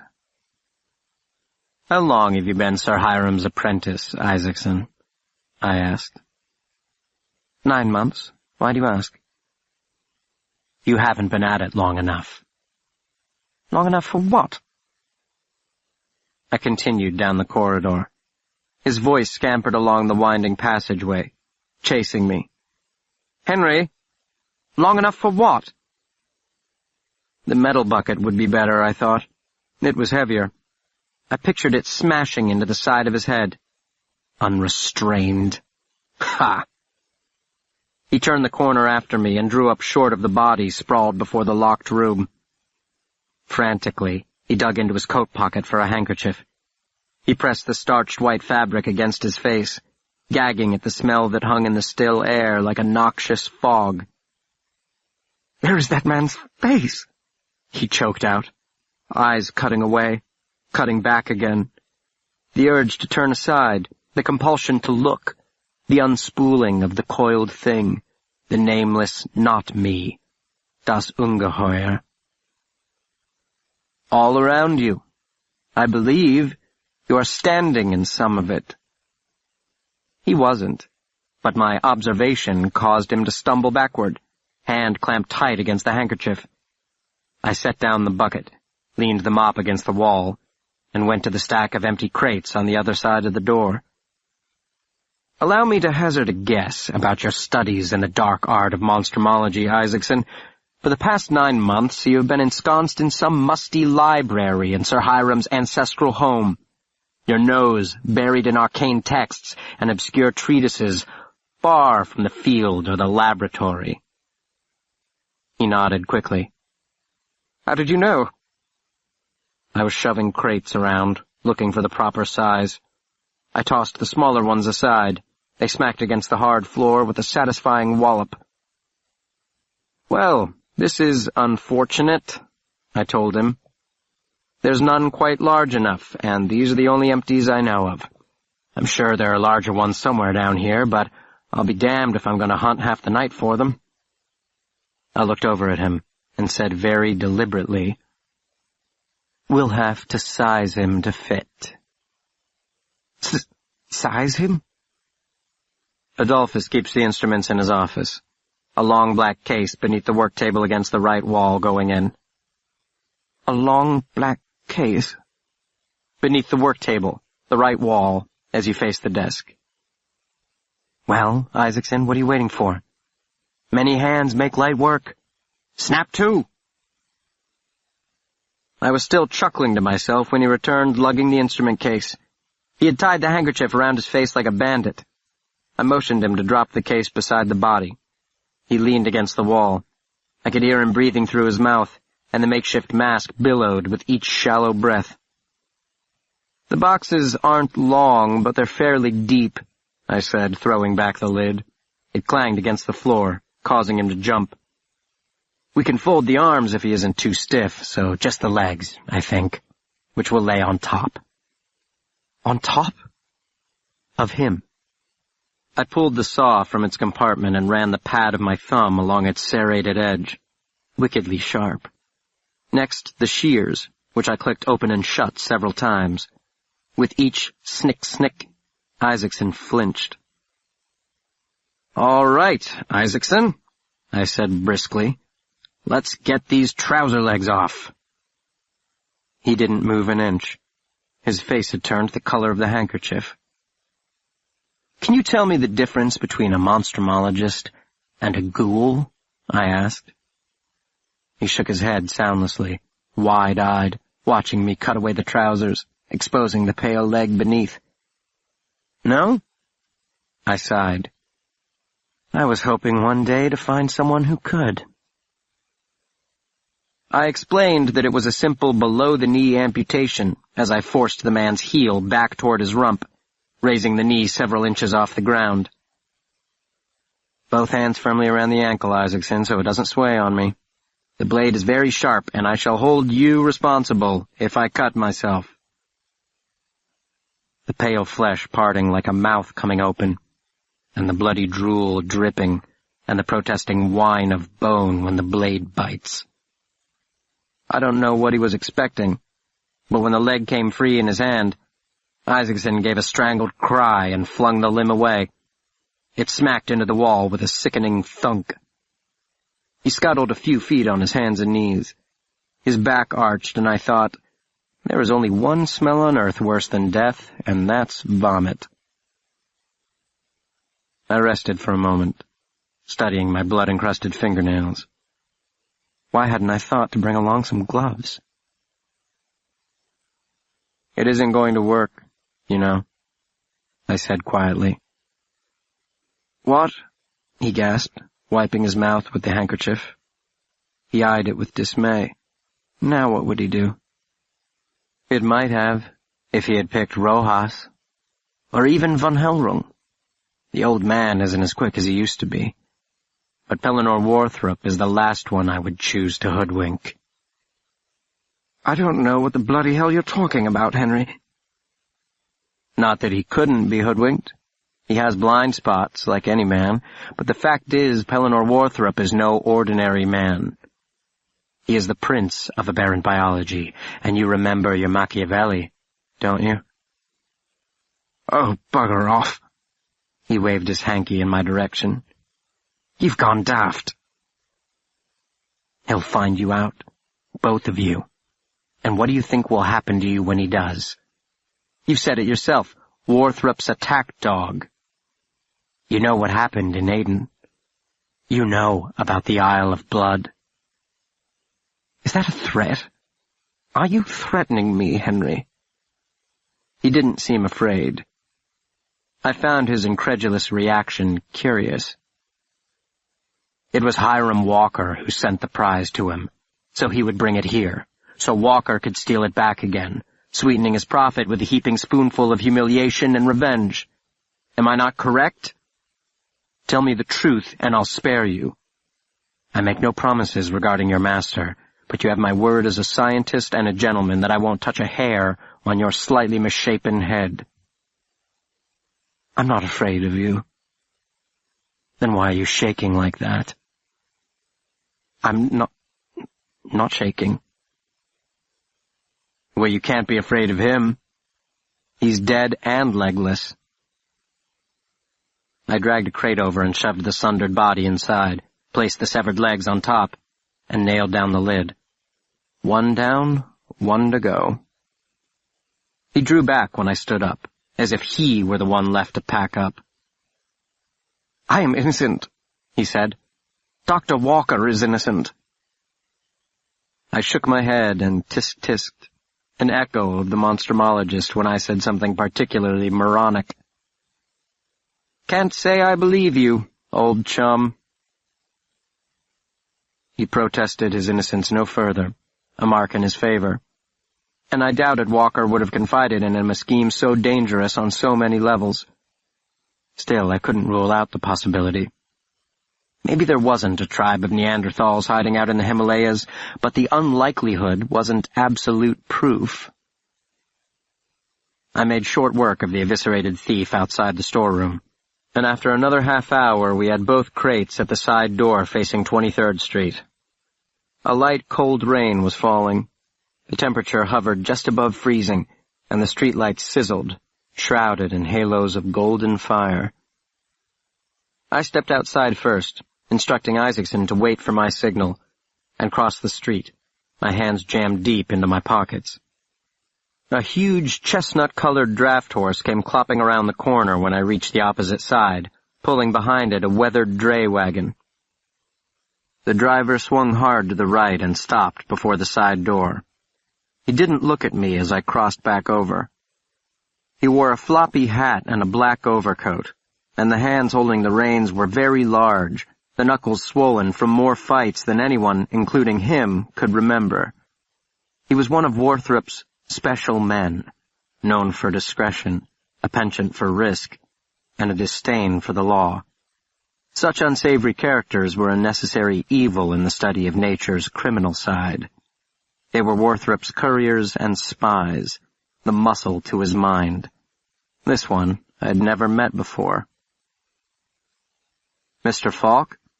I greeted him cordially. You must be Mr. Henry, then, he replied in a voice scraped raw by whiskey.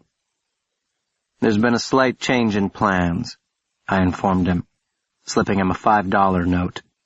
He tucked the bill into his pocket and gave the barest of shrugs. 5 minutes later, we were loaded up and making good time. I rode alongside Mr. Falk.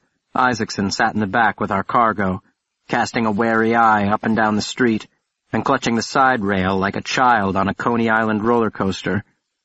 The temperature continued to drop, and hard pellets of ice stung our cheeks as we drew closer to the river.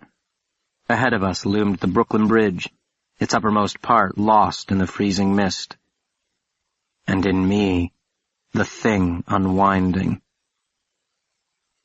Mr. Falk stopped at the height of the span. I stepped down carefully. Ice crunched beneath my boots.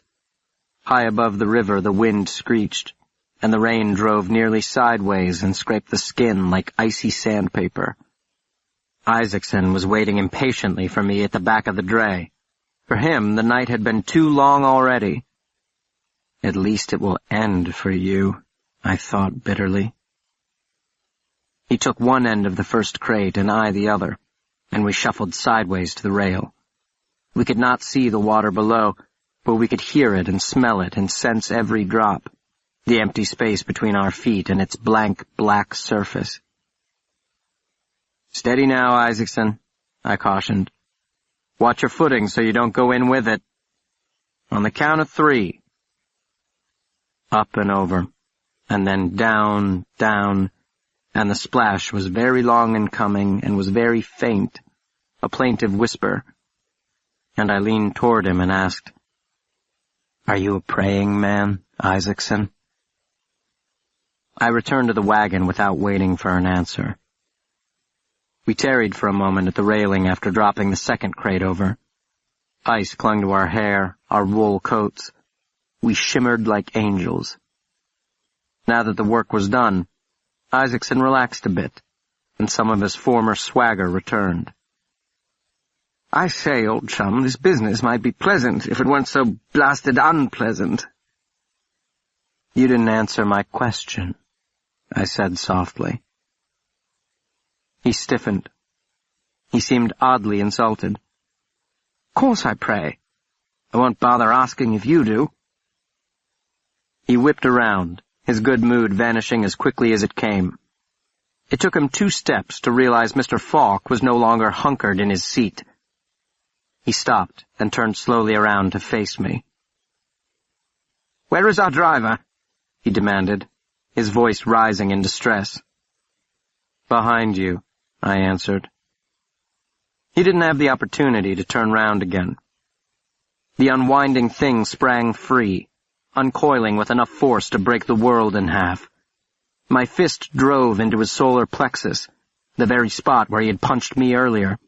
His head dropped, his knees buckled. He was not a small person by any means, but Mr. Falk was larger. He slung Isaacson over his shoulder with the ease of a coal heaver and carried him to the rail.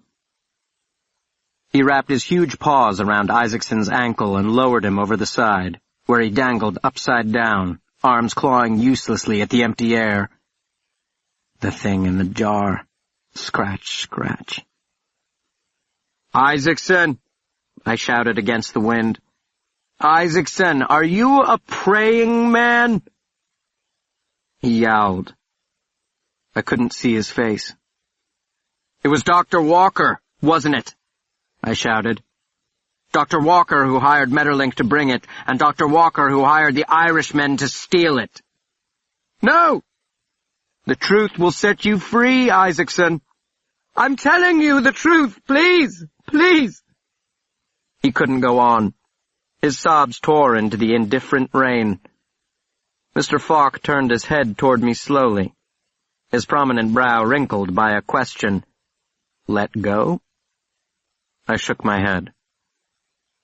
"All right, he didn't hire Metterlink, but he did the Irishman. Tell me yes, Isaacson, and we'll pull you up." "He didn't! I swear upon my mother, he didn't! Please! Please!" I looked at Mr. Falk. "What do you think?" He shrugged. "My arms are getting tired." "Isaacson! One more question. Answer truthfully and we'll pull you up. Did you frigger?" "What? What? Oh, dear God!" "Did you screw Lily Bates?" I waited for his answer. He was obnoxious, but he wasn't stupid. If he had been with her and confessed to it, I might not keep my promise. If he denied it, he risked my not believing him, regardless of the veracity of his denial, which, in turn, made my dilemma no less perplexing than his. He unleashed an unearthly wail, twisting in the wind. "No, no, that never happened! I swear to God, Will, I swear!" "You swear to what?" "To God! To God! To God! To God!" "It isn't God who holds you now, Samuel." Suddenly I was furious. "Swear to me, and I'll pull you up." "I swear to you, I swear to you!" Beside me, Mr. Falk was laughing softly. "He's lying, you know." "No, Mr. Falk, only God knows that." "'Tisn't God who matters, Mr. Henry." "Quite true, Mr. Falk." In the basement laboratory, when the chrysalis cracked open, I saw myself reflected in the amber eye. I was the humble conduit to the monster's birth, the imperfect midwife, deliverer, and prey. Forgive, forgive, for you are greater than I. Canto 4, Chapter 1. Full dark had fallen by the time I stepped back inside 425 Harrington Lane. I found the monstrumologist at the table, gorging himself like a man who hadn't eaten in a week, which very well might have been the case. "You're not hungry," he observed midway through the gorging. I pulled a pewter flask from my coat pocket. The kitchen was uncomfortably cold. Unscrewed the lid and forced down a mouthful of whiskey. The monstrumologist frowned and clicked his tongue disapprovingly. "No wonder you look terrible," he opined, shoving a hunk of cheese into his mouth, the old rat. Perhaps I have been drinking too much, I admitted. What's your excuse? He ignored the question. "You smell like smoke, and your fingernails are encrusted with dirt." "Ash," I said.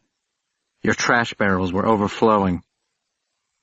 His bemused expression did not change.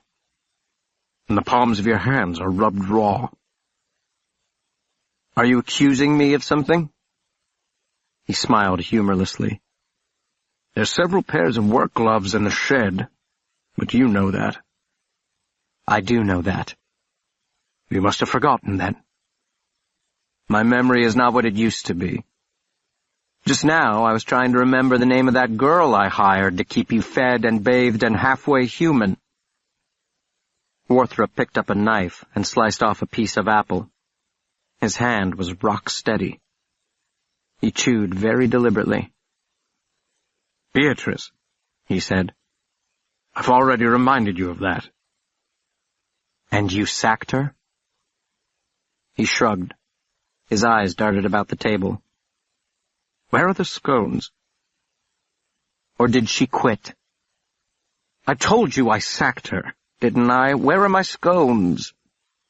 "Why did you sack her?" "I have enough to do without some noisome busybody dogging my every step and stutter." "Where did she go?" "How would I know?" His patience was wearing thin. "She didn't say, and I didn't ask." "It just strikes me as odd." "Odd?" "Leaving without notifying me. I was her official employer, you know. Why didn't she tell me you sacked her and demand the balance of her pay?" "Well, I suppose that's something you will have to ask her." "That might prove difficult, since neither of us knows where she's gone." "Why are you so concerned about the whereabouts of some dime a dozen scullery maids?" he snapped, his self-control giving way. I sipped from my flask deliberately. "I'm not concerned." "Well, good. You shouldn't be. What did you think would happen, anyway? I told you I neither wanted nor needed anyone." "So it's my fault?" "What? What is your fault? What do you mean?" "The fate of Beatrice. I am to blame for forcing her upon you?" "No, you are to blame for making the forcing of her upon me necessary." He smiled, childishly, as if he'd gotten off a cheap joke. "You've been holding out on me long enough, Will Henry. Where are the scones? Give them up, or I shall become quite angry with you." "Well, we wouldn't want that, would we?" I fetched the bag from its hiding place. He snatched it out of my hand with a giggle that made me cringe. My eyes were drawn to the basement door behind him. "Is she the reason you put a lock upon that door?" I asked. "Who? Beatrice? Why do you keep harping upon her?" He poured himself another cup of tea. I wasn't. I was asking. I live alone now, as you know," he said pointedly. "And my enemies are many, as you also know." "Who, Warthrop? Name them. Name one enemy." He flung the remnants of his pastry upon the table. "How dare you? I've no obligation to explain myself to you or to anyone. What I do or choose not to do is my business and mine alone. I didn't ask for her company any more than I asked for yours, either today or 24 years ago." I slipped the flask into my pocket and folded my hands upon the tabletop. "What's in the basement, Warthrop?" His mouth moved soundlessly for a moment. He arched his eyebrows and looked down his patrician nose at my face, as if by his glare he could strip away the years and return me to the 11-year-old body I once occupied. "Nothing," he finally said. "A wise man once told me that lying is the worst kind of buffoonery."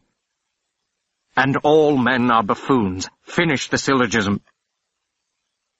"I will find out in any case. Better to tell me now." "Why should I tell you something that you already know?" "I know that it is. I don't know what it is." "Do you not? You really have not progressed very far in your education, Mr. Henry."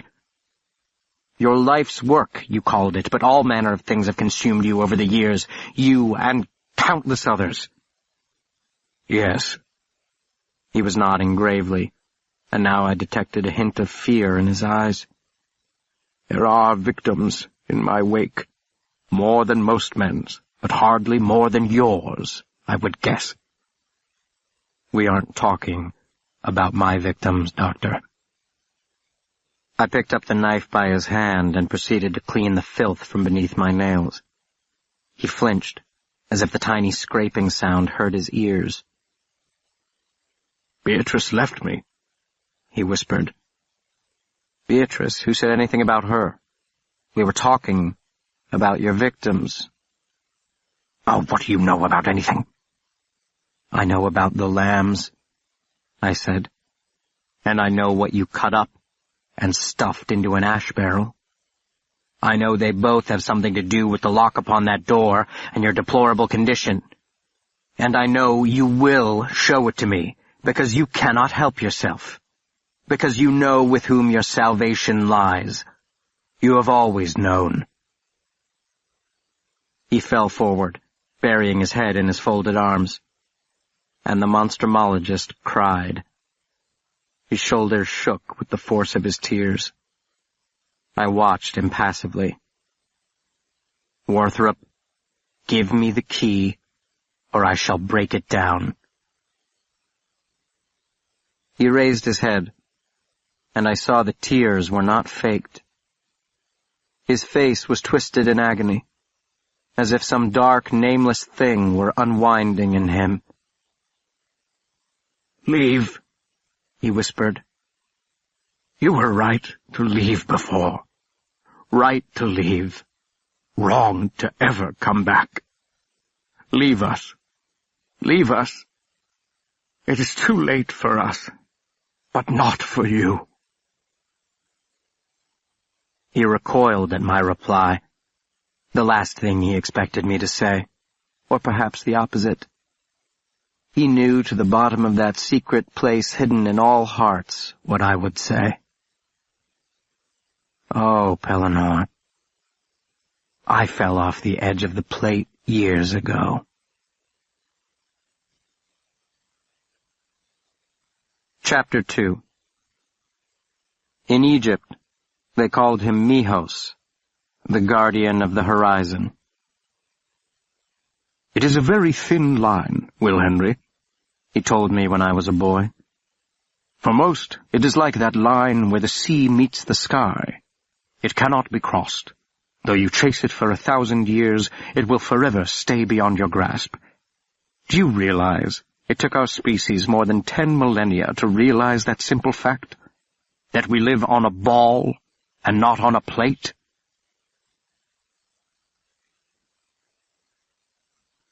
Chapter 3. A letter was waiting for me at the front desk of the plaza when I returned from my evening labors. The envelope was sealed in the old-fashioned way, with a thick glob of red wax. Inside was a crudely printed message on a single sheet of paper that smelled faintly of dead fish.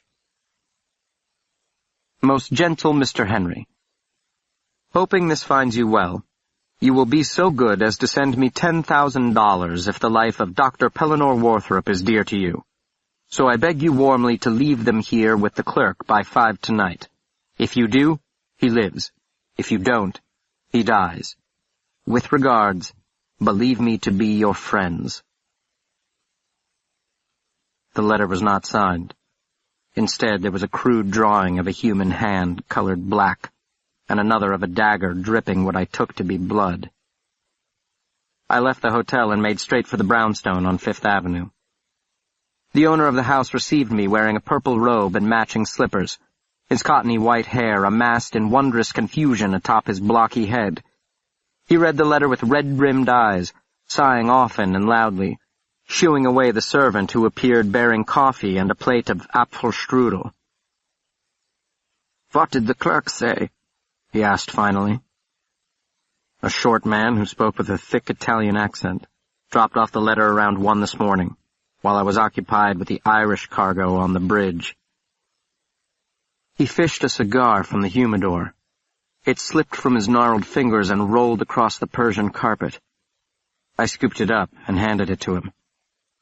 "The Black Hand," he said. "Ah, Pellinor, did not your old master warn you not to go?" "What is the Black Hand?" "Did you not read the letter?" He stabbed his finger upon the drawing. "Ah, the villains! Not to be trusted! I warned him."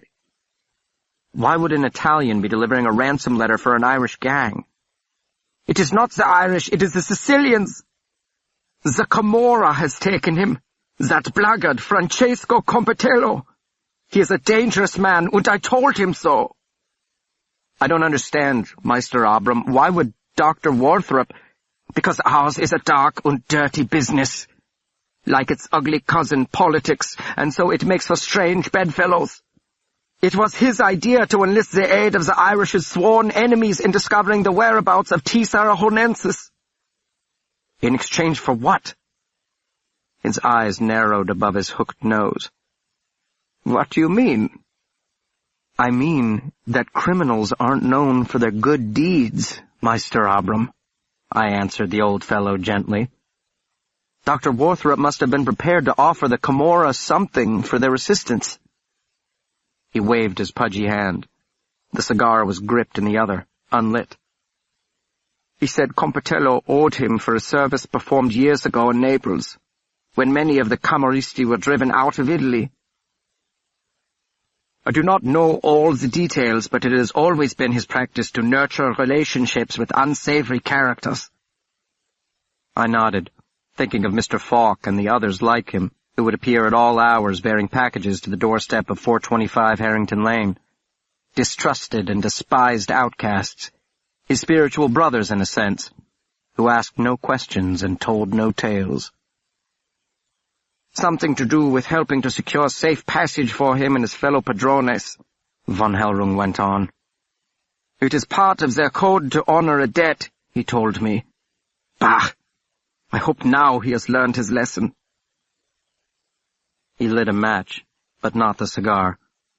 The flame edged dangerously close to his fingers before he dropped the match into the ashtray beside him.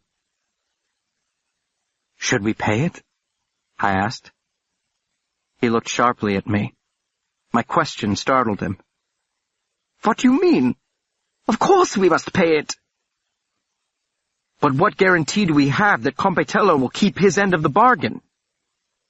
He snorted loudly. Mein Gott, the naivete of youth. The Black Hand is a time-honored tradition, Will. How effective would it be if the recipient could not trust the sender? No, we must pay. I shall handle everything, including the boxing of my former student's ears for his lack of judgment. But now he has tipped his hand. The Camorra knows of our special prize, and even now must be marshalling every illicit resource at its disposal to find it." He rose, shoving the cigar into the breast pocket of the robe monogrammed with his initials, AVH. I love him as my own son, but your master is the most maddening of human conundrums, young Will. At once calculating and headstrong, astute beyond measure, and obtuse without equal. He rang the bell to summon his butler. I said, "I'll handle the delivery of payment, Meister Abram." No, you are too young to—" "And you are too old." He stiffened.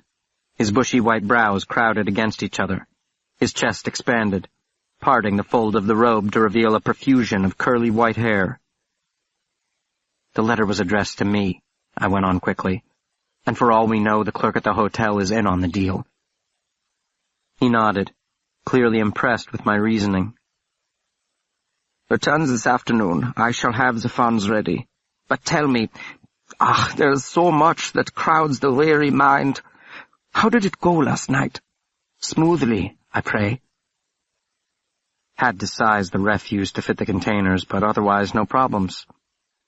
I gave a little laugh. Well, Sir Hiram's assistant nearly took a tumble into the East River. Luckily, Mr. Falk was there to catch him. Von Hellrung was nodding slowly, and his eyes were bird-bright and watchful. "You know, he is related to royalty. 4th or 5th cousin to the Queen, I believe." "Who, Mr. Falk or Mr. Isaacson?" "You make a jest. Ha! Go now, and come back at 3. Tell no one else of this, particularly Mr. Falk. I believe that man would sell his own mother for $1 and a dram." "Oh, no, you're wrong, Meister Abram. Mr. Falk is a capital fellow, worth twice his weight in T. Sarahonensis venom." "Do not say such things," he exclaimed, and then for some reason crossed himself. Chapter 4.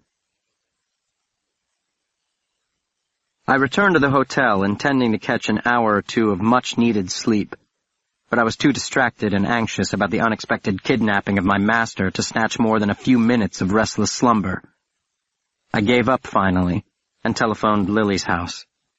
3 things are easily cracked and never well mended, I said when she came on the line. China, glass, and what's the third? "You're calling me at 6 in the morning to pose a riddle?" "Reputation," I said, raising my voice to overcome the incessant crackle of the connection. "I had a most interesting discussion with the Queen's 5th cousin last night." "Who?" "Samuel." "Who?" "The mediocrity." "Oh." Then silence. "Lily, are you there?" "Did you mean to imply a correlation between someone's reputation and a conversation with Mr. Isaacson?" "I meant to ask you to lunch." "But that isn't what you did." "I did. I just have." "I have a prior engagement." "Break it." She may have laughed, or it may have been static. Then I heard, "Demanding." "The doctor has been kidnapped," I shouted. "Kidnapped? Was it the Irish?" "The Sicilians." "Sicilians?" "I'll pick you up at 12. I disconnected the call before she could reply. From across the room, Mr. Falk lowered his copy of the Herald. "Yes, that, Lily," I told him. "You want for me to come?" he asked. I laughed. For her protection or mine? Through the window behind him I saw Central Park glowing. The rising sun had broken through the clouds, and the park shimmered in a golden autumnal haze. "Have you ever been in love, Mr. Falk?" "Oh, yes. Many times. Well, once or twice." "How did you know?" "Mr. Henry? I mean, did you know in the same way you know that red is red and not, for example, blue?" He looked off into the distance, lost in memory or pausing to give my question its proper due. In my experience, you don't know till after the fact. When it's gone. I don't think I love her. If you don't think it, then you don't. But I would have killed him if she had, or they had, he had. I'd say that's more blue than red, Mr. Henry. Do you think it means anything that I've murdered 3 times before I've fallen in love once? About you or people in general? Both. More deserve death than love. But that's just my opinion. I laughed.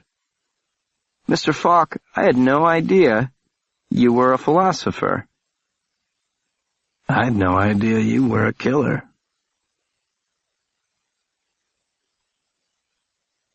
Chapter 5.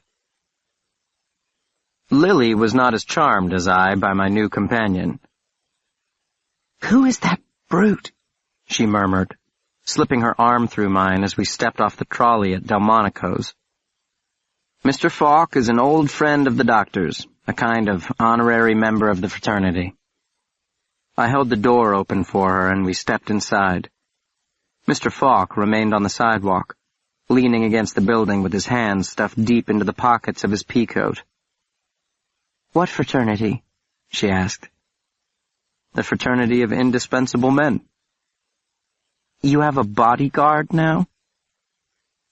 The entryway was crowded, forcing us to stand nearly chest to chest, and I could smell her hair, and her hair smelled of lilacs.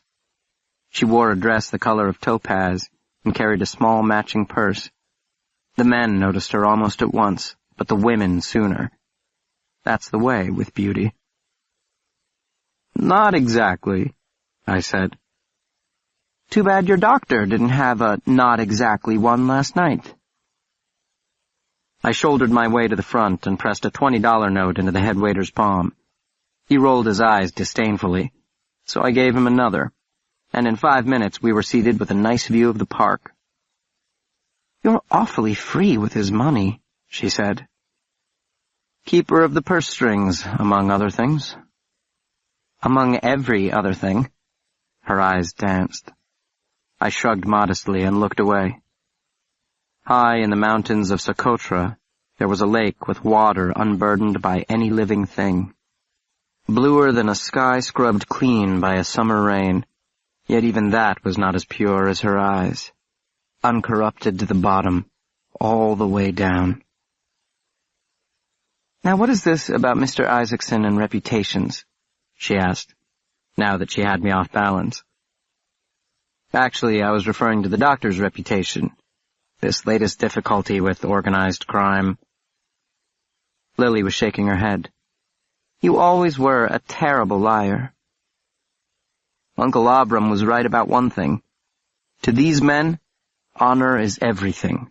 Under the circumstances, the Black Hand is an unthinkable breach of etiquette, very bad form, even for a professional criminal. The Camaristi owe Warthrop an enormous debt. She grasped my meaning at once. "A subterfuge? But why? And by whom?" "The why is easy enough. There are 10,000 reasons. The who I hope to discover before it's too late, if it already isn't too late." She gasped. "Kill Warthrop?" And laid the blame squarely upon the Italian's doorstep. "Which is why the why may not be so obvious, Lily. What if this isn't about money at all, but about covering up a murder?" She was silent throughout the appetizers and most of the main course, thinking of ways to poke holes in my argument, I was sure. "How did the author of the letter know Warthrop was going to the Camorra?" she asked. I nodded approvingly. She had teased out the one crucial fact at the heart of the tangled affair. Red is not blue, I thought in a flash of incoherence. Right. Whoever wrote that letter knew of Warthrop's errand. Now, he may have been followed and his kidnapper, or killer, hit upon the plan to frame Compitello at the spur of the moment, or... Or he knew beforehand and snatched him before he could see Compitello, or took him afterward. That part doesn't matter. Who knew where he was going? Who did he tell? He didn't tell me. Uncle Abram knew. The others? I shook my head. He might have told Pelt, but I doubt it. Definitely not Acosta Rojas or Walker. But Uncle may have. She shook her head ruefully. He's gotten gregarious in his old age. If it is a traitor, I would place my bet on Walker. It isn't Walker. How do you know? I looked down at my plate and didn't answer. Anyway, we shall know tonight. I suppose it could be a 5 Points gang behind it all, but it seems awfully sophisticated for a bunch of hooligans from the slums. She nodded, and now it was her turn to stare at her plate. What is it? I asked. Lily? To my surprise, she fairly lunged across the table and pulled my hand into hers. I won't tell you not to do this. I know you will, no matter what I say. But at least promise me you won't be reckless. I laughed to reassure her, and myself. Reckless? One may be reckless in love. I hear it's preferable, but never in anything monstrumological. I lifted her hand to my lips. Chapter 6. The lobby of the Plaza Hotel, 5:15, and the courier is late. Or perhaps he isn't. An elderly couple, both in evening wear, are chatting with the desk clerk. They're going to the opera. They'd like a recommendation for dinner afterward, something within walking distance of the opera house. The old man is distinguished, obviously well-heeled based upon his clothes and Midwestern judging by his accent. His wife is handsome in that milk-fed, thick-set way of prairie women. It is their first visit to New York. I'm sitting across the lobby on the overstuffed Victorian settee near the door, set a tad too far from the roaring fire to be anything but teased by its heat. I hold Mr. Falk's copy of the Herald, and have read the same article 4 times. In the right pocket of my overcoat is the doctor's revolver. In the left, the switchblade I fished out of the pocket of the faceless man in the Monstrumarium. But the restaurant is too far, isn't it? I have a bum leg. Old war injury, you know? Outwardly, I'm calm. Inside, I'm fuming. Why don't they get off to the bloody opera already? The courier is probably loitering outside, waiting for them to leave. I want to get on with it. Now the old man is treating the clerk to the story behind his bum leg. Cold Harbor, spring of '64. And afterward the general declared, "This is not war, this is murder." The clerk's answering laugh was of the nervous variety. But the old man took offense, and that ended the conversation. He limped past me, his stalwart wife in tow, the heel of his cane clicking smartly upon the marble floor. The clerk's eyes met mine from across the room, and he shrugged. Crazy old coot. And I had a sudden impulse to pull out the revolver and shoot the smirk off his cherubic face. What did he know of war, or of murder? In less than a minute, the door swung open, and a small, dark-haired man strode purposefully past me, heading straight for the clerk. No words were exchanged, only the bulging white envelope from the shelf behind the desk. The little man tucked it into the folds of his jacket and left just as hurriedly as he'd arrived, chin thrust forward, looking neither left nor right. I don't think he even noticed me. I folded the paper deliberately and tossed it on the table in front of the settee, rose, nodded to the clerk, who nodded back. And perhaps I'll shoot him later. And I stepped outside into the gathering dusk, and the traffic was heavy with the coming home and the going out, and it had warmed up a bit. The day was dying, but gently, with the heartbreaking sigh of a girl to her insistent lover.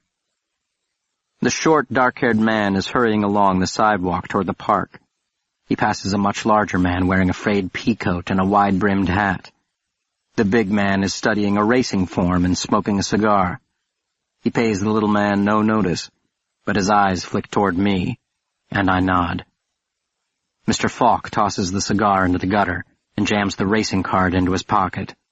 He allows several pedestrians to pass before falling behind the little man with the bulging white envelope tucked inside his jacket. I follow the follower. We turn into the park, and the weakened sunlight, unhampered by the wide brick shoulders of the buildings, washes over the landscape, through the unadorned arms of the trees that stretch starkly naked against the sky, across the pathway lined with benches, and the people on them enjoying the waning of the day, softer than a baby's cheek, and the lovers who stroll past them encased in the sparkling chrysalis of their desire, warm, knotted up, entwining longing, unspoken promises wrapped in velvet laughter.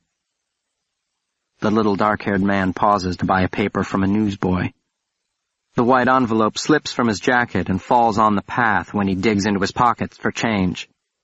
The boy scoops it up, slips it into the folds of the man's newspaper, before handing it back to him. During this exchange, which lasts no longer than 30 seconds, Mr. Falk pauses to light another cigar. I pass him and murmur without stopping, "Stay with him, I have the boy." Apparently, the dark-haired man bought the boy's last paper, for the boy shoulders his bag, abandons his post, and hurries toward the park exit on West 59th Street. I count to 10 after he passes me, then turn on my heel to follow. Several trolley stops and a dozen blocks later, I find myself on Elizabeth Street in the heart of Little Italy, where the unusually mild weather has drawn hundreds from their crowded tenement nests. The sidewalks are choked with hawkers and hustlers, pickpockets and petty thieves, solitary men in threadbare coats, lean-cheeked and hard-eyed, not one of whom fails to notice my expensive coat and leather shoes. The gangs of young boys as lean as their elders, but not quite as hard-eyed. Not yet. And mothers sitting on the stoops with little ones in white bonnets bouncing on their laps, the street clogged with rickety carts attached to overworked, underfed horses, and everywhere the smell of boiled rabbit, and fresh flowers, and wood smoke, and horse shit, and the Italian songs floating through open windows, and the hysterical, desperate babble of 1,000 human souls stuffed into a 3-block radius. The boy did not hurry through the throng. I easily kept up with the little hat bobbing along, the hat that reminded me of another hat, 2 sizes too small, which belonged to another boy in another age. Occasionally I could see the newspaper bag popping up and down against his back, and thought I could discern a bulge there the size of the large white envelope. He passed a tiny closet of a restaurant and ducked into the alley that ran beside it. He turned at the first juncture, disappearing behind the building with the restaurant. And that's where I lost him. I turned the corner, and he was gone. The door beneath the rickety fire escape hung slightly ajar. Had he gone in? Yes, obviously, unless he'd sprouted wings and taken off into the blue. I stepped into the narrow back hallway and eased the revolver from my pocket, pausing to allow my eyes to adjust to the sudden fall-off of light. I smelled bread baking, heard the clink and clatter of plates, and a man's strident voice speaking loudly in the lyrical Sicilian cadence. Light flooded across the hall from an open doorway several paces in. I pressed my back against the wall, sidestepped to the opening, and, holding my breath, slowly turned to peek into the room. The boy was sitting at a table with 3 men, 2 of whom were very large and wore heavy coats, their heads bent low over plates of steaming pasta, a half-empty bottle of wine between them. The 3rd man was not quite so large, and his coat not quite as heavy. And it did not appear he had touched his food nor any of his wine, for Pellinor Warthrop frowned upon anything that muddied thought or dulled senses. I spied the white envelope beside one of the brute's plates. My internal debate didn't last long. No, I didn't see the monstrumologist bound and gagged and awaiting execution. Though he did not appear particularly happy, there was no look of distress, no panicky glance at his companions. He even gave the boy one of his pained, humorless smiles as the child tucked the long napkin under his chin and dove into his meal with unrestrained ardor. But I did see the shotgun leaning against the wall within easy reach of the man to his left. And I did not see the prisoner get up and thank his captors for their hospitality, despite the successful consummation of the transaction. The money had arrived, yet Warthrop did not stir from the chair. That sealed it. I swung around and stepped into the room. The one on Warthrop's left reacted instantly, lunging for the shotgun with surprising litheness for a man his size. The gun was 2 feet away, but it might as well have been in Harlem. My bullet tore into his neck, severing his carotid artery, and blood a brighter and more vibrant red than his wine spewed from the gaping wound. The boy dove under the table. Warthrop shot out of his seat, his arm outstretched, but I was blind to him, blind to everything but the other thug fumbling with the handgun he had dragged from his coat pocket. I had the sensation of traveling at great speed down a dark tunnel, at the end of which his face burned with the energy of 1,000 suns. I saw his face, and that was all I could see. It was all I needed to see. I rocketed past the monstrumologist, traveling at the speed of light, brought the gun within an inch of the man's expansive forehead, and pulled the trigger. That left the boy.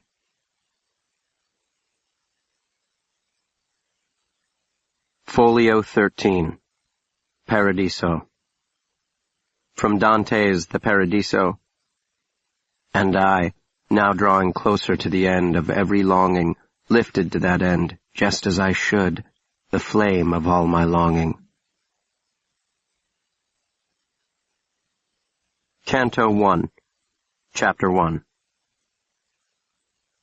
I circumnavigate the years to come round again, for time is the unforgivable lie, and mother and father forever waltz in flame, and a stranger forever leans over me asking, "Do you know who I am?"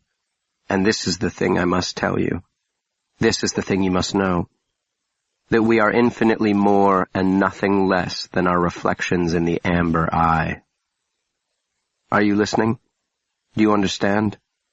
Circles have no end. They go on and on like the cries of dead men long since gone. Have you known eternity in an hour?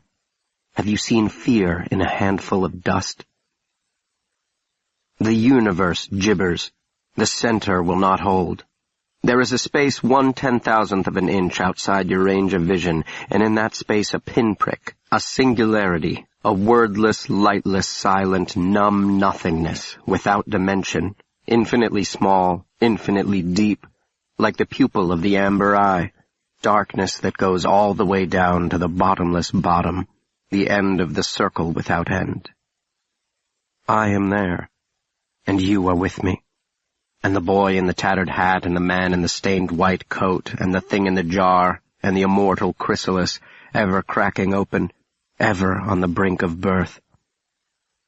His eyes are my eyes, the boy crouching under the table in the hat 2 sizes too small, wide, uncomprehending, beseeching, terrified. This is the end of the long dark tunnel, and I must not suffer him to face the faceless singularity. I am the breakwater to spare him the surge of the dark tide. It doesn't have to be. The thing scratching in the jar and the man in the stained white coat saying, "You must become accustomed to such things." I can save the boy beneath the table. I can save him from the amber eye. It is within my power. Raising the gun to the level of his eyes. "Do you know who I am?" "No!" Warthrop cried, and he knocked my arm into the air the moment I squeezed the trigger. The bullet punched into the ceiling and a hunk of plaster crashed onto the table, knocking over the bottle, and the wine gushed out like the blood of Christ from the thrust of the Roman spear. The monstrumologist seized my wrist, yanked the gun from my hand, slung me around, and shoved me toward the doorway. A door slammed behind us. Hoarse shouts, a gunshot, and then we were in the hallway, and then skittering along the cobblestoned alley worn slick by the tread of 10,000 feet, Warthrop's hand like a vice around my forearm, avoiding Elizabeth Street, zigzagging through the narrow arteries bisecting the tenements, old men sitting at round tables playing cards and sipping grappa, and boys pitching pennies against sooty walls, and far-off laughter, and the face of a beautiful girl in a third-story window, and Warthrop's breath heavy in my ear. "You have done it now, you fool!" The tenement's bowels disgorged us onto Houston, where he waved down a cab, flung open the door, and shoved me across the seat. He shouted our destination at the driver and then fell back as the cab lurched forward. He held the gun in his lap for several blocks, staring out the window and muttering under his breath while I struggled to catch mine. "Saved you?" I gasped. He whirled upon me and snarled, "What did you say?" "You said I've done it, and that's what I did." Saved me? Is that what you think? He was shaking with fury. His fist rose, froze before my face for an agonizing moment, then slammed into his own thigh. You very well may have just signed my death warrant.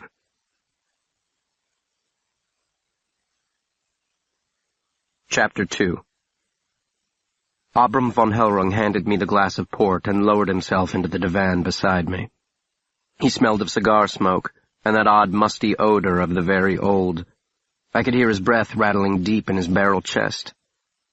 "There you are, dear Will," he murmured. There, patting my leg. "What the devil are you doing, von Hellrung?" Warthrop demanded. He was standing by the windows overlooking Fifth Avenue. He had not budged from the spot since we'd arrived. His hand fidgeted in the pocket that held his revolver. "Now, Pellinor," his old master scolded gently. "Will Henry is just a boy." The monstrumologist laughed harshly. "That boy just murdered 2 men in cold blood. More to the point, he has declared war upon the Camorra, which will not limit itself to retribution upon him, or me, or even you, Meister Abram.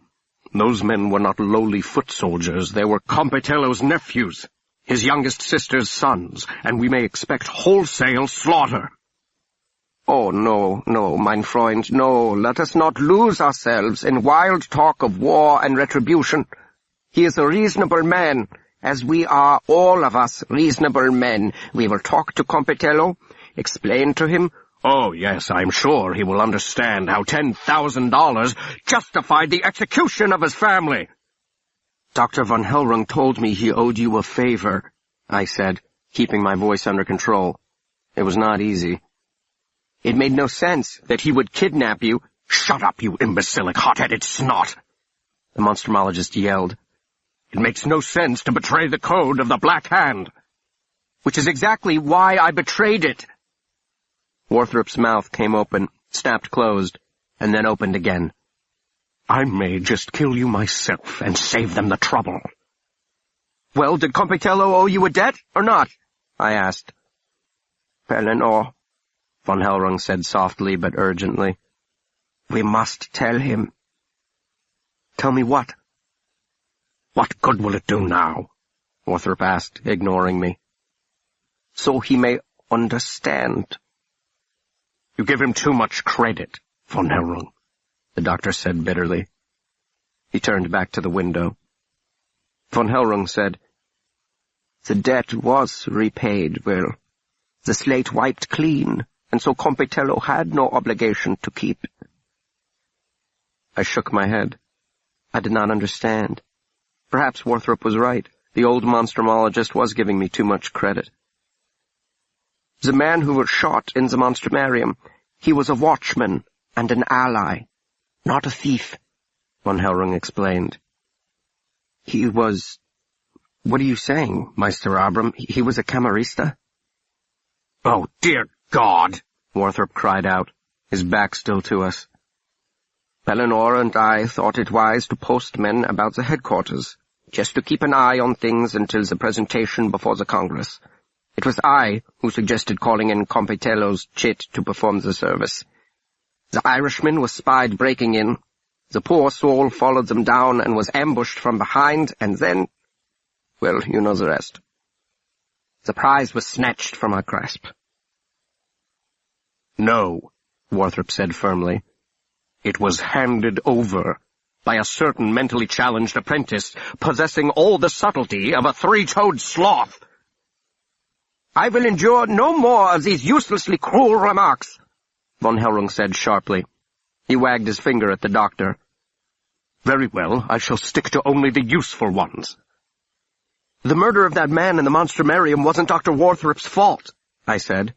"So why was Dr. Warthrop kidnapped?" I, the 3-toed sloth, was trying to think it through. Because kidnapping me had nothing to do with it. The monstrumologist couldn't help himself. Do you begin to understand the terrible burden under which I labor, von Hellrung? Von Hellrung patted the terrible burden's leg. Pellinor went to Compitello to offer his condolences, and to ask for help, as I explained yesterday, Will. My old people ignored my advice that a sleeping dog is best left undisturbed, and it was in bad form to ask a favor from one who had just repaid one in blood. Compitello took offense, as I warned you he would, von Hellrung said to Warthrop, glaring at him beneath his bushy white brows. He turned back to me. You know the rest. He made Pellinor his guest, pending payment for his generous hospitality. Not for the money so much, I think, but to make a point. You might have told me this, Meister Abram, I scolded him. You should have told me. If you had, those men would still be— The point is they are not, Warthrop barked. And now not only have you turned a potential ally into a deadly enemy, you have jeopardized the survival of the greatest find in monstrumology in the past 100 years, the last of its kind.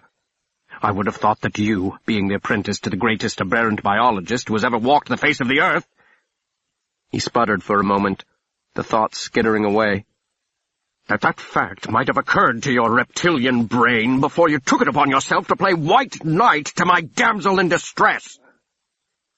Damsel in distress, von Hellrung wondered. An awkward metaphor, but not inaccurate.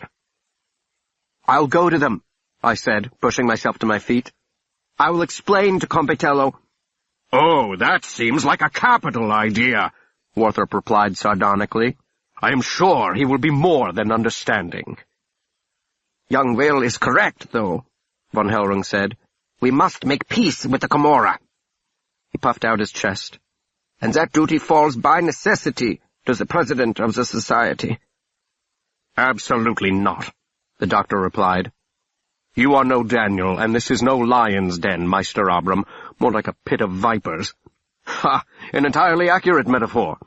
I agree we need an emissary, someone to represent the society, but not one so vital to it or in any way connected to this affair. Someone, to be perfectly frank, whom we can afford to lose, should our apology be rejected. The bell rang. Warthrop dropped his hand into his coat pocket. My hand closed around the handle of the switchblade in mine, and I took a step toward von Hellrung. The old man's butler appeared. Sir, Dr. Walker is here. Well, said Warthrop. Well. Chapter 3. Our return to the Plaza Hotel was marked by silence. The atmosphere in the cab was positively arctic. Warthrop stared at the landscape, and I at nothing. We both seethed. I was not convinced that I had failed to save his life once again. He was equally convinced that what I had done would ultimately cost him that, and worse, his precious reputation. Time was running out. The grand presentation of the crowning jewel of his career was nearly upon him, and the possibility of professional failure was more appalling to him than death. In part, I understood. Heaven and hell, he often said, he left to the theologians and those pious hypocrites who dropped $1 and a prayer in the basket every Sunday like wily gamblers hedging a bet. Warthrop was neither a gambler nor a hypocrite. The only judgment he feared was the eternal damnation of a life unrecognized and forgotten. A tall, broad-shouldered man was waiting for us in the lobby. Warthrop stiffened at the sight of him. Mr. Falk, he said tightly, I don't recall requesting the pleasure of your company. Came to tell Mr. Henry something, Mr. Falk replied. But now it doesn't matter, seeing that you're back safe and sound. I am neither. And I remembered his wound. I hadn't noticed him walking with a limp, but that would not be unusual. The monstrumologist took grim pleasure in hiding his pain. I think it would be a good idea if Mr. Falk remained in the lobby until we hear back from Dr. Walker, I suggested. The doctor started to say something, then nodded curtly. Would that be a difficulty, Mr. Falk? Slipping him a 20. No difficulty at all, Dr. Warthrop. murmured the faithful Mr. Falk. "Down here? Might be better to wait with you in the room." No, not necessary." There seemed to be something about the big man that unnerved Warthrop. Not me. I quite enjoyed his company. Mr. Falk shrugged. "That's fine. I'll ring your room if anyone comes making inquiries." He turned to me. "More blue than red, Mr. Henry?" "Completely," I answered. "No red at all." In the elevator, my master leaned against the wall and closed his eyes. "As I recall, there was quite a bit of red, Mr. Henry." Mr. Falk was referring to a conversation we had regarding the nature of love. One eye came open. "You were discussing love with Mr. Falk. How extraordinary." "He's a very wise man." Well, that very wise man is wanted in 3 states for the crime of first-degree murder." "And he walks a free man. That proves he's wise." He snorted. "That isn't wisdom. That's luck." "Of the two, I'd much rather have the latter." Once in our rooms, he proceeded to barricade us in, pushing the large dresser against the door, checking the locks on our windows 8 stories above the street, then drawing the heavy curtains. He fell upon the sofa, gasping for air. "I should check the dressing," I said, indicating his outstretched leg. "You should count yourself lucky I don't throw you out on the street." "There is still one thing I don't understand." "Just one?" "Why such a small ransom? You must not have told Compitello the true value of the prize." "Why would I tell a criminal overlord that?" "Well, what did you tell him?"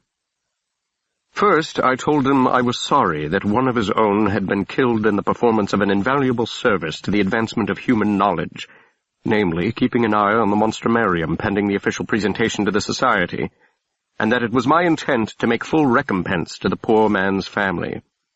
Then I told him who was responsible." "But that's something we don't know, and why I thought you went to him in the first place."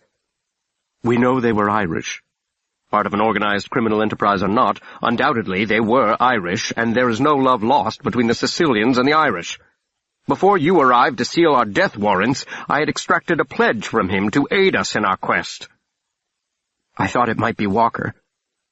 "You thought what might be Walker?" "The one behind it all. The only thing he is more ravenous about than money is destroying you." He shook his head, waved his hand, rolled his eyes.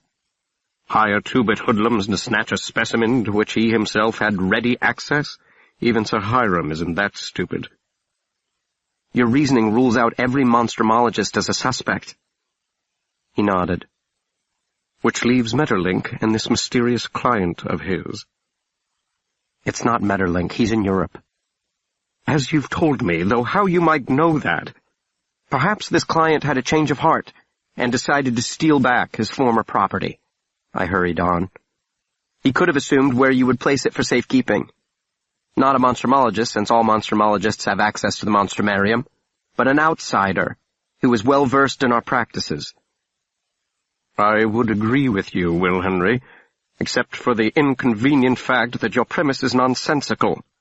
You and his agent agree upon a price, the transaction is consummated, and then he steals something he easily could have kept? As Metterlink himself said, there are men who would pay a king's ransom for the prize, yet he did not offer it to them when he had the chance. In other words, why all the bother? The only hypothesis that fits the facts is the broker was cheated in some way, that you stole it rather than purchased it, and the offended party has taken back what is rightfully his." His accusation hung in the air. I had no doubt he took my silence as a confession. For he went on, "You have been with me for nearly 6 years.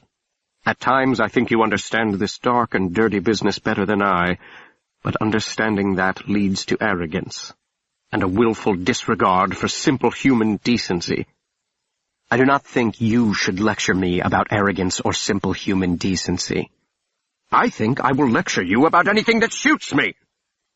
He slammed his open palm upon the cushions. I don't know why I waste my time with you. The more I try to teach you, the more you take from me the wrong lessons. Really? What lessons would those be? What exactly are you trying to teach me, Dr. Warthrop? You're angry with me for killing those men? No, I am angry with you for costing me my reputation, and for jeopardizing the most spectacular find in biology in 2 generations. You should be angry with yourself, and with Dr. von Hellrung for lying to me. I have lied. He threw back his head and laughed. By omission, yes. If you had told me who that man was in the Monstrumarium, had shared with me your arrangement with the Camorra that resulted in his death, why would anyone share that with you? Because I am... I stuttered to a stop, face burning, hands clenched at my sides. Yes? Tell me, he said softly. What are you? I wet my lips. My mouth was bone dry. What was I? Misinformed, I said finally. He seemed to think it was a wondrous witticism. He was still laughing when the telephone rang. I made a move to answer it, and he waved me away. His chuckles died abruptly as he listened to the party on the other end of the line. Yes, please, have him bring it up at once, he said, and hung up. Help me move this dresser, Will. We have a delivery. A moment later there was a soft rap upon the door. Warthrop, leaving nothing to chance, drew out his revolver and shouted, Who is it? Falk. He threw back the bolt and opened the door. Mr. Falk stepped inside holding a hat-sized box. The doctor motioned for him to set it on the table by the windows and locked the door. Who? Warthrop demanded, dropping the gun back into his pocket and examining the box without touching it. His agitation was palpable. Didn't give his name, but he's an old friend from earlier this evening, Mr. Falk answered. Short, swarthy, ill-smelling. Compitello's courier, I said. Warthrop waved his hand at me without turning. A present for the goodly Dr. Warthrop was the message, Mr. Falk said. Stand back, against the far wall, please, the monstrumologist instructed us. I suspect I know what this present is, but one cannot be too careful. That's my motto, Doctor, Mr. Falk replied. He edged toward the other side of the room and urged me to follow. Warthrop rubbed his hands together vigorously, then cupped them to his mouth and blew hard. He placed his index finger on the edge of the lid and gingerly exerted upward pressure. Mr. Falk and I held our breaths, our bodies tense. The lid fell back, and then the monstrumologist fell too, bringing up his hands to hide his face, his voice rising in an unearthly cry of anguish, the same cry I had heard years before from the summit of a manure block, where he had found the faceless corpse of his beloved among the stinking refuse. He spun round, colliding with the coffee table, lost his balance or perhaps his will to remain upright, and fell to his knees with a keening wail. Mr. Falk and I rushed forward, he to Warthrop, and I to the box.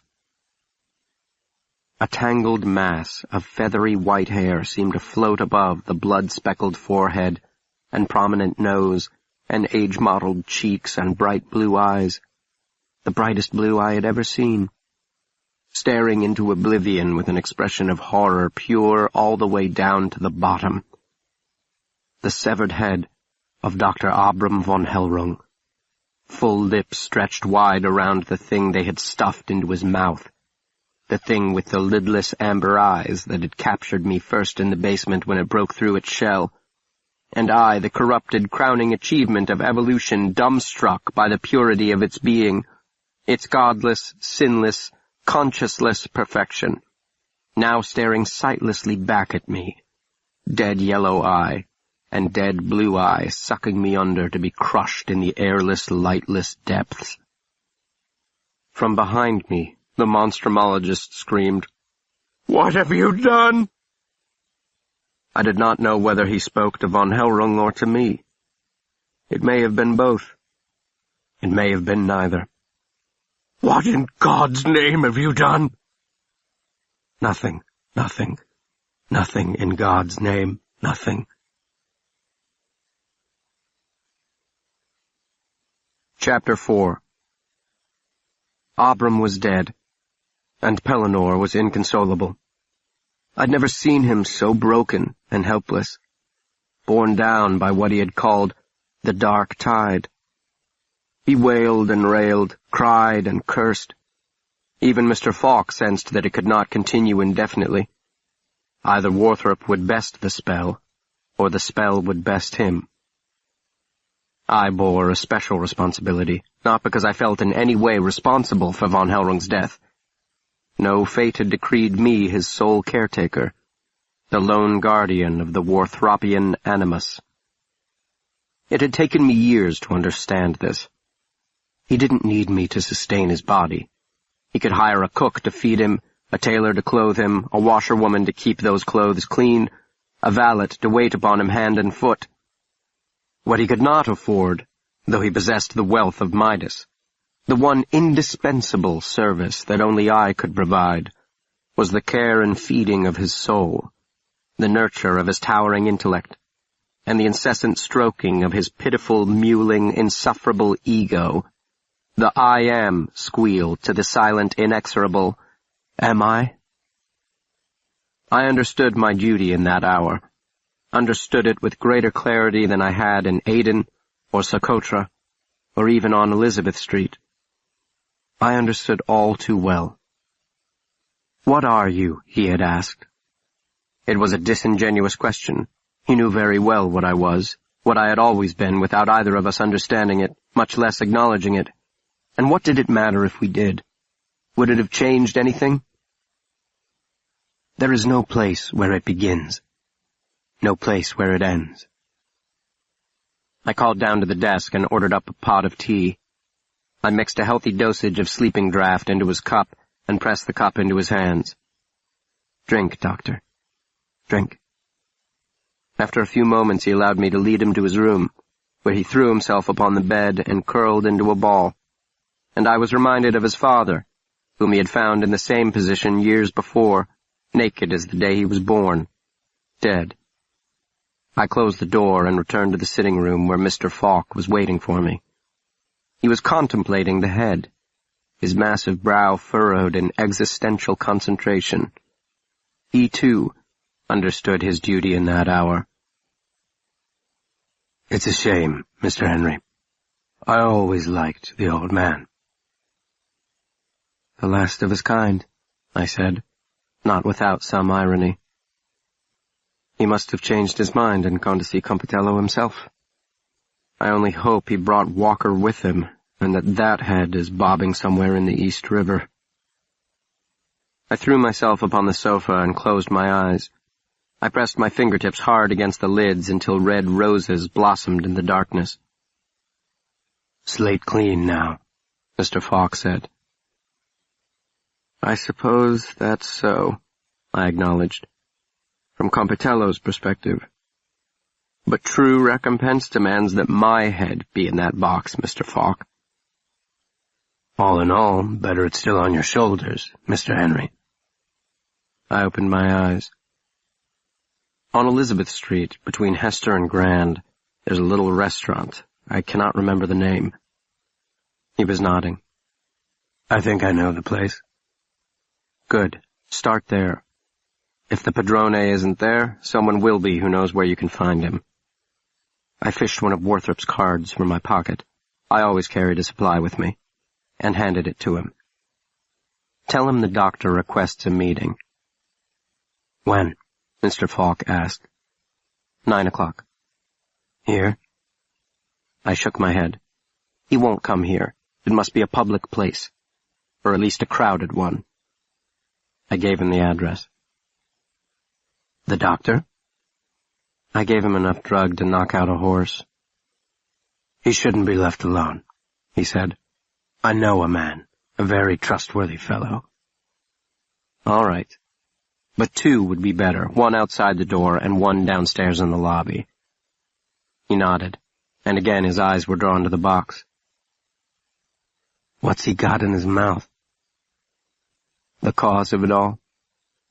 I don't know what brings Warthrop more torment, the death of his best friend, the death of that thing, or the death of something not quite so corporeal.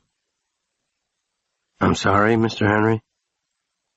It wasn't Yorick who gave the Dane such distress, now was it? You lost me there, Mr. Henry. Yorick? Dane? I waved my hand. It's a very old story. Out of date. He left on his errand, and after a few minutes to tidy up, I left on mine. I left the box sitting on the table. Von Hellrung's bright eyes followed me all the way to the door. The day had turned very cold, though the sky was clear, and there is no burden, there is no weight upon your shoulders. I arrived at Riverside Drive feeling as if I had stepped into a dream, or perhaps out of one. My mind was as clear as the sky. The butler informed me that Lily and her mother were away shopping, but I was free to wait for them in the parlor, which I did with the patience of Job, sipping a gin and bitters and watching the sunlight slip across the floor, listening to the mournful droom-droom of the tugboats and the occasional sputter of a motor car chugging past. The butler sent in a plate of cucumber sandwiches, which were very good, but I desired something of more substance.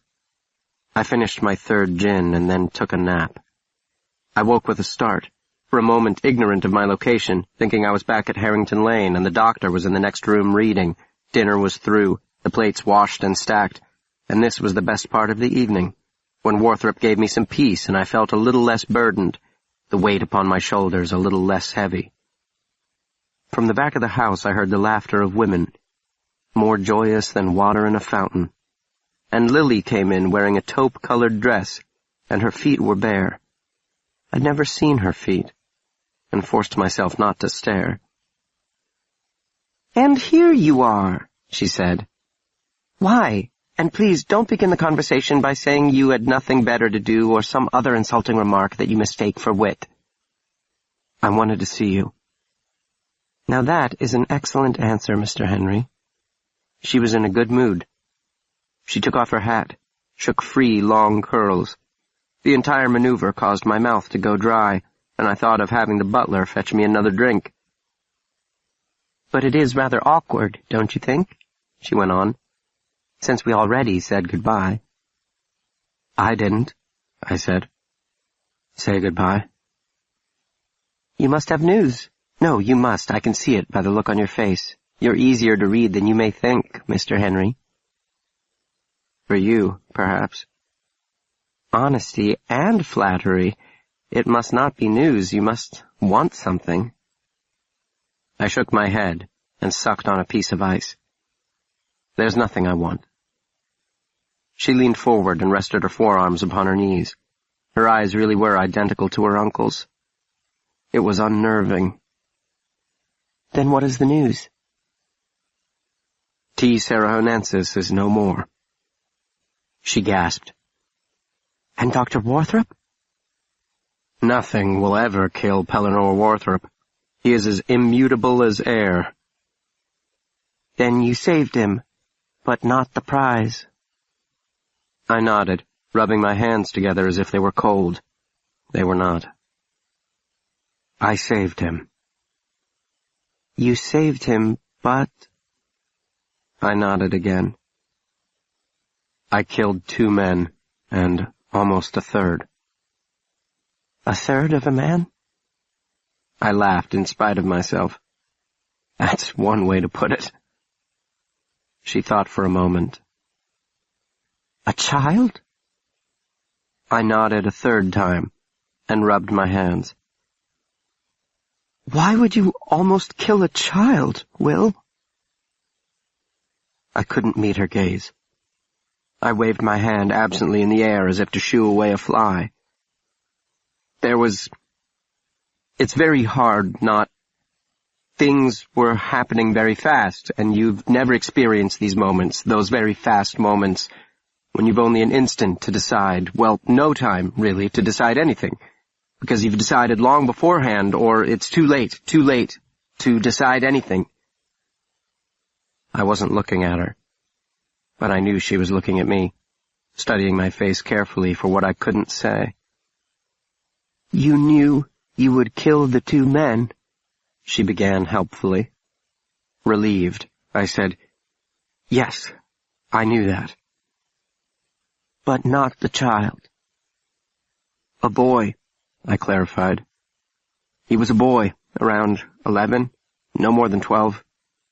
He might have been small for his age, in his weathered old cap, and thin, like he hadn't had a decent meal in weeks." She raised her voice suddenly, and I started in my chair. "Mother? Come in, Mother, I know you're there." And she was. Mrs. Bates appeared in the doorway and said with a small, chagrined smile, "Oh, I thought I heard Will Henry. How are you, Will? Would you like something to eat?" Lily smiled at me and said, "Would you like to go to my room? Privacy is such a precious commodity in the city." And then she turned her smile upon her mother. Once upstairs, she closed the door and threw herself across the bed, rested her chin in her hands, and pointed toward the Queen Anne chair situated by the window. "She spies on me all the time," she confided. "Is that why you went abroad to study?" "One of the reasons." A small fire had been built to chase away the afternoon chill. It popped and crackled. The flames leapt and licked. My mouth was dry again. I should have brought my glass of ice. "So there was a skinny little boy that you almost killed. Did you stop yourself, or did you merely wound him?" "Neither. Warthrop stopped me." "Did he? Well, there may be some hope for him after all." I couldn't be sure, but it sounded like she put a slight emphasis on the word him. I decided not to dwell on it. "I thought you might like to know." "About the boy, or the fact that you killed 2 people, or that Warthrop is alive?" "All of those things." "And you are alive?" "Yes, of course, that would go without saying." "And the creature was lost during the rescue?" "Afterward." "But how could that be, Will?" She was swinging her legs back and forth, bare ankles crossed. "I thought the Irish had T. Sarajonensis." "Apparently the Italians succeeded in wresting it from them." "Part of their favor to Warthrop. And then they killed it because you killed 2 of them." "Yes." "They must not have understood its value." My face was hot. I was sure it was the fire. "I'm not sure they find much value in life, period." "Warthrop must be crushed." "Yes, that would be accurate." "And very angry with you." "That is a mild description." "He'll get over it. He always does, doesn't he?" "He tries." "You should point out to him that you saved his life." "He doesn't look at it that way." "Well, he wouldn't. He's an ass.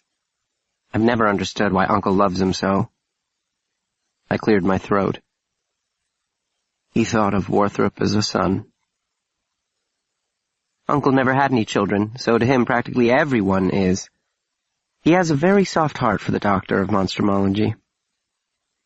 The last of his kind. "What does that mean?" "Nothing, only it always surprises me, your uncle's kindness, his gentleness. What he was didn't fit what he did." "You're speaking of him in the past tense." "Am I? I didn't mean to."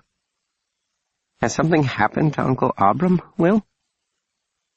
I looked into the untainted blue, clear all the way down, and said, "I don't know what you're talking about." She nodded. "I thought so." "What? What did you think?" "That he's too kind and gentle and much too trusting of people." She wrinkled her nose. "He would have made an excellent deacon or professor or poet, or even a scientist practicing in any field but aberrant biology. I suppose that's why your master loves him so much in return. He sees in Uncle the possibility that you don't have to become a monster to hunt them." "Well," I said with a small laugh, "you don't have to hunt them to become that." She cocked her head at me, a smile playing on her lips. I saw Samuel today. Who?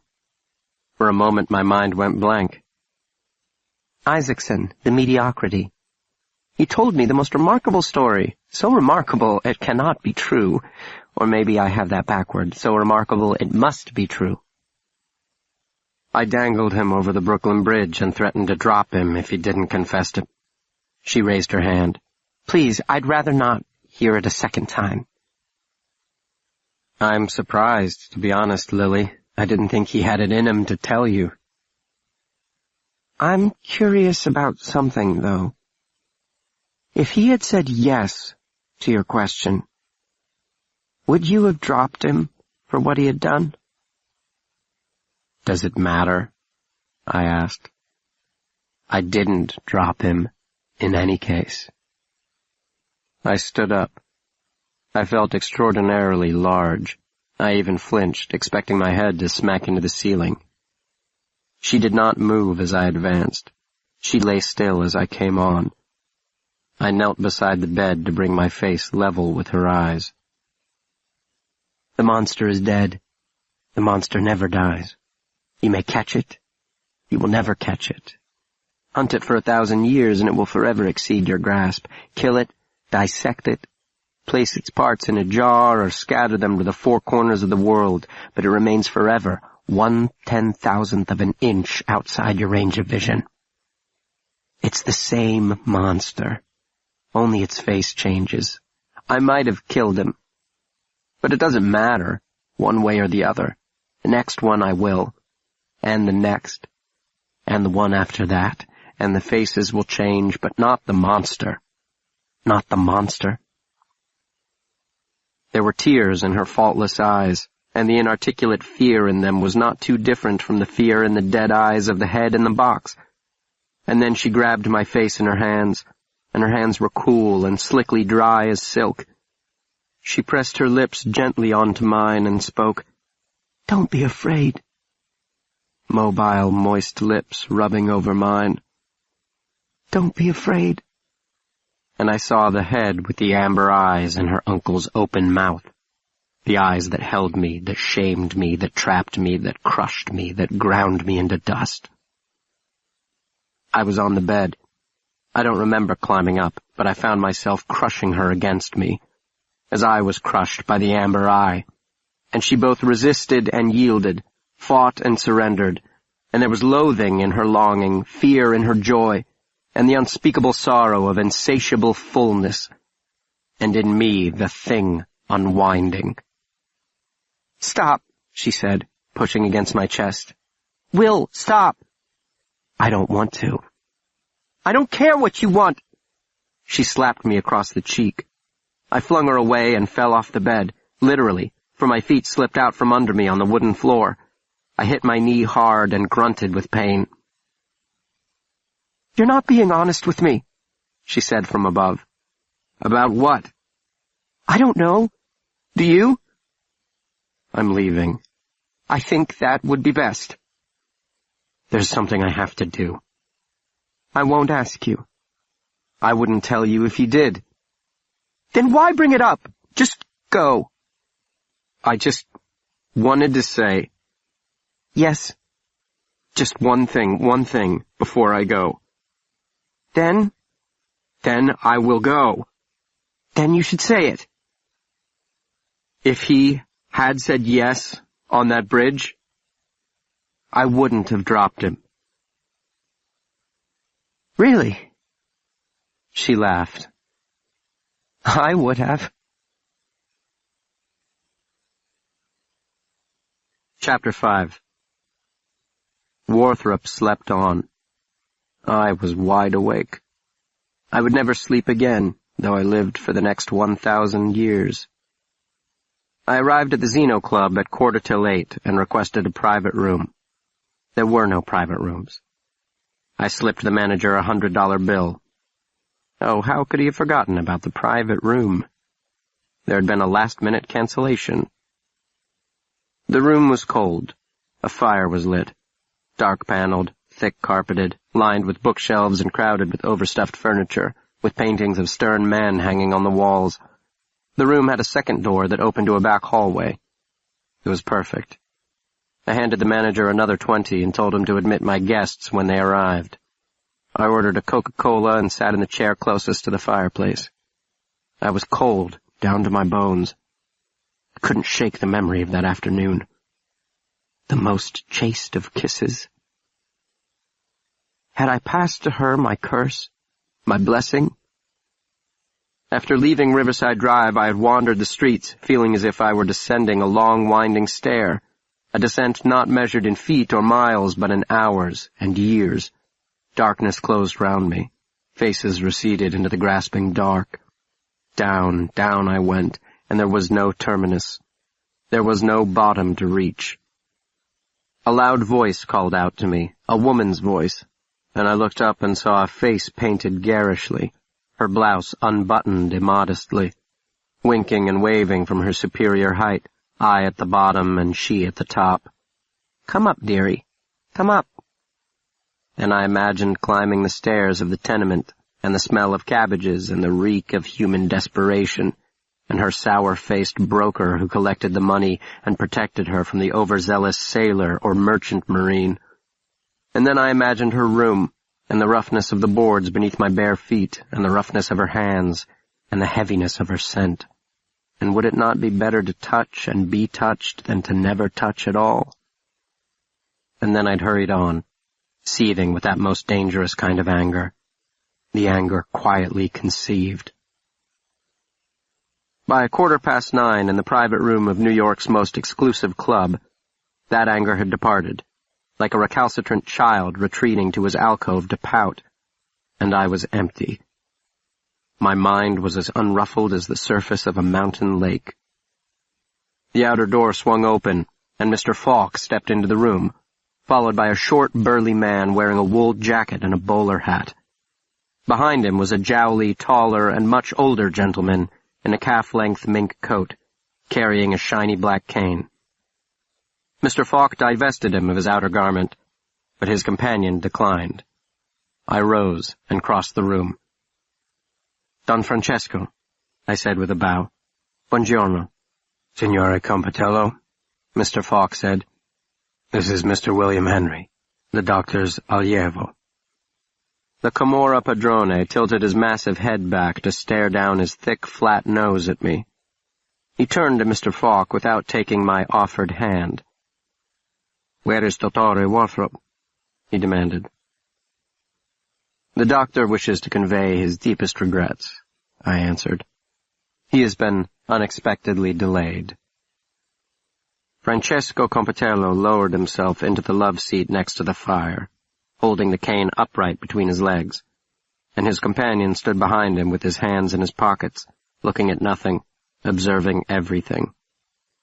I returned to the chair across from Compitello. Mr. Falk remained by the door, hands empty and loose by his sides. "I come here because I am a peaceful man," Compitello said. His English was heavily accented but flawless. "It is why I left my country. Wars, vendettas, blood feuds, oppression. I did not flee, I was driven out.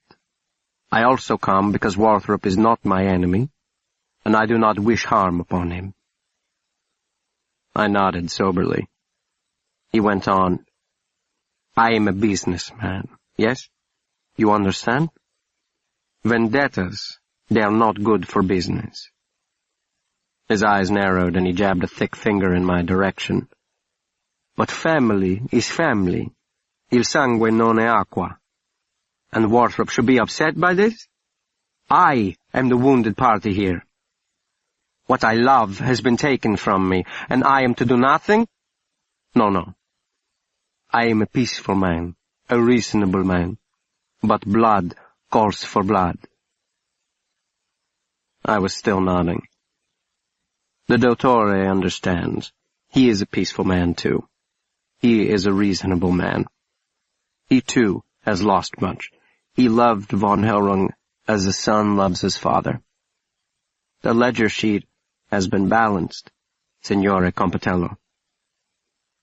That is why I have come, to hear this from his lips. He does not ask often, but when he does, he asks much. I give. I repay the debt I owe him for bringing me and my friends to this great country. And how do I repay? In blood. But does he make recompense for my loss? No. He asks me to make good on his. I need the mostro that was taken. You must deliver it unto me. And you have, I said, although I'm sure he mentioned he preferred that you deliver it alive. It was the last of its kind. His black eyes narrowed. He drummed his thick fingers upon the golden head of his cane. My promises were kept, he said darkly. That is more than I can say for him.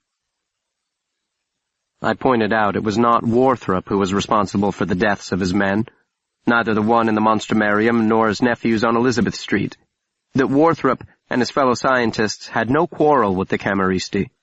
A truce was desired and entirely warranted. In truth, monstrumology needed men like Compitello, reasonable, discreet, undeterred by the niceties of the law. That the first death had been without our knowledge and outside our control, and the two that followed had been a terrible misunderstanding, that we would mourn for von Hellrung but accept the cost of our misunderstanding, that our sole and most fervent desire was for peace. He listened closely, stone-faced, drumming his fingers. When I finished, he turned to Mr. Falk and said, Who is this boy, and why is he talking like this to me? Where is Dottore Warthrop? I am a busy man. I stood up. I apologized. We won't keep you any longer, Don Francesco. I shot him in the face. His bodyguard fumbled in his jacket pocket, and I shot him. He swayed, staggered backward. The bullet had punched him in the chest, but he was a heavy man with a low center of gravity, and I must have missed his heart. I stepped forward and fired again, aiming higher this time. His body hit the floor with a muffled thump, for the carpet was very thick. Mr. Falk was beside me. He grasped my wrist and forced my arm down. He eased the doctor's revolver from my paralyzed fingers. Have to be quick, he murmured. I nodded, but didn't move. I watched him dig the gun from the man's jacket. Standing by the body, he pointed it at my chair and fired twice. Then he took the dead man's hand and wrapped it around the weapon. Go on now, Mr. Henry, he urged, jerking his head toward the door leading to the back hallway. The knob of the other door jiggled. A frantic pounding commenced. I crossed the room upon feet made of lead. Mr. Falk was standing where I had stood, between the chair and the love seat, holding the revolver. When they take you in for questioning, I began. He smiled tightly. They might. Don't think they will, though. Man has a right to defend himself. That is the issue, I said. The only one that mattered. Yes, the only one. I left. Canto 2, Chapter 1. The room was dark as pitch. I stepped over the Stygian threshold and closed the door. Blind, I knew he was there. I could feel his presence. You might have knocked, the doctor said from the chair by the windows. His voice, strained from his fit, floated thinly toward me, hung like a fine mist, ethereal in the dark. I did not wish to wake you, I said, standing very still just inside the room. I might have taken you for an intruder, shot you, though shooting you might have proved difficult since my revolver has gone missing. He turned on the light. What are you doing? He asked. Why are you standing there like that? There is no particular reason. I approached him. He regarded me with hooded eyes. I had the oddest dream, he said. I found myself descending a narrow stair. There was no rail, and the steps were slick, covered in slime. I couldn't see the bottom, and I did not know my destination, though it was imperative that I reach the bottom.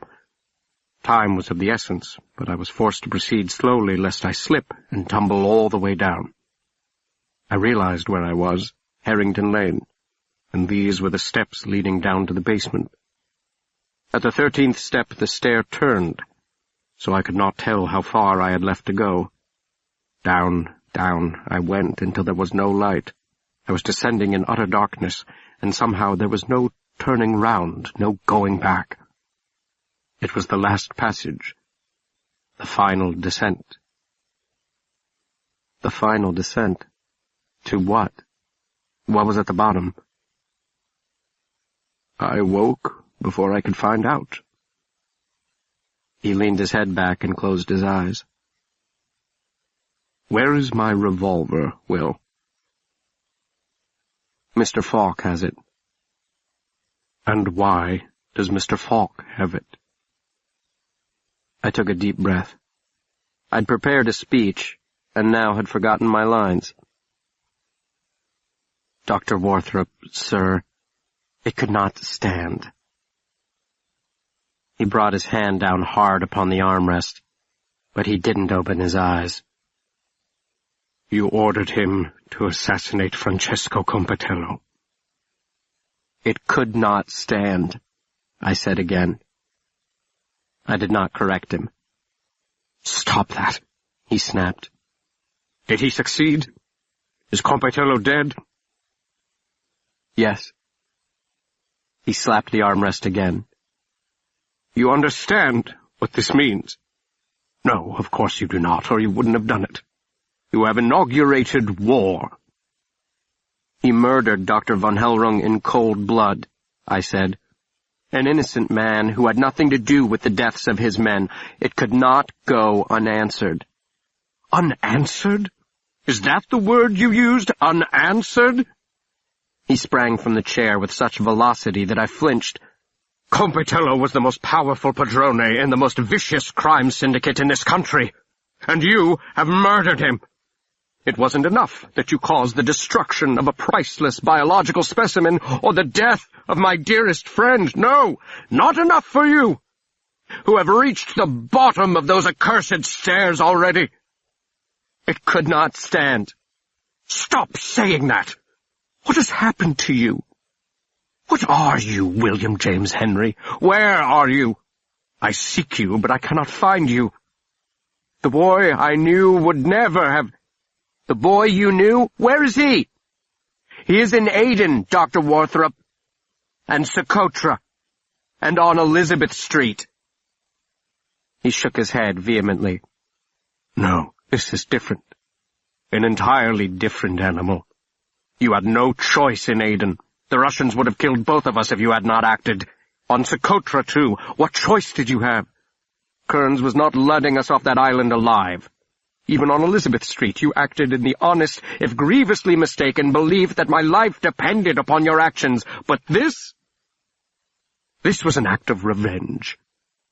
Rash, vindictive, heartless, monstrous. You're wrong, I shouted. There's no difference. In me or what I did or what I will do. I am the same. Nothing's changed. You're the heartless one. You are the monstrous one. I never asked to be this. I had no choice or say in it. He grew very still. You never asked to be what? What you have made me. He cocked his head at me, pinning me down with that eerie, backlit stare, the same stare with which he regarded a specimen flayed open upon his laboratory table.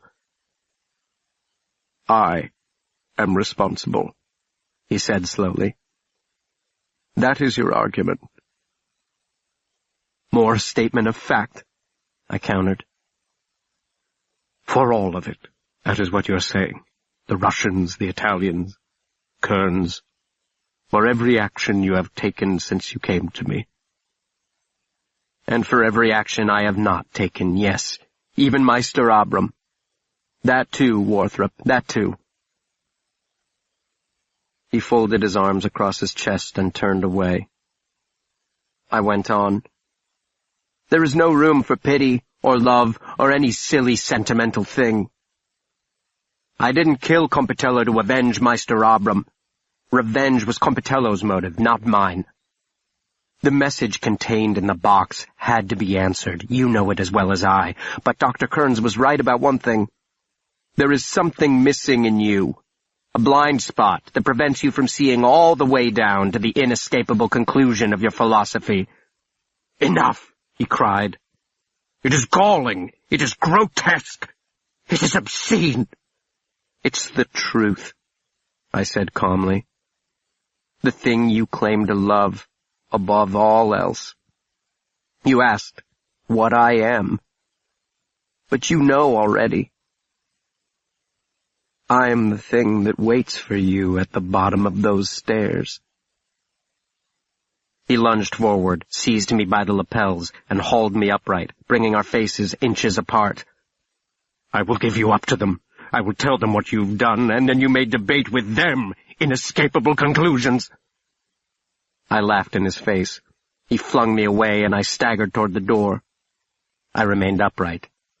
I did not fall. "I have made a terrible mistake," he said. "I never should have taken you in. And in that one respect you are right. I am a hypocrite.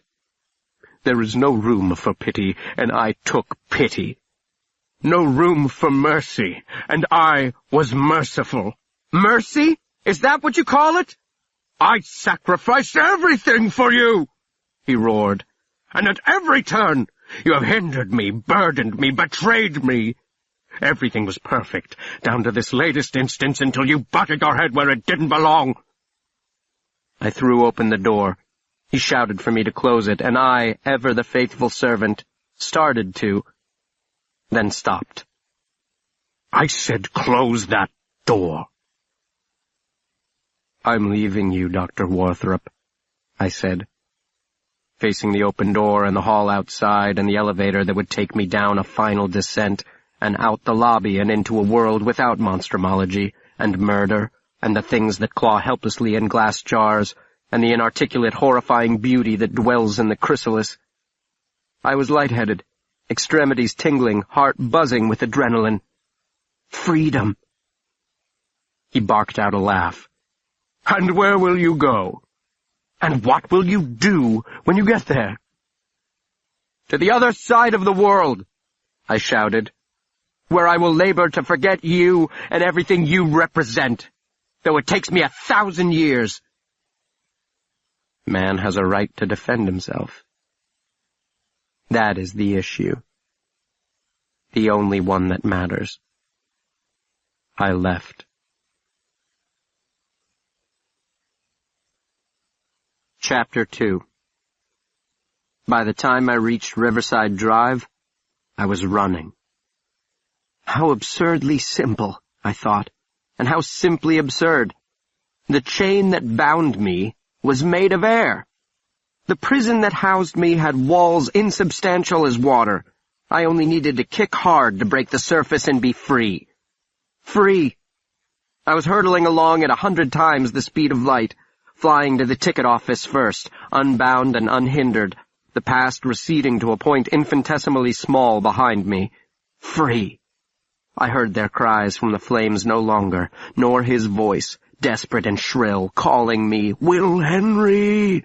And to hell with those who dance in flames, and to things that swim in jars, and the prison of the amber eye, the cruel mockery of monstrous things, the godlessness of nature perfected, and to him, to hell with him, too. The little boy in the tattered hat, who, having lost God, made God of the one who found him. To hell with all of it, and all of him, and all the blood that's serving him extracted. Blood, blood, blood, rivers of blood, drenching, soaking, suffocating blood. Kick, kick, kick hard, and you will break the surface and breathe again. Breathe. "Where is she?" I demanded, breathless at the door. "Miss Lily? She's lying down and wishes not to—" I shoved my way inside and raced up the stairs 2 at a time, ascending finally, rising at last to burst into her room, hitting my foot hard against the side of the open steamer trunk and toppling forward to arrive flat on my face, sprawled out upon the floor. I heard the door close, then her voice. "Don't you have the nerve—" I rolled onto my back and pulled the paper from my jacket pocket. "I do, and better. I've got this." "What have you got?" I sat up, waving the slip. "My ticket on tomorrow's passage. I'm sailing with you, Miss Bates. To England." She frowned. "I do not think that you are." "Well, I most definitely am." I leapt up, laughing. "Steerage, though. I'm no child of Riverside Drive, after all." She crossed her arms and frowned at me. "I don't understand." "I'm free, Lily. Done with it, and done with him."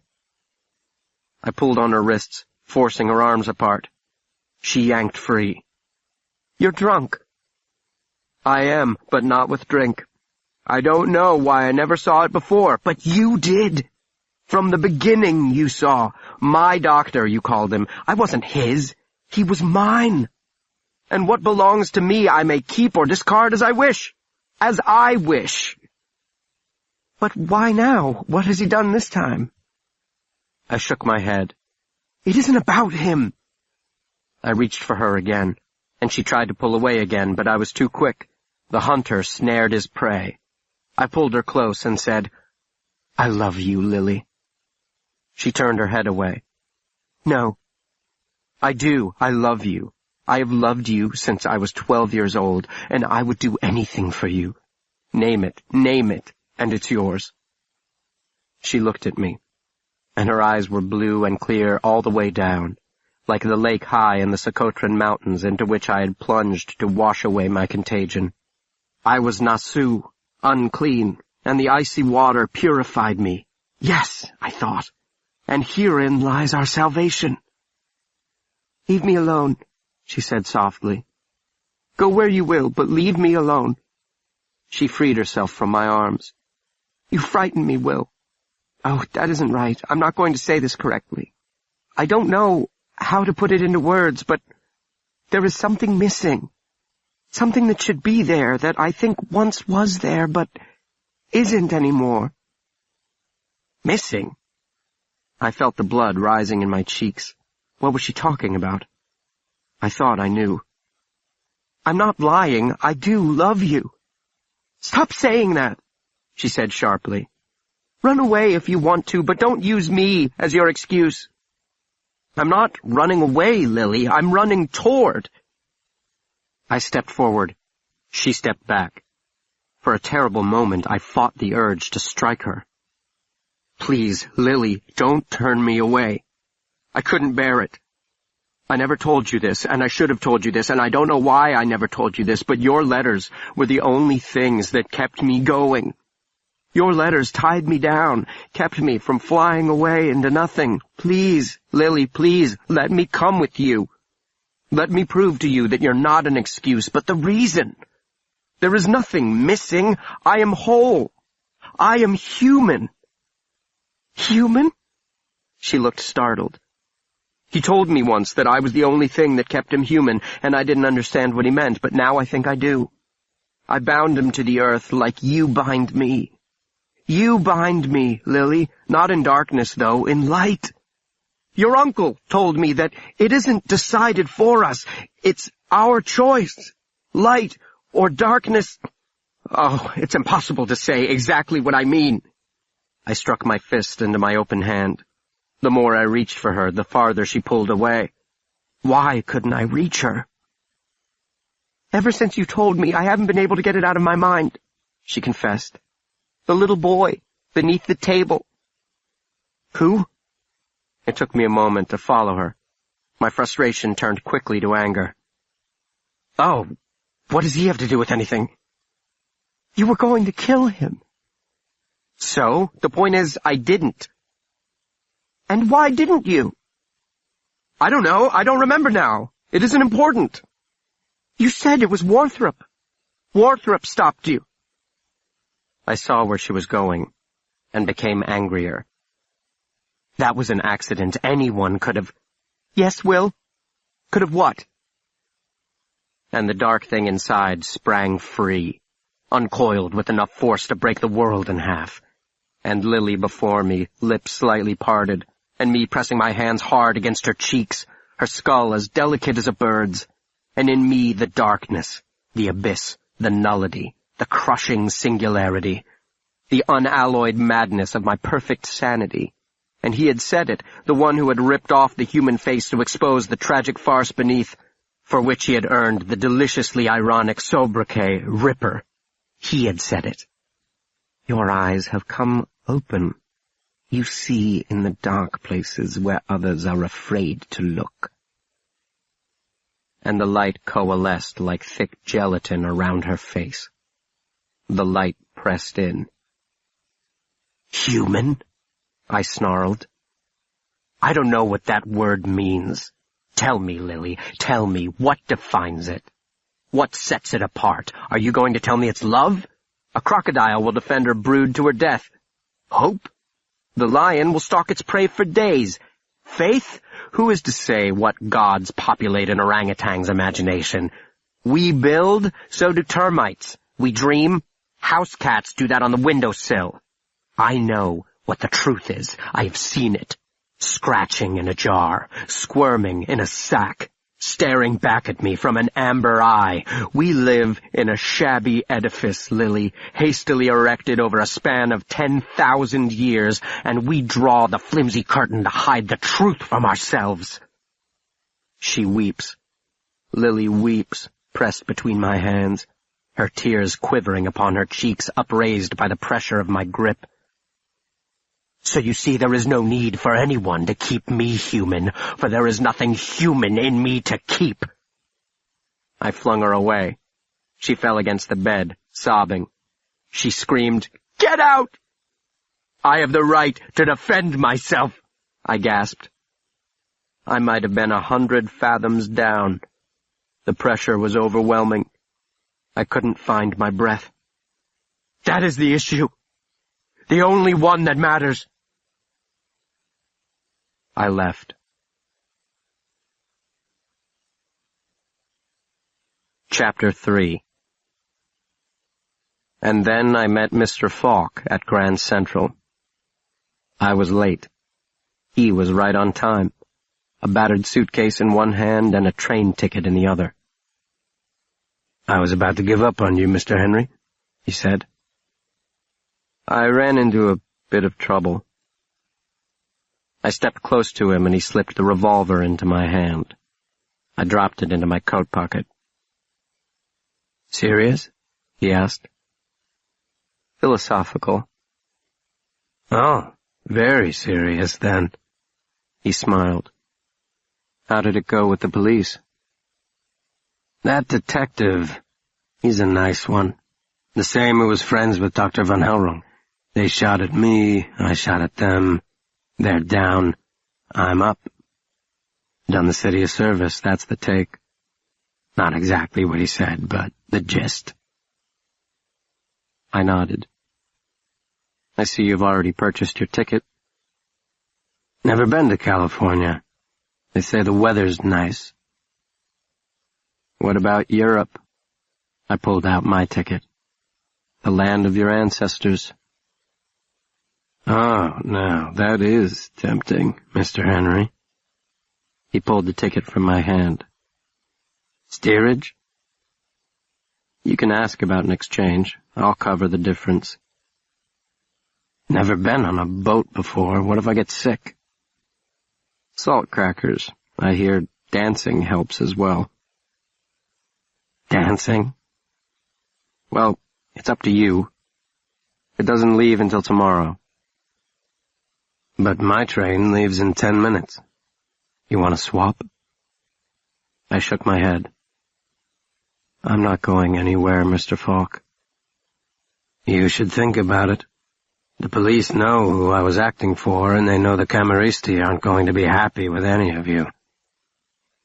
I have faced much worse than the Camorra, Mr. Falk. He shrugged. Can't say the same for them, can we, Mr. Henry? We stood for a moment, smiling at each other. That girl, he said. You should take her with you.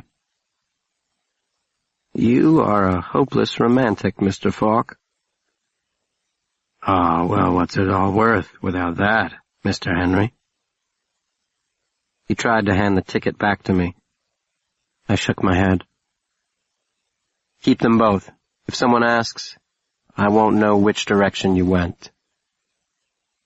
He stuffed the tickets into his pocket, picked up his battered suitcase, and melted into the crowd. I left. Chapter 4. I had told him the truth.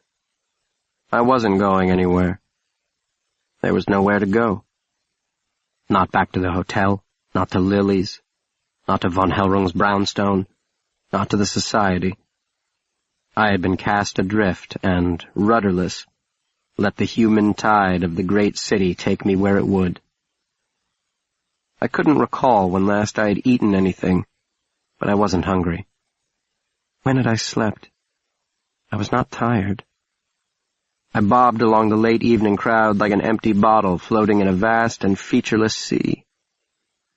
Everything was perfect, down to this latest instance, until you butted your head where it didn't belong. Yes, Dr. Warthrop, and that raises the question as to where my head might belong. I had a vague notion to return to the narrow street where the woman had called down to me. Perhaps if I lay with her, I wouldn't feel so rudderless and empty. Even the most chaste of kisses. And the Sibyl answered, I would die. The light changed from yellow to crimson, and a dragon soared above paper lanterns of red and gold.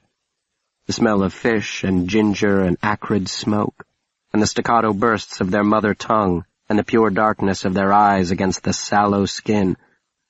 I had wandered into Chinatown. The street was too crowded. I turned off at the first intersection I reached and left the garish light behind. A woman stepped out of a doorway. You come, yes? Come. She urged me into the doorway. Two young girls sat upon a wooden bench in the little vestibule. The girls were both American, like the woman, though they were wearing red cheongsams embroidered with dragons. They stood up and came to me, each taking an arm. They were beautiful. I allowed them to lead me through a curtain into a dimly lit room heavy with smoke. My eyes watered. My stomach turned. I rolled upon a smoky, nauseating sea. What is this place? I asked the girl clinging to my right arm. I couldn't see any walls. The room seemed to stretch to infinity. I could make out vague human-like forms inclined on mattresses and cots, or blanket-covered benches, dozens of them, some lying in pairs, but most alone, lolling like lotus-eaters, eyes roaming beneath fluttering lids. My thoughts would not hold. I felt them dissipate, half-formed into the murky air. The girls eased me down onto an empty mattress. It crackled beneath us, filled with straw. Opium, I said to the girl sitting on my left. Isn't it? She smiled at me. Her face was delicate, her eyes large and dark. She was the most beautiful girl I had ever seen. Her companion, sister, they looked very much alike, removed a long, thin pipe from a nook in the wall and prepared the bowl. Would you like to try? The girl asked. Her sister was warming the bowl over an open flame. I watched her for a moment and said, What I would really like is something indescribably euphoric. Orgasmic, for lack of a better word. You will like it, the girl answered. What's your name? Pellinor, I answered. Her sister pressed the pipe into my hand. The girl cupped my hand in hers and brought the stem to my mouth. Breathe hard and deep, Pellinor, she murmured. As deep as you can, and let it out slowly, very slowly, through your nose. Don't leave me, I said. I inhaled deeply. My stomach heaved in protest, but I held my breath as time stretched to the point of snapping, like a fishing line pulled too taut, and the girl's face expanded, her dark eyes overwhelming my vision. "It's irrevocable," she said, "like the fruit from Eden's tree." And from my other side, her sister, "Once it's tasted, there's no going back. More begets desire for more, and more, and more." "What would you?" the first sister asked. "I would die," I answered. Her face had swollen to the size of the earth. Her pupils were as large as the continents. Her lips parted like tectonic plates splitting apart, revealing a chasm 100 miles across and immeasurably deep. "The most chaste of kisses," she said, and her breath was sweet, like the exhalations of spring. "Lily," I said. "Do not be chaste," Lily answered, and I kissed her. I tumbled through her atmosphere, infinitesimally small, and the heat of my entry scorched the skin from my bones and the bones from my marrow, until I was no larger than a grain of sand, white-hot and falling. My corruption burned away in her unsullied ether. "I would die, Lily. I would die." "Die, then, in me."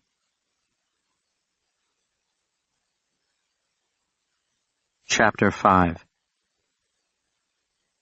I am uncontained. There is no place where I am not. I am a circle, and a circle is perfect. I am the primordial egg at the moment the chrysalis breaks. I am the amber eye looking at you, and I am you looking back at me. I am das Ungeheuer. Turn around. I am salvation. I am contagion. I am perfection. Like the beast at skin, I have sloughed off the human coil. There is no limit to me, and so there is no you. This is the secret I keep. I am das Ungeheuer. Turn around. The world boils. The angry red sun fills half the sky. Blood-colored light crashes into the cracked earth, the dead earth, the desert earth, the greenless, scorched, broken earth. No living thing, but I remain, unbroken, purified darkness. I am the darkness, and I am perfect. "What would you? Would you die?" Turn around. I am there, 1/10,000th of an inch outside your range of vision. I am always there. I am the faceless thing you cannot name, the nameless thing you cannot face. I am your abhorrent desire, the arms that embrace you, the womb you flee. Do you begin to see? Do you start to understand? I will strip your skin with my teeth. I will drain your blood by pinpricks. I will grind your bones to dust with a pebble. I will pluck you apart one atom at a time. Why do you pretend? You know what I am. Why do you not turn around? The world will end in bloody light on broken ground, but I will go on and on, everlasting chrysalis forever splitting open. Everything is a circle, and a circle is perfect. And these are the secrets. Turn around. Canto 3, Chapter 1. The ocean is dark and still, the sky starless. There is no horizon. A shaft of light violates the void, a sword thrust into the darkness's heart that swivels my way, etching into my eye the afterimage of a colossus bestriding the harbor. 100 feet tall, impregnable as a fortress, older than the foundations of the earth. There is no darkness too deep, no storm too violent, no earthquake, nor floodwater, nor fire that the Colossus cannot endure. It has bestridden the harbor for 10,000 years, and will for 10,000 more. The light draws close. The dark recedes. I feel the ship lolling in the gentle waves, drawn into the light. And leaning over me, the Colossus. Yes, it is Warthrop. Yes, you are back in our rooms at the plaza. Yes, it is late, later than you may imagine. Nearly 3 o'clock in the morning, the devil's hour, if you place faith in such things. This is the 11th day of your impromptu holiday in the land of the Lotophagi. You are dehydrated and very hungry, or you will be once the nausea subsides. Not to worry, I've ordered up a full platter once the kitchen opens. 11 days? I had trouble forming the words. My tongue felt as large as a sausage. Not the longest stretch anyone spent in an opium den. He lowered himself wearily into the chair by the bed. He looked terrible, unshaven, hollow-cheeked, his eyes red from lack of sleep, cupped in charcoal gray. He poured himself a cup of tea that had long since gone cold. "How did you find me?" He shrugged. It was no complicated matter, nothing that a dozen or so monstrumologists and half the New York City Police Department couldn't resolve. He sipped his tea, dark eyes sparkling above the rim of his cup.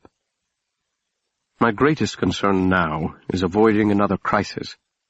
Between the loss of T. Sarahonensis and you, I have used up all the favors owed to me. "I wasn't lost," I said. I beg to differ. In fact, I'm still not certain if you have been found. I don't owe you an explanation. I didn't ask for one. I owe you nothing. He nodded. I was surprised. He said, But I owe you something. An apology. You are quite correct, Will. You did not ask for... He searched for the word. He waved his hand vaguely. This. But here you are, and here I am. Troy is in ashes, and somehow you must find your way home, though I am not certain where I stand in the conceit. Am I the mainmast to which you tie yourself? Or am I the faithful Penelope? I turned my head away. You're not Penelope. He laughed gently. Well, good. I thought you were going to say I was the Cyclops. I think I'm going to be sick. There's a bucket there beside the bed. I closed my eyes. The feeling passed. Your analogy is flawed, I pointed out to him. I have no home to return to. He didn't argue.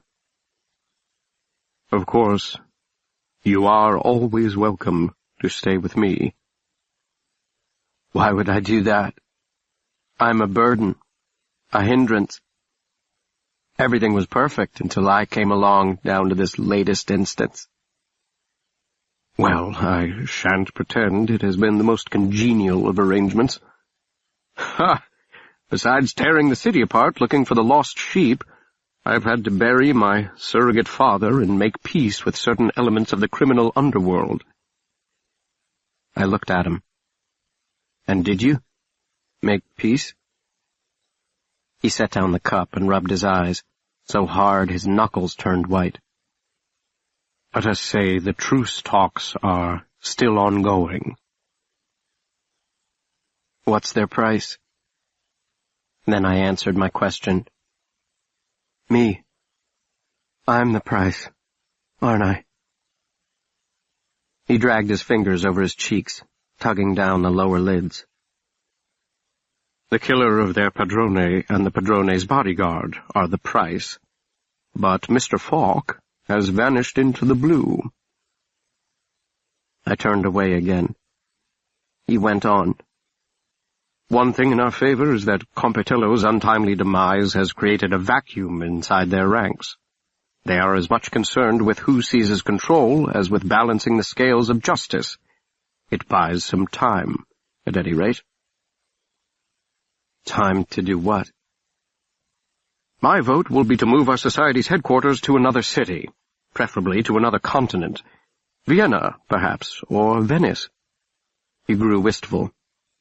"I have always been fond of Venice." "There are no more Camorristi in Italy?" He held up his hands. Did it matter? I said, "Mr. Falk didn't kill Francesco Compitello." "That is something that will never leave this room," he answered. "Too many secrets," I murmured. "What did you say?" I cleared my throat. It felt as if I'd swallowed a hot coal. The flesh was raw. "You should have told me. If you had, his nephews would be alive, and so would he." His face had drained of what little color it had. He studied me for a long moment, motionless, expressionless. "Who would I have confided in?" I asked. I was becoming annoyed. "I have no friends, no family. The grocer or the baker, you know me better. Lily, is that it? You were afraid I would tell Lily. Why would I tell her? She's nothing to me." "I don't know what you're talking about." He forced a smile, the tight-lipped, painful, perfectly Warthropian one. "Opium can be quite pleasant, I understand, but it can also produce hallucinations and paranoid delusions." I watched him pour another cup of cold tea. No one else on earth would notice the slight quiver at the ends of his fingers, but I noticed. "The last of its kind," I said.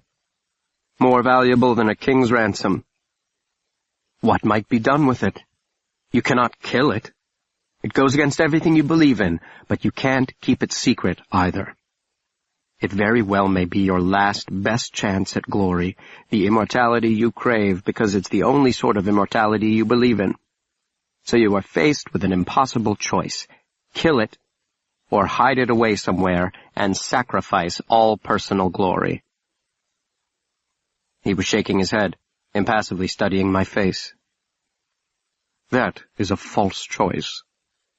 "Exactly. And you found your way out of it. You had to have an accomplice. Well, two. I'm fairly certain you needed Meister Abram on this end to arrange the Italian guards and the Irish thieves. I don't think he was Metterlink's client. I think that was another monstrumologist, probably Acosta Rojas."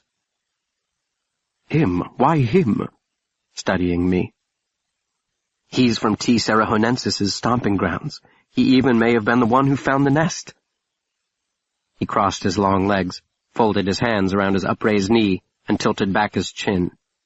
I was reminded of Compitello the moment before I shot him. Right before I shot him, Francesco told me he had kept his promises. That struck me as odd. What promises was he talking about? "The one promised to provide security before the Congress, and the second to help us locate what had been stolen from us." "That's what I would have assumed, too, if a few hours before you had not said everything was perfect down to this latest instance. How could anything in this latest instance be characterized as perfect? Everything went wrong practically from the beginning.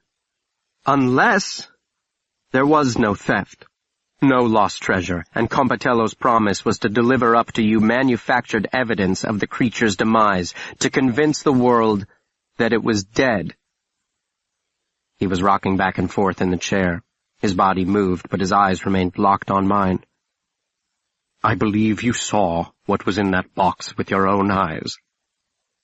I smiled. There's no measurable difference at this stage in its development between T. Serahonensis and a common constrictor. Or so you've told me. That is how you plan to have your cake and eat it too. Who in all of monstrumology would question the word of the first among equals, the great Pellinor Warthrop?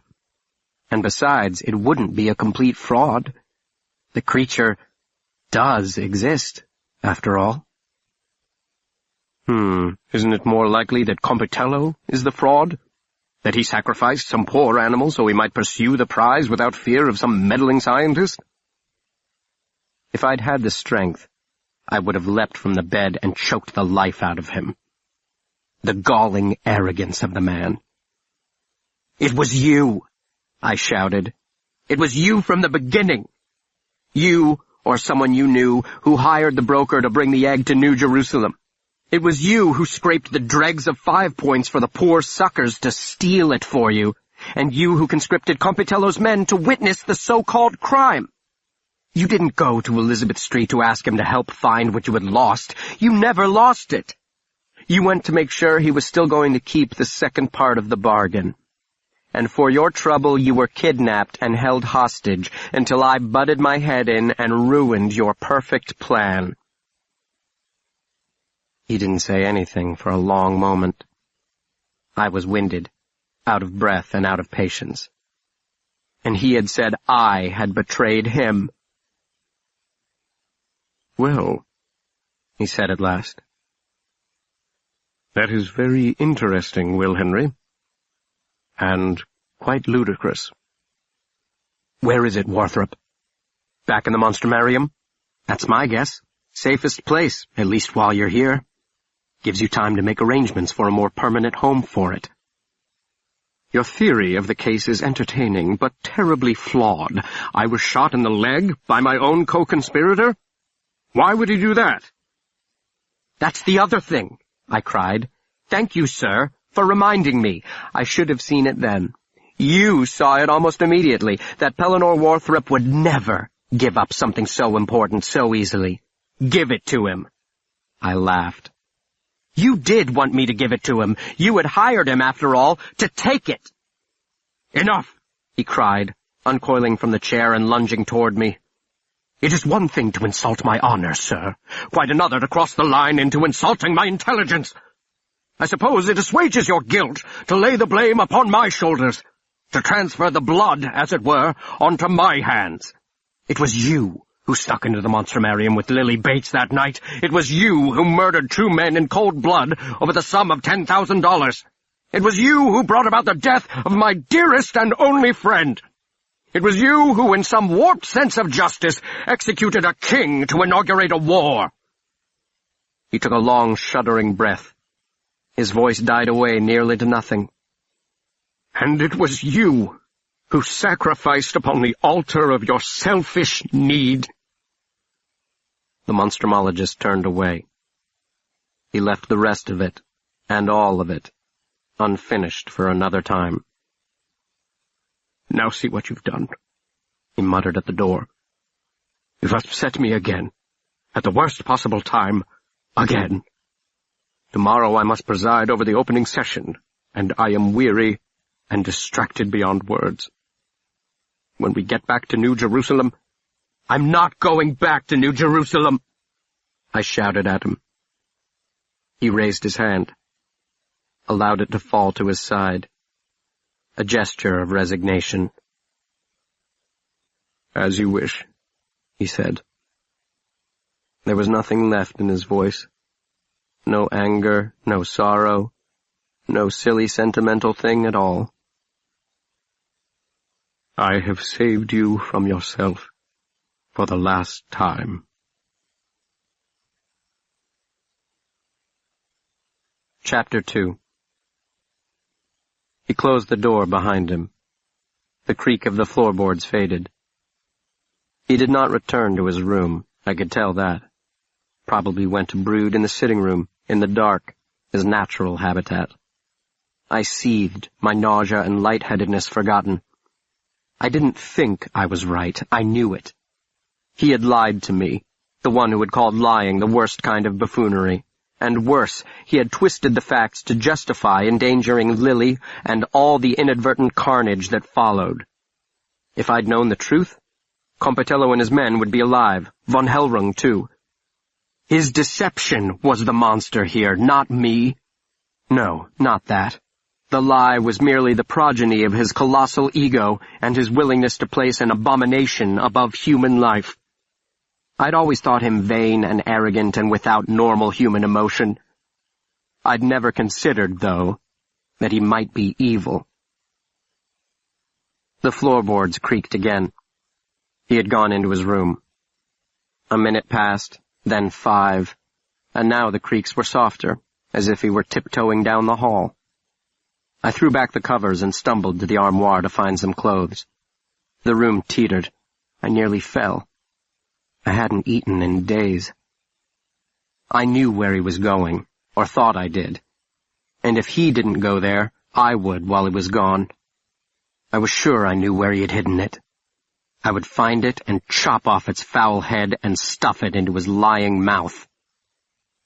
The only thing I couldn't understand was why he wouldn't confess. What did it matter now?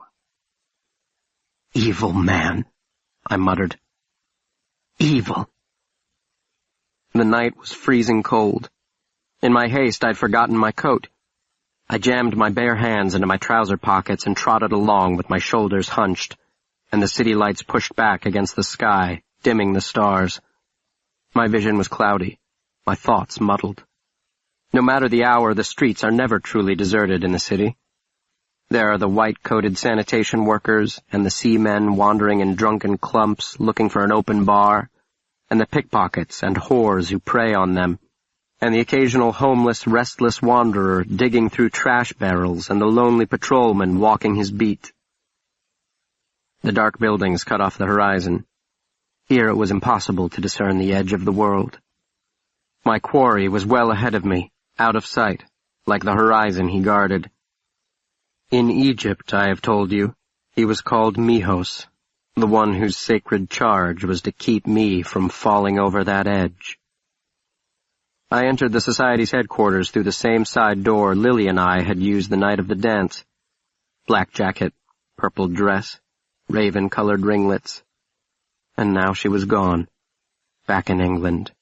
And who cares? To hell with her. There is something missing. Something that should be there, but isn't anymore. No, Lily, there is nothing missing. I am complete. I am whole. I am the evolution of man in microcosm. The chrysalis breaks, the amniotic fluid oozes from the fissure, and the amber eye opens, unblinking in a shadowless world. And now the stairs leading down, narrow, serpentine, dark, like those in Warthrop's dream. The gas jets had been turned on below, and the light, like a creeping seaside fog, rose up to greet me. The beastie bin. The house of monsters. Kodesh HaKodashim. The Holy of Holies. And Isaacson saying, "You'll be an exhibit there one day." Voices floated along the dusty passageways, twisting around corners, squeezing between the crates and cases that listed precariously against the walls, the words muffled and indistinct. 2 voices, male, one undeniably Warthrop's, the other harder to place, though it sounded vaguely familiar. I slowed as I came close. I could hear something else now, someone else, a soft mewling, the unmistakable moans of a human being in agony. And then I heard Samuel Isaacson say, "How much longer?" Then Warthrop, "Impossible to predict. Hours, days. It could come in a few minutes. It may never come. Fetch me the syringe. Let's take another sample." "Perhaps we should end it now, sir. The suffering, it's—" "Would you play God, Isaacson? I am a scientist, a student of nature, not its master. Ours is to observe and record, not judge and execute. Is she doomed? Most likely. There is no remedy, no antidote. Here, take this now and set it over there on the bench. Another hot cloth now, and step lively." "He'll burn in hell for this." "What? Have you not been listening? Where did Sir Hiram find you, anyway? If you want to fiddle with notions of heaven and hell, get thee to a seminary. The world is round, Isaacson, a ball, not a plate. If something should happen while I am occupied upstairs tomorrow, you are not to force the issue. Do you understand? I shall decide if and when to end her misery. Now take this sample to the curator's office and prepare the slides. I'll be there directly. I ducked between 2 stacks of crates and pressed my body deep into the narrow space. Isaacson hurried past. I glimpsed his face screwed up with worry and fear, a syringe loaded with blood clutched in his hand. Now there was silence, but for the feverish moans. There. Warthrop's voice broke through, oddly tender. It comes in waves. This too shall pass. And now a quiet sobbing, hopeless and heart-wrenching. Then Warthrop again. Here, hold this. When the next wave hits, squeeze as hard as you can. It will help. I won't be long. I held my breath as he emerged. He walked with his shoulders rounded, his head down, like a man bearing a 1,000-pound burden. Then I stepped out from my hiding place and hurried to the open doorway. I knew what I would find. I knew who Warthrop's patient must be. There was only one female in the entire world who would venture into the Monstrumarium. She must not have gotten on the ship after all, and she must have found Warthrop's precious prize, or it had found her. Evil. There seemed to be no limit to his unintentional cruelty. Another victim in his wake. Another sacrifice upon the altar of his unbounded ambition. A layer of old blankets covered a long, waist-high dissection table. A smaller table had been set at one end, upon which a bowl of hot water steamed. Beside the bowl, an array of instruments, vials, and 2 syringes, one empty, the other loaded with an amber-colored liquid.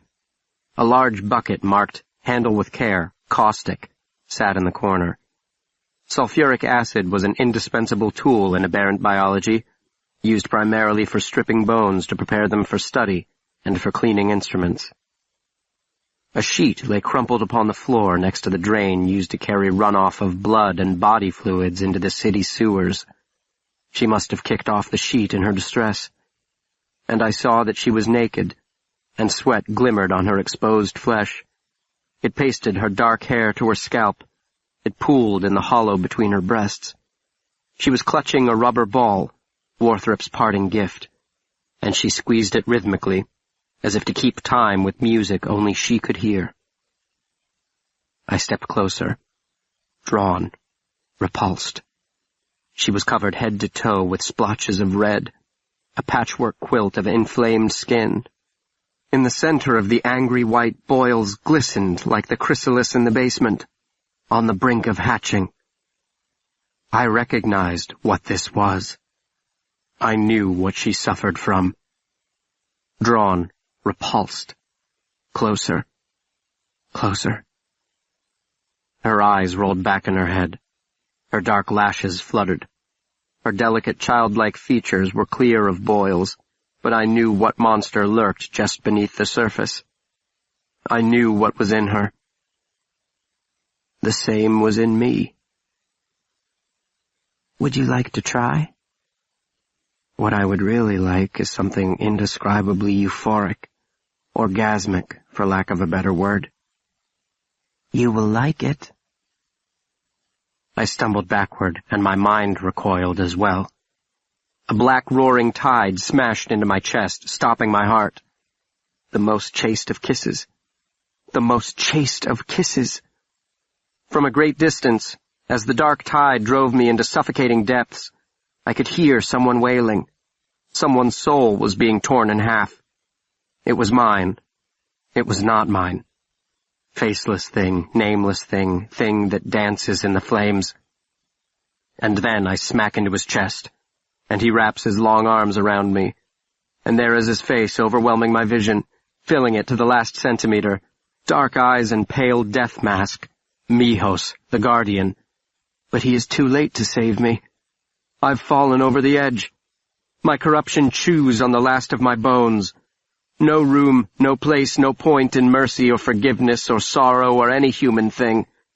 Just the weeping chrysalis and the perfection of the ancient call, the overarching imperative, contained in the most chaste of kisses.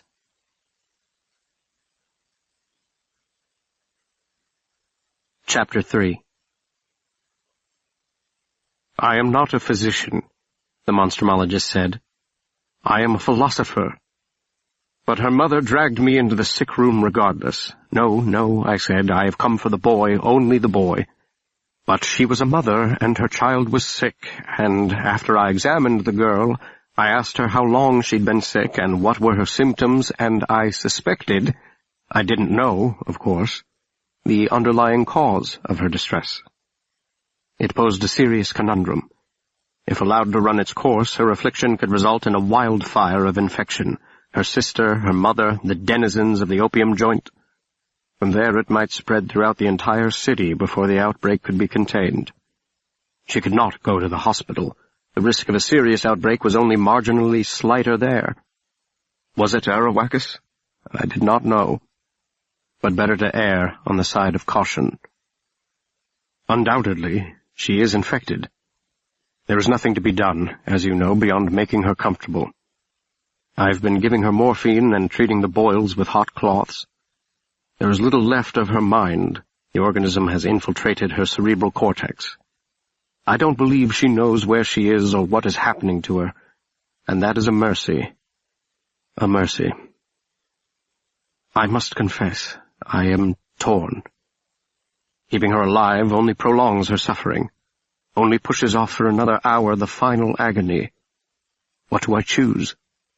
Is it even my choice to make? I'm not God. I act the part at times. I place the mantle upon my shoulders, and each time I pay. I pay. Your father loved me, and that love cost him his life, cost you yours in a way that is somehow more terrible. Unendurable pain, Will Henry. Unrelieved and unredeemed.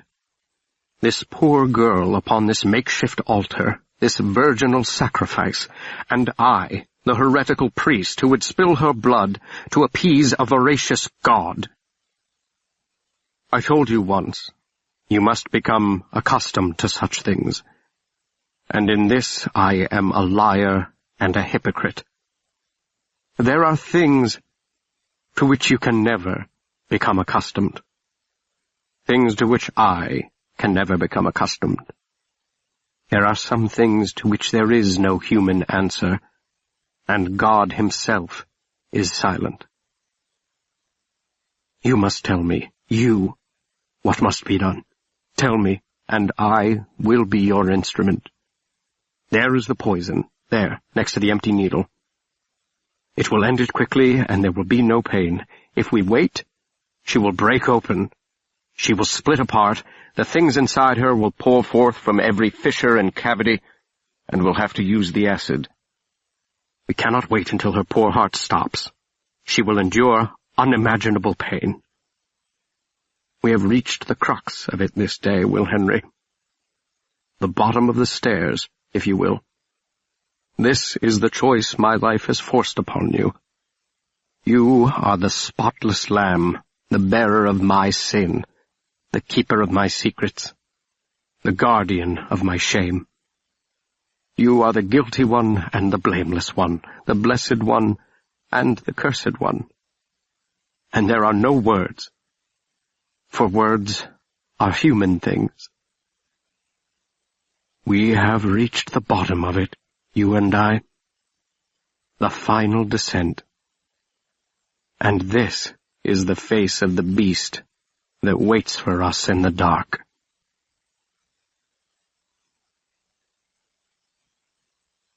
Canto 4, Chapter 1. The tall, lean man rises from his chair and crosses the stage to the rostrum.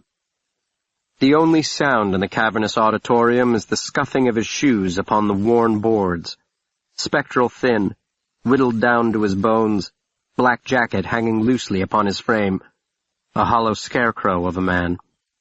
This is the interim president of the Society for the Advancement of the Science of Monstrumology, newly elevated to its head, but long its soul. And I, the soul's keeper, sitting high above in the private box, watching him like the buzzards that circle in the wilderness sky. There is no applause, no congratulatory cheer. This was to be his moment of triumph, the crowning achievement of his legendary career.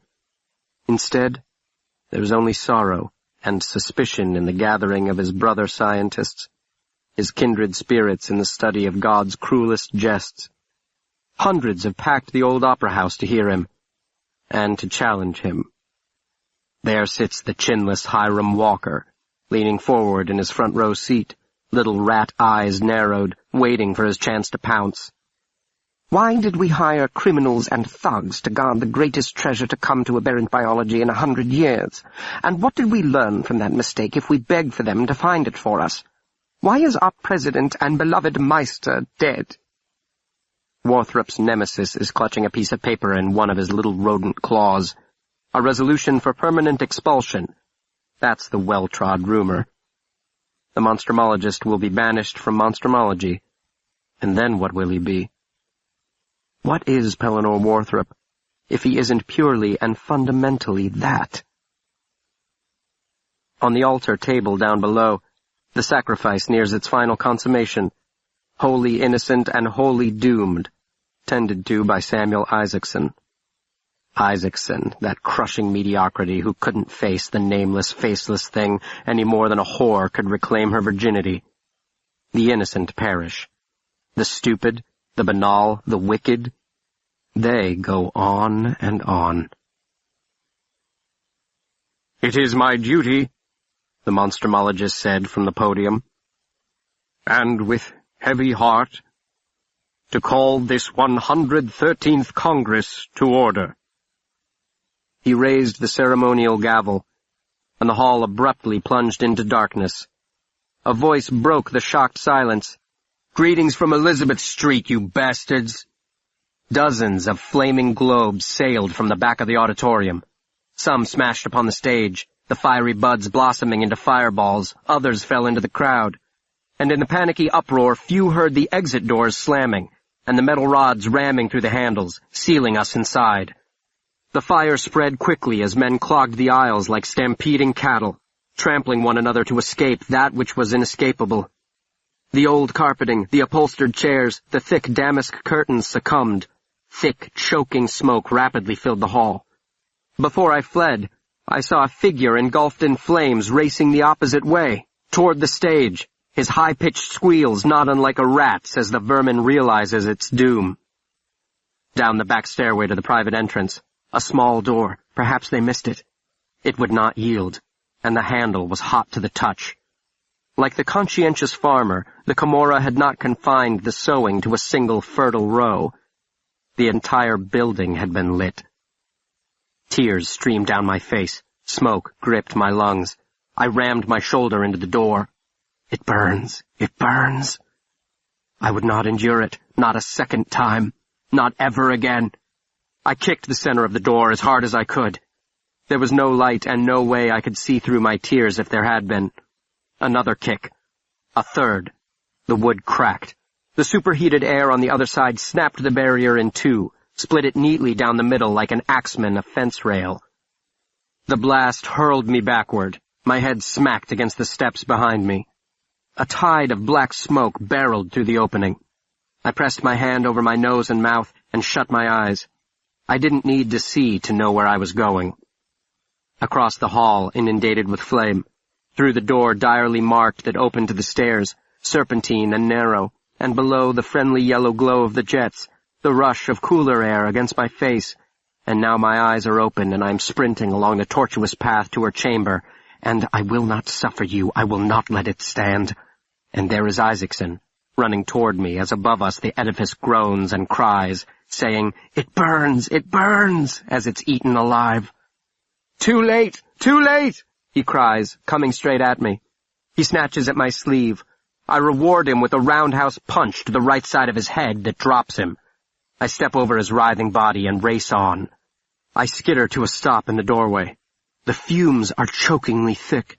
The hellish stench of rotten eggs sears my mouth, scorches my lungs. Too late. In his panic, he must have doused her with the entire bucket full. I can see what's left of her sizzling away. Her blood bubbles and steams. She has no face. Her skull leers at me, the mouth open in a frozen scream. She was alive when he did it.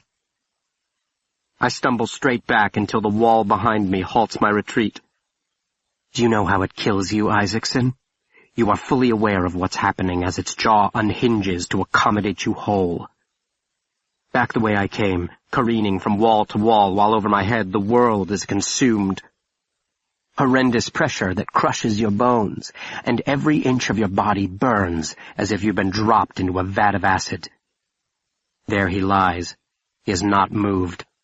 My hand drops into my pocket, for I still have the Camarista's switchblade knife. I will gut him. I will feed him his own stinking entrails. I will take his eyes first, then his tongue. I will force him to eat his own stupid, banal, wicked self. But wait, he is not alone. Another bends over him, older, dark-haired, bearing a bulging burlap sack. This one looks up at my approach, startled, eyes wide in terror. "William!" Acosta Rojas cries. "We must escape, but how? Not above. We must find another way. Is there a sewage drain somewhere down here?" "That, I think, is our best." I ram my fist into his Adam's apple. He topples backward, dropping the sack. The thing within it twists and rolls. "Who was it?" I demand. "Was it you, or was it Warthrop, or was it both of you?" He cannot answer. I may have shattered his windpipe. Tears of pain and terror stream down his face. "It was his idea, wasn't it?" I ask. "When you told him you'd captured it in Cerrejón, he wanted all credit. What did he offer you in return?" He chokes out the answer, barely audible. "My life." I rock back on my heels as if he struck me. Flat, not round, not a ball but a plate. And Mijos, the guardian of the horizon, has fallen over the edge. Something in my expression makes him raise his hands defensively, like an obedient child lifting his arms for his nightshirt to be put on. So I oblige him. Enraged, I heave the writhing sack from the floor, upend it, and stuff it over his head. The twisting, rolling thing within strikes. Acosta Rojas screams. His exposed lower half jerks and immediately goes stiff. His cries are choked off as the beast coils itself noose-like around his neck. It will hold there until its prey is dead, for it has not reached its full maturity. It cannot swallow a man whole. Yet. I am not done. Dear God, what am I but man in microcosm? I flick open the switchblade, snick, and return to Isaacson. He is awake. His eyes widen at my approach. "Will?" "Shh, don't ask, Samuel," I whisper. There are some things to which there is no human answer. "I had no choice," he whimpers. He raises his hands to me in supplication. "Please, Will, I only did as I was told." A terrific explosion above shakes the walls. The floor heaves. The ceiling cracks, sags, chunks of it rain down. The fire has found the gas lines. The jets wink out, plunging the Monstrumarium into utter darkness. Isaacson wails as if the world itself is ending. I thrust out my hand, the empty one, and seize him by the collar. I haul him upright. He squeals, expecting the coup de grace. "To hell with all of you," I snarl into his ear. "To hell with monsters, and to hell with men. There is no difference to me." The building over us is collapsing. The ceiling gives. We'll be crushed beneath 1,000 tons of concrete and marble. There is no way out but down, through the drain in the dissection room. Acosta Rojas's instinct was right, though his timing was bad. I fling Isaacson away and stumble over the broken floor, one arm draped protectively over my head, the other extended before me into darkness absolute. Fingers clutch at the back of my jacket. Isaacson, that mediocrity like all mediocrities, always finding a way to come out on top. It is not the meek who will inherit the earth. Blind leading the blind in the belly of the dying beast, its bones splitting and cracking and raining down upon our heads. And of all to whom I might have shown mercy, it is Samuel Isaacson whom I saved that day. The rest, monstrumologists all, perished upon that day. Except one. Chapter 2. The earth spins round nearly 7,000 times, and now crumbs cling to blubbery lips, and damp stringy hair hangs over pale forehead. And the cold that grips, and the hand that holds the knife scraping across dirt-encrusted nails, the monster hunter, the teacher and the lesson, the cause and the effect, the ending of the circle that has no beginning. And the locked door, and the thing behind the locked door, and the bones that steam in ash barrels, and the lie we tell ourselves because the truth is too much for any human heart to bear. There are no beginnings or endings or anything in between. Time, the lie, and we, the circle, and the infinite contained in the amber eye. You know what is coming. Will you turn aside? The end is there in the beginning. Turn aside, or come and see. Choose now. Choose now. I slapped the knife onto the kitchen table. Warthrop jerked in his chair, and his eyes darted away from my face as I rose.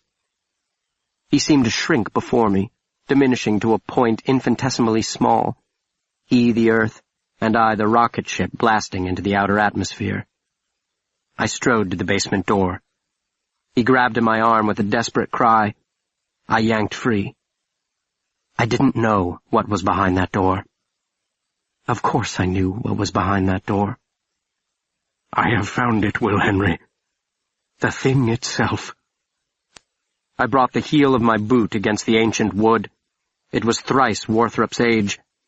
And the door split apart with a satisfying crack, splintering straight down the middle. And behind me the monstrumologist gave an answering cry, as if I were breaking him in half. I ripped the door from its hinges with my bare hands. A putrid, nauseous stench washed over me, like the exhalation of God's greatest failure locked in Judeca's ice. The cloying reek of rotting flesh. The thing itself, he called it. The thing itself. My eyes adjusted to the gloom below, the perpetual dark of the thing itself, and why had he raised the floor?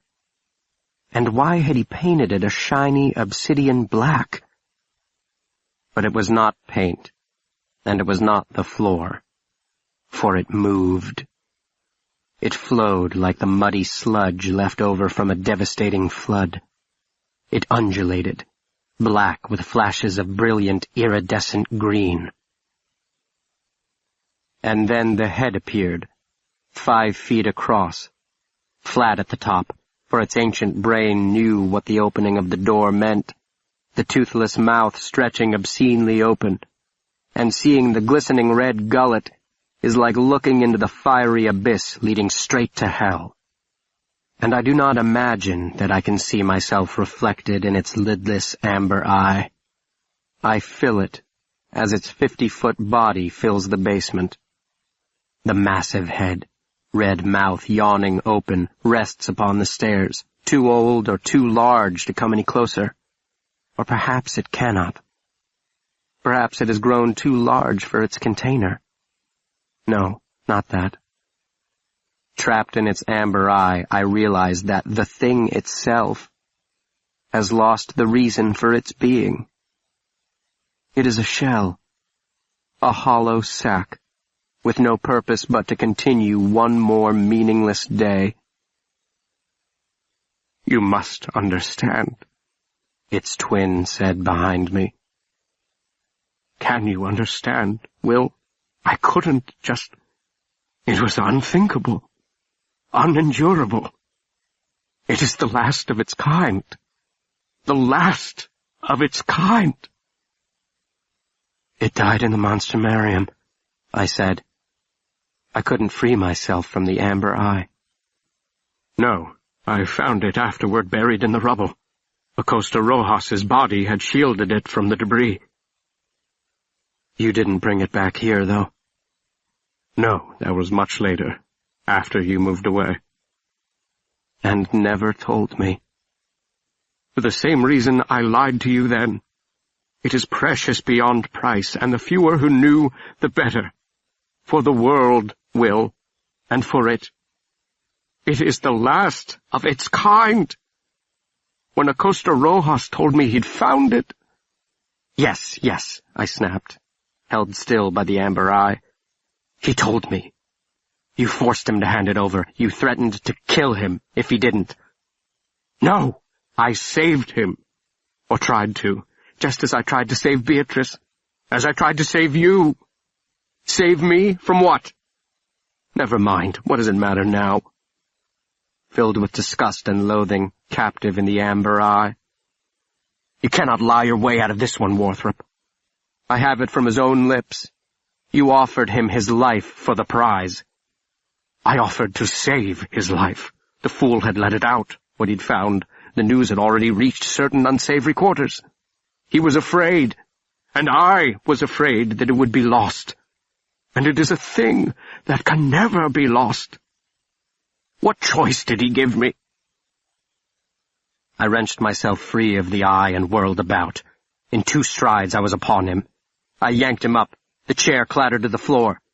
He was wasted down to nothing, bones no more substantial than a bird's. I could have hurled him 100 yards. Yes, let us speak of choices. Did she see it?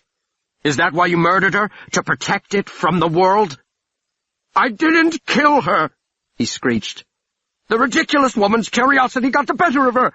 She opened the door and went too far down the stairs. Too far, Will. I pulled her from its mouth, but it was too late. Too late. And then what was I to do? Who could I tell? No, not our fault. Her fault, Will. Her fault. I flung him to the floor. He curled into a ball. He did not try to get up. His father had been found this way, curled up like a fetus in its mother's womb, ending as he began.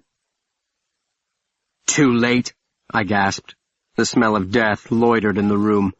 The cold held it still. You said it was too late. Too late for what? There is no way out, he whimpered. I cannot kill it. It is the last of its kind. I cannot return it to the wild. How could such a thing be accomplished? You could give it away. There are 100 universities and— No, he cried, striking his fist upon the floor.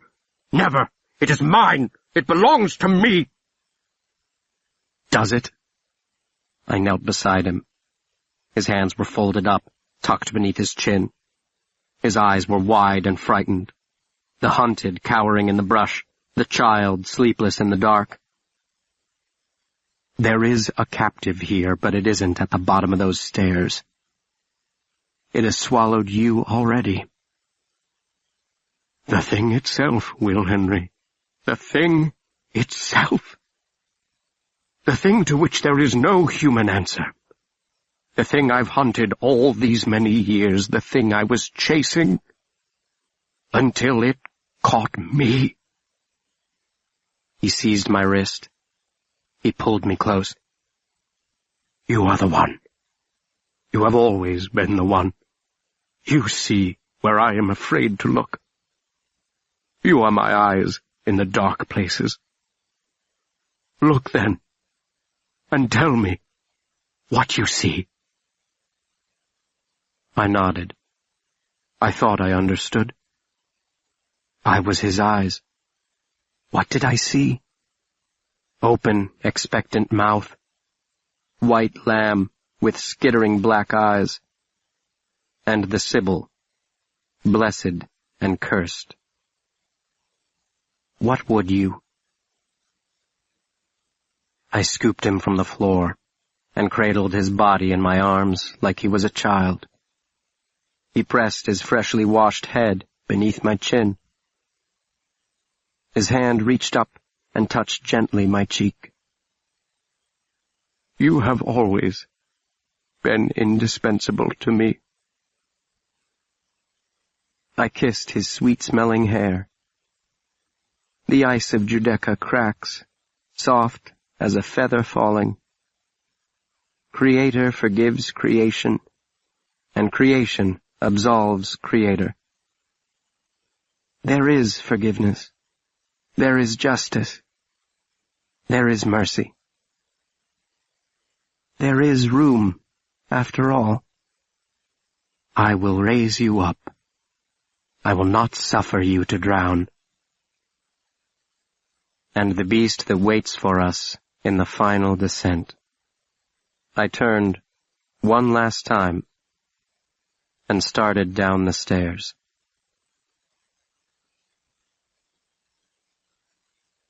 Chapter 3.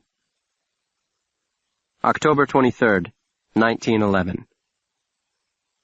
Dear Will, the Marshal has issued his final report, a copy of which I have taken the liberty of enclosing with this letter. As you will see, it concludes that the fire was of suspicious if undetermined origins. I sorely wish that I had a more satisfactory answer, not only for your peace of mind, but for my own as well.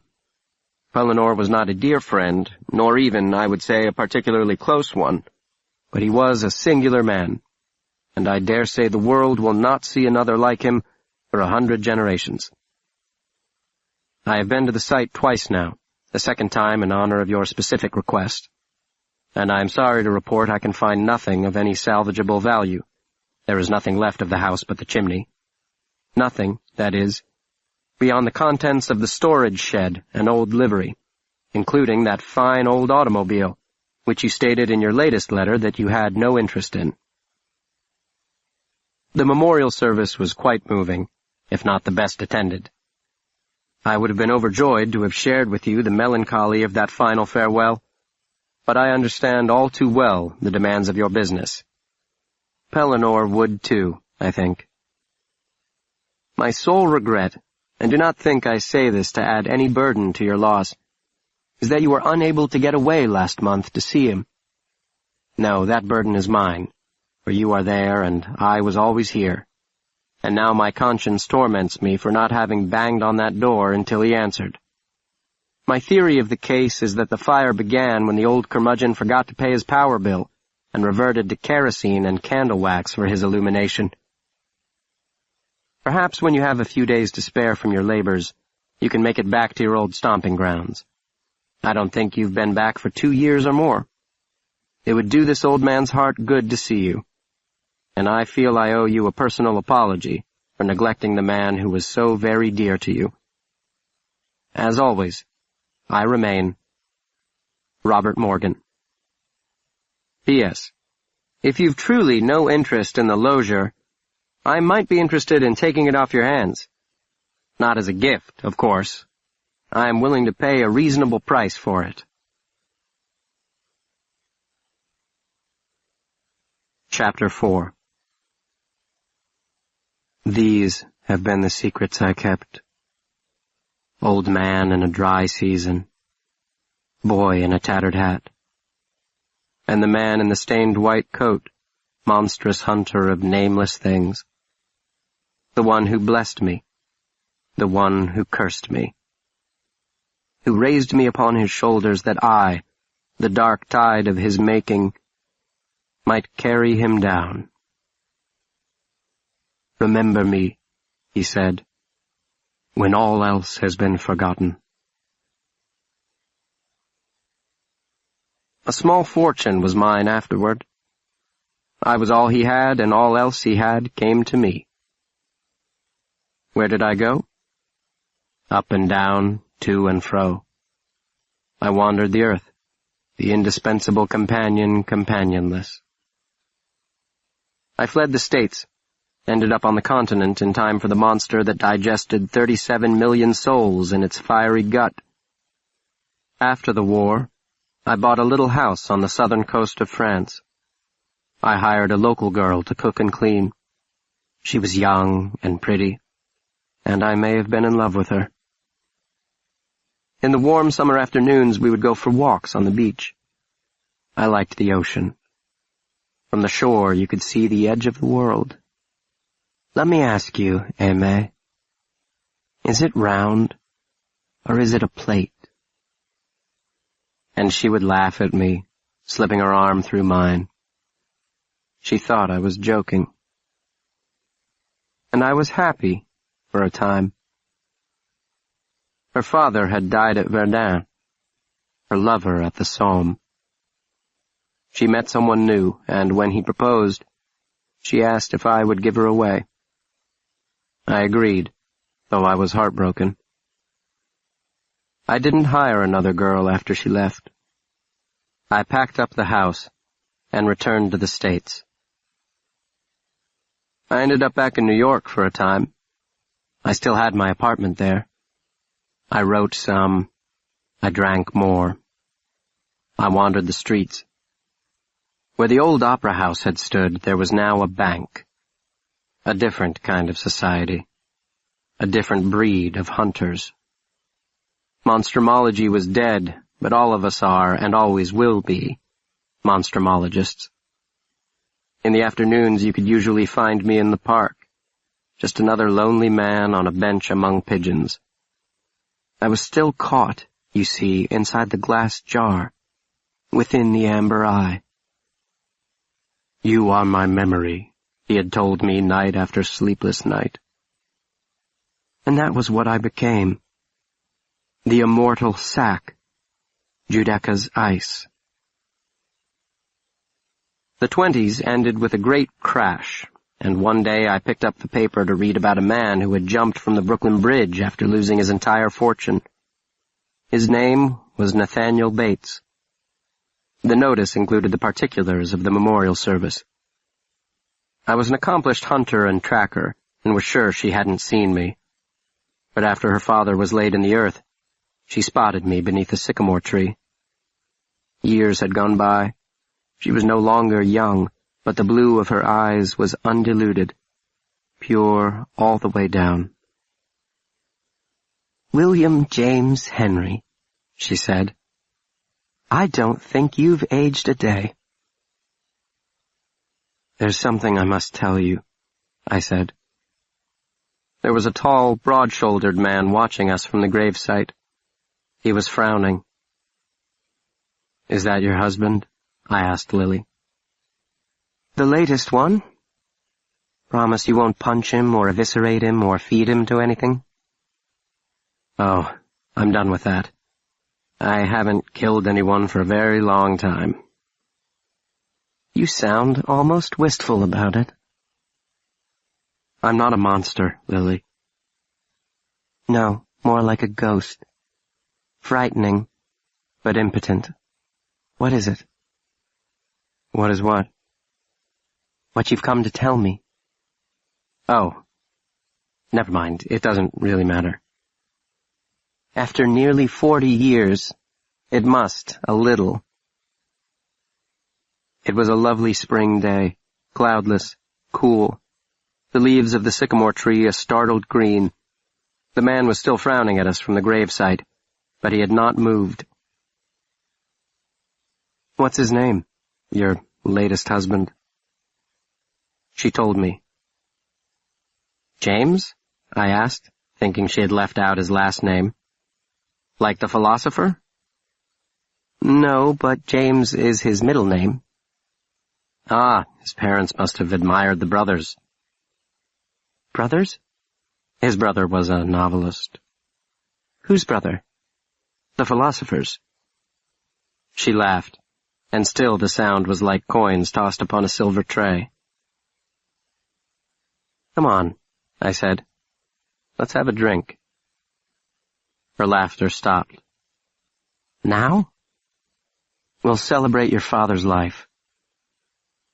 "I can't go with you now." "Later then, tonight." "I can't." "Why not? He won't mind," nodding toward the frowning man. I'm harmless. You said so yourself. The impotent ghost.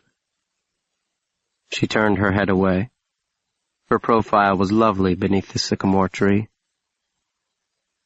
I don't understand why you've come, she murmured, raising her face to the sky. Its blue paled against the blue of her eyes. I wanted to tell you something. Then why don't you tell me and go away? I pulled the old photograph from my pocket. She saw it, and suddenly she was happy again. Wherever did you get that? You gave it to me, don't you remember? She shook her head. Look how round I was. That's just baby fat. You said, do you remember what you said? For when I got lonely. Did I? And she laughed again. And for luck. I slipped the photo back into my pocket. I feared she might try to take it from me. Did it work? She asked. Has it brought you luck? I'm never without it, I answered, meaning the picture. Is he a good man? Is he kind to you? He loves me, she said. If he ever wrongs you, come to me, and I will take care of it. She shook her head. I know how you take care of things. I'm glad to see you, Lily. I was afraid you might be gone. Why would you be afraid of that? I have an illness. You're sick? An affliction. It can be passed on by even the most chaste of kisses. And that's what you wanted to tell me? I nodded. She said, I'm fine. Perfectly fine. Her husband was waving at us. I noticed. She did not. I said, I like him. He has a good face, not particularly handsome, but noble. And I like his name very much, a philosopher-writer. A writer-philosopher. She looked at me closely. Was I joking? Impulsively, she rose up and pressed her lips against my cheek. The most chaste of kisses.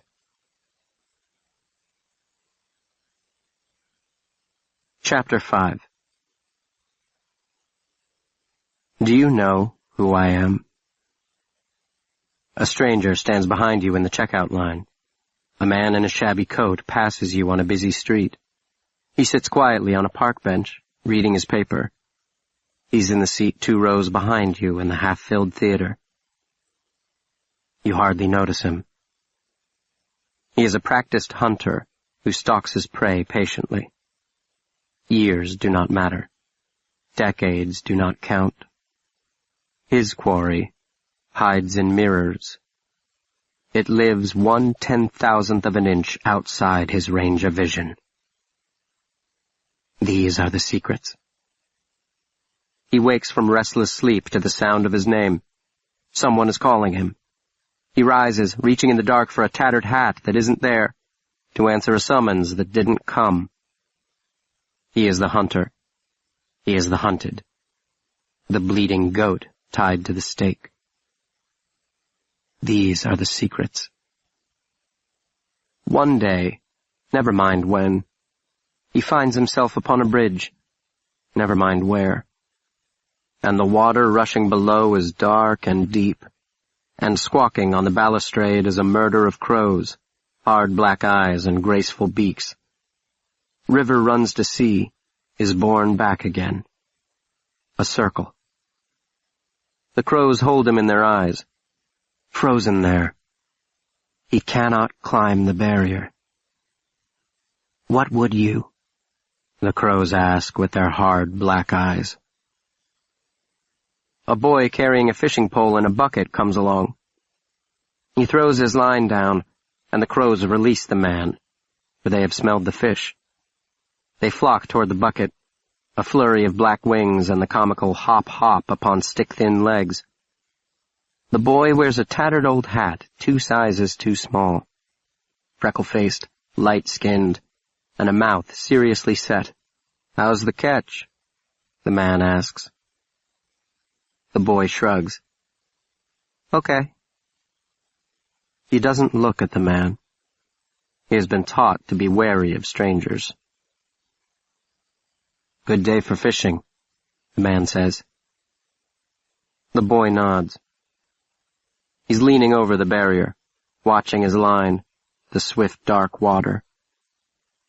It occurs to the man that he might return to this bridge in another 10 or 20 years, and there would be another boy with a line and a bucket, and another generation of crows above the swift dark water that runs to the sea and circles back again. It is the same boy, only his name changes, only his face. The boy who stands on the bridge fishing, and the crows that hop about his bare feet scrounging for a morsel. Time is a loop, not a line. For days afterward, the man cannot get the boy out of his mind. Freckle-faced, light-skinned, mouth seriously set, and that tattered old hat. One afternoon, he wanders into a second-hand store and discovers a set of leather-bound stationery books. The pages are the most beautiful cream color, thick and stiff, so when they're turned there is a portentousness, like the sound of distant thunder, the ominous prelude to a storm. He takes the books home. If he could name the nameless thing. To name something is to take possession of it, like Adam in the primordial garden. For the boy on the bridge, the man thinks, taking up his pen. And for all the boys, for 100 generations who drop their lines into the swift dark water to catch the leviathans lurking in the deep. These are the secrets. These are the secrets. These are the secrets. These are the secrets. Yes, my dear child. Monsters are real. In the realm of circuits and dreams, a guardian sleep, or so it seems. Wrapped up, trust, safe and sound in this electronic playground. Neoprene armor sleek and tight, shielding screens from day to night. In every zip a promise kept, of journeys taken, secrets kept. In the pulse of data rhythms flow, guardian sleep where techies go. Protected, stuck from dusk till dawn. In its embrace, tech lives on. Guardian sleep, defender bold. In its embrace, our laptops hold a shield from harm, a sanctuary true. In Guardian sleep, our techs renew.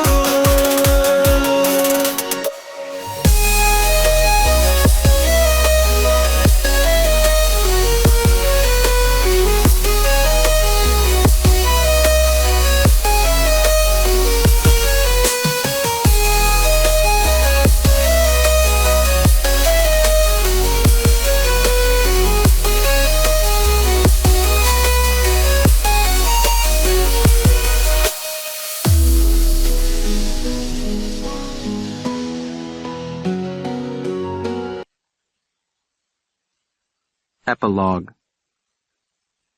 And I was happy for a time. 6 years after the director of the home gave me the 13 notebooks, we met for coffee at a little shop 2 blocks from the beach in Boca Raton, where he had retired the previous year. His hair was a little whiter and a little thinner, but his handshake was just as strong. "You finished," he said. "With reading them, yes." "And?" I stirred my coffee.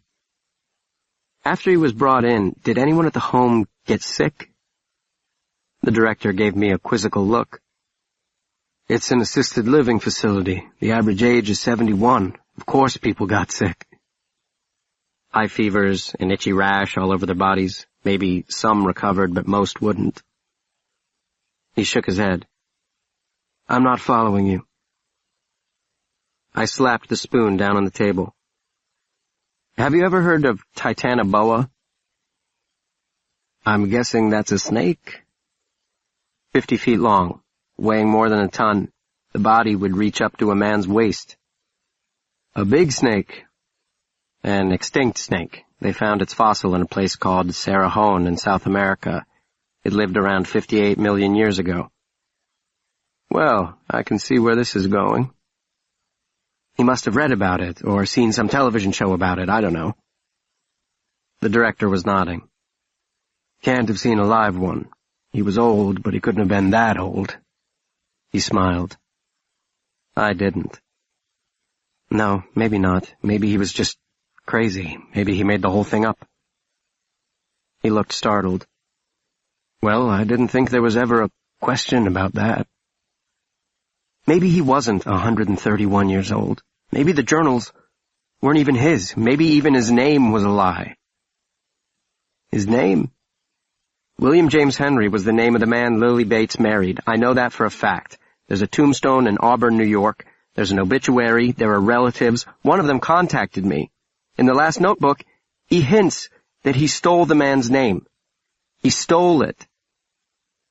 The director was silent for a moment, staring out the window. He blew out his ruddy cheeks. He toyed with his napkin. Even his name? That's not good. You gave those notebooks to me hoping I could help figure out who this guy was. 6 years later, and I'm further from the truth than when I started.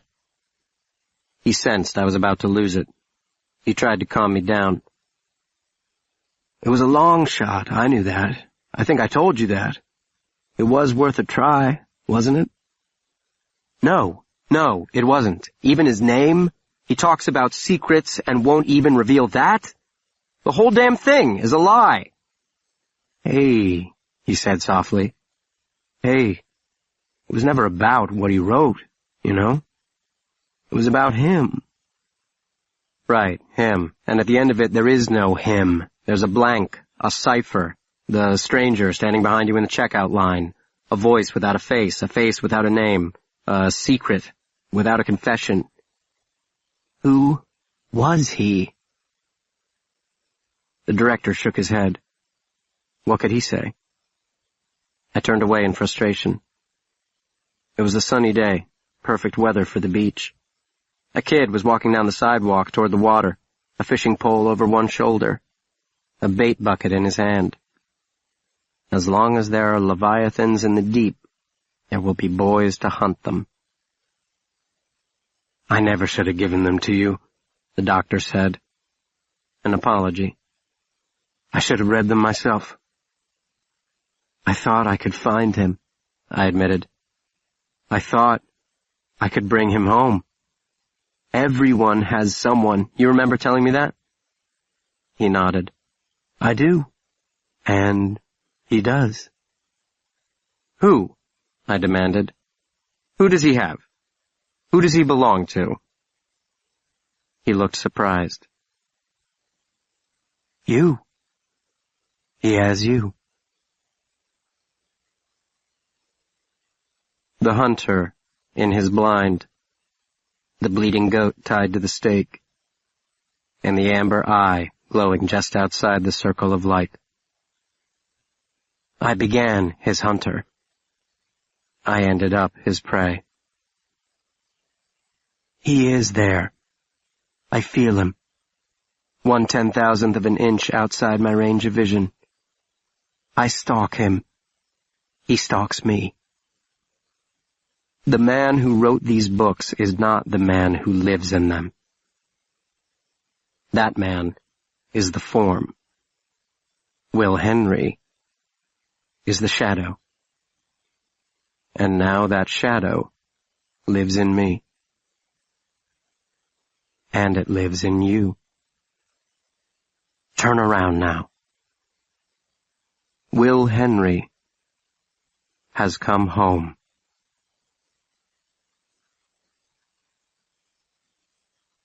The end.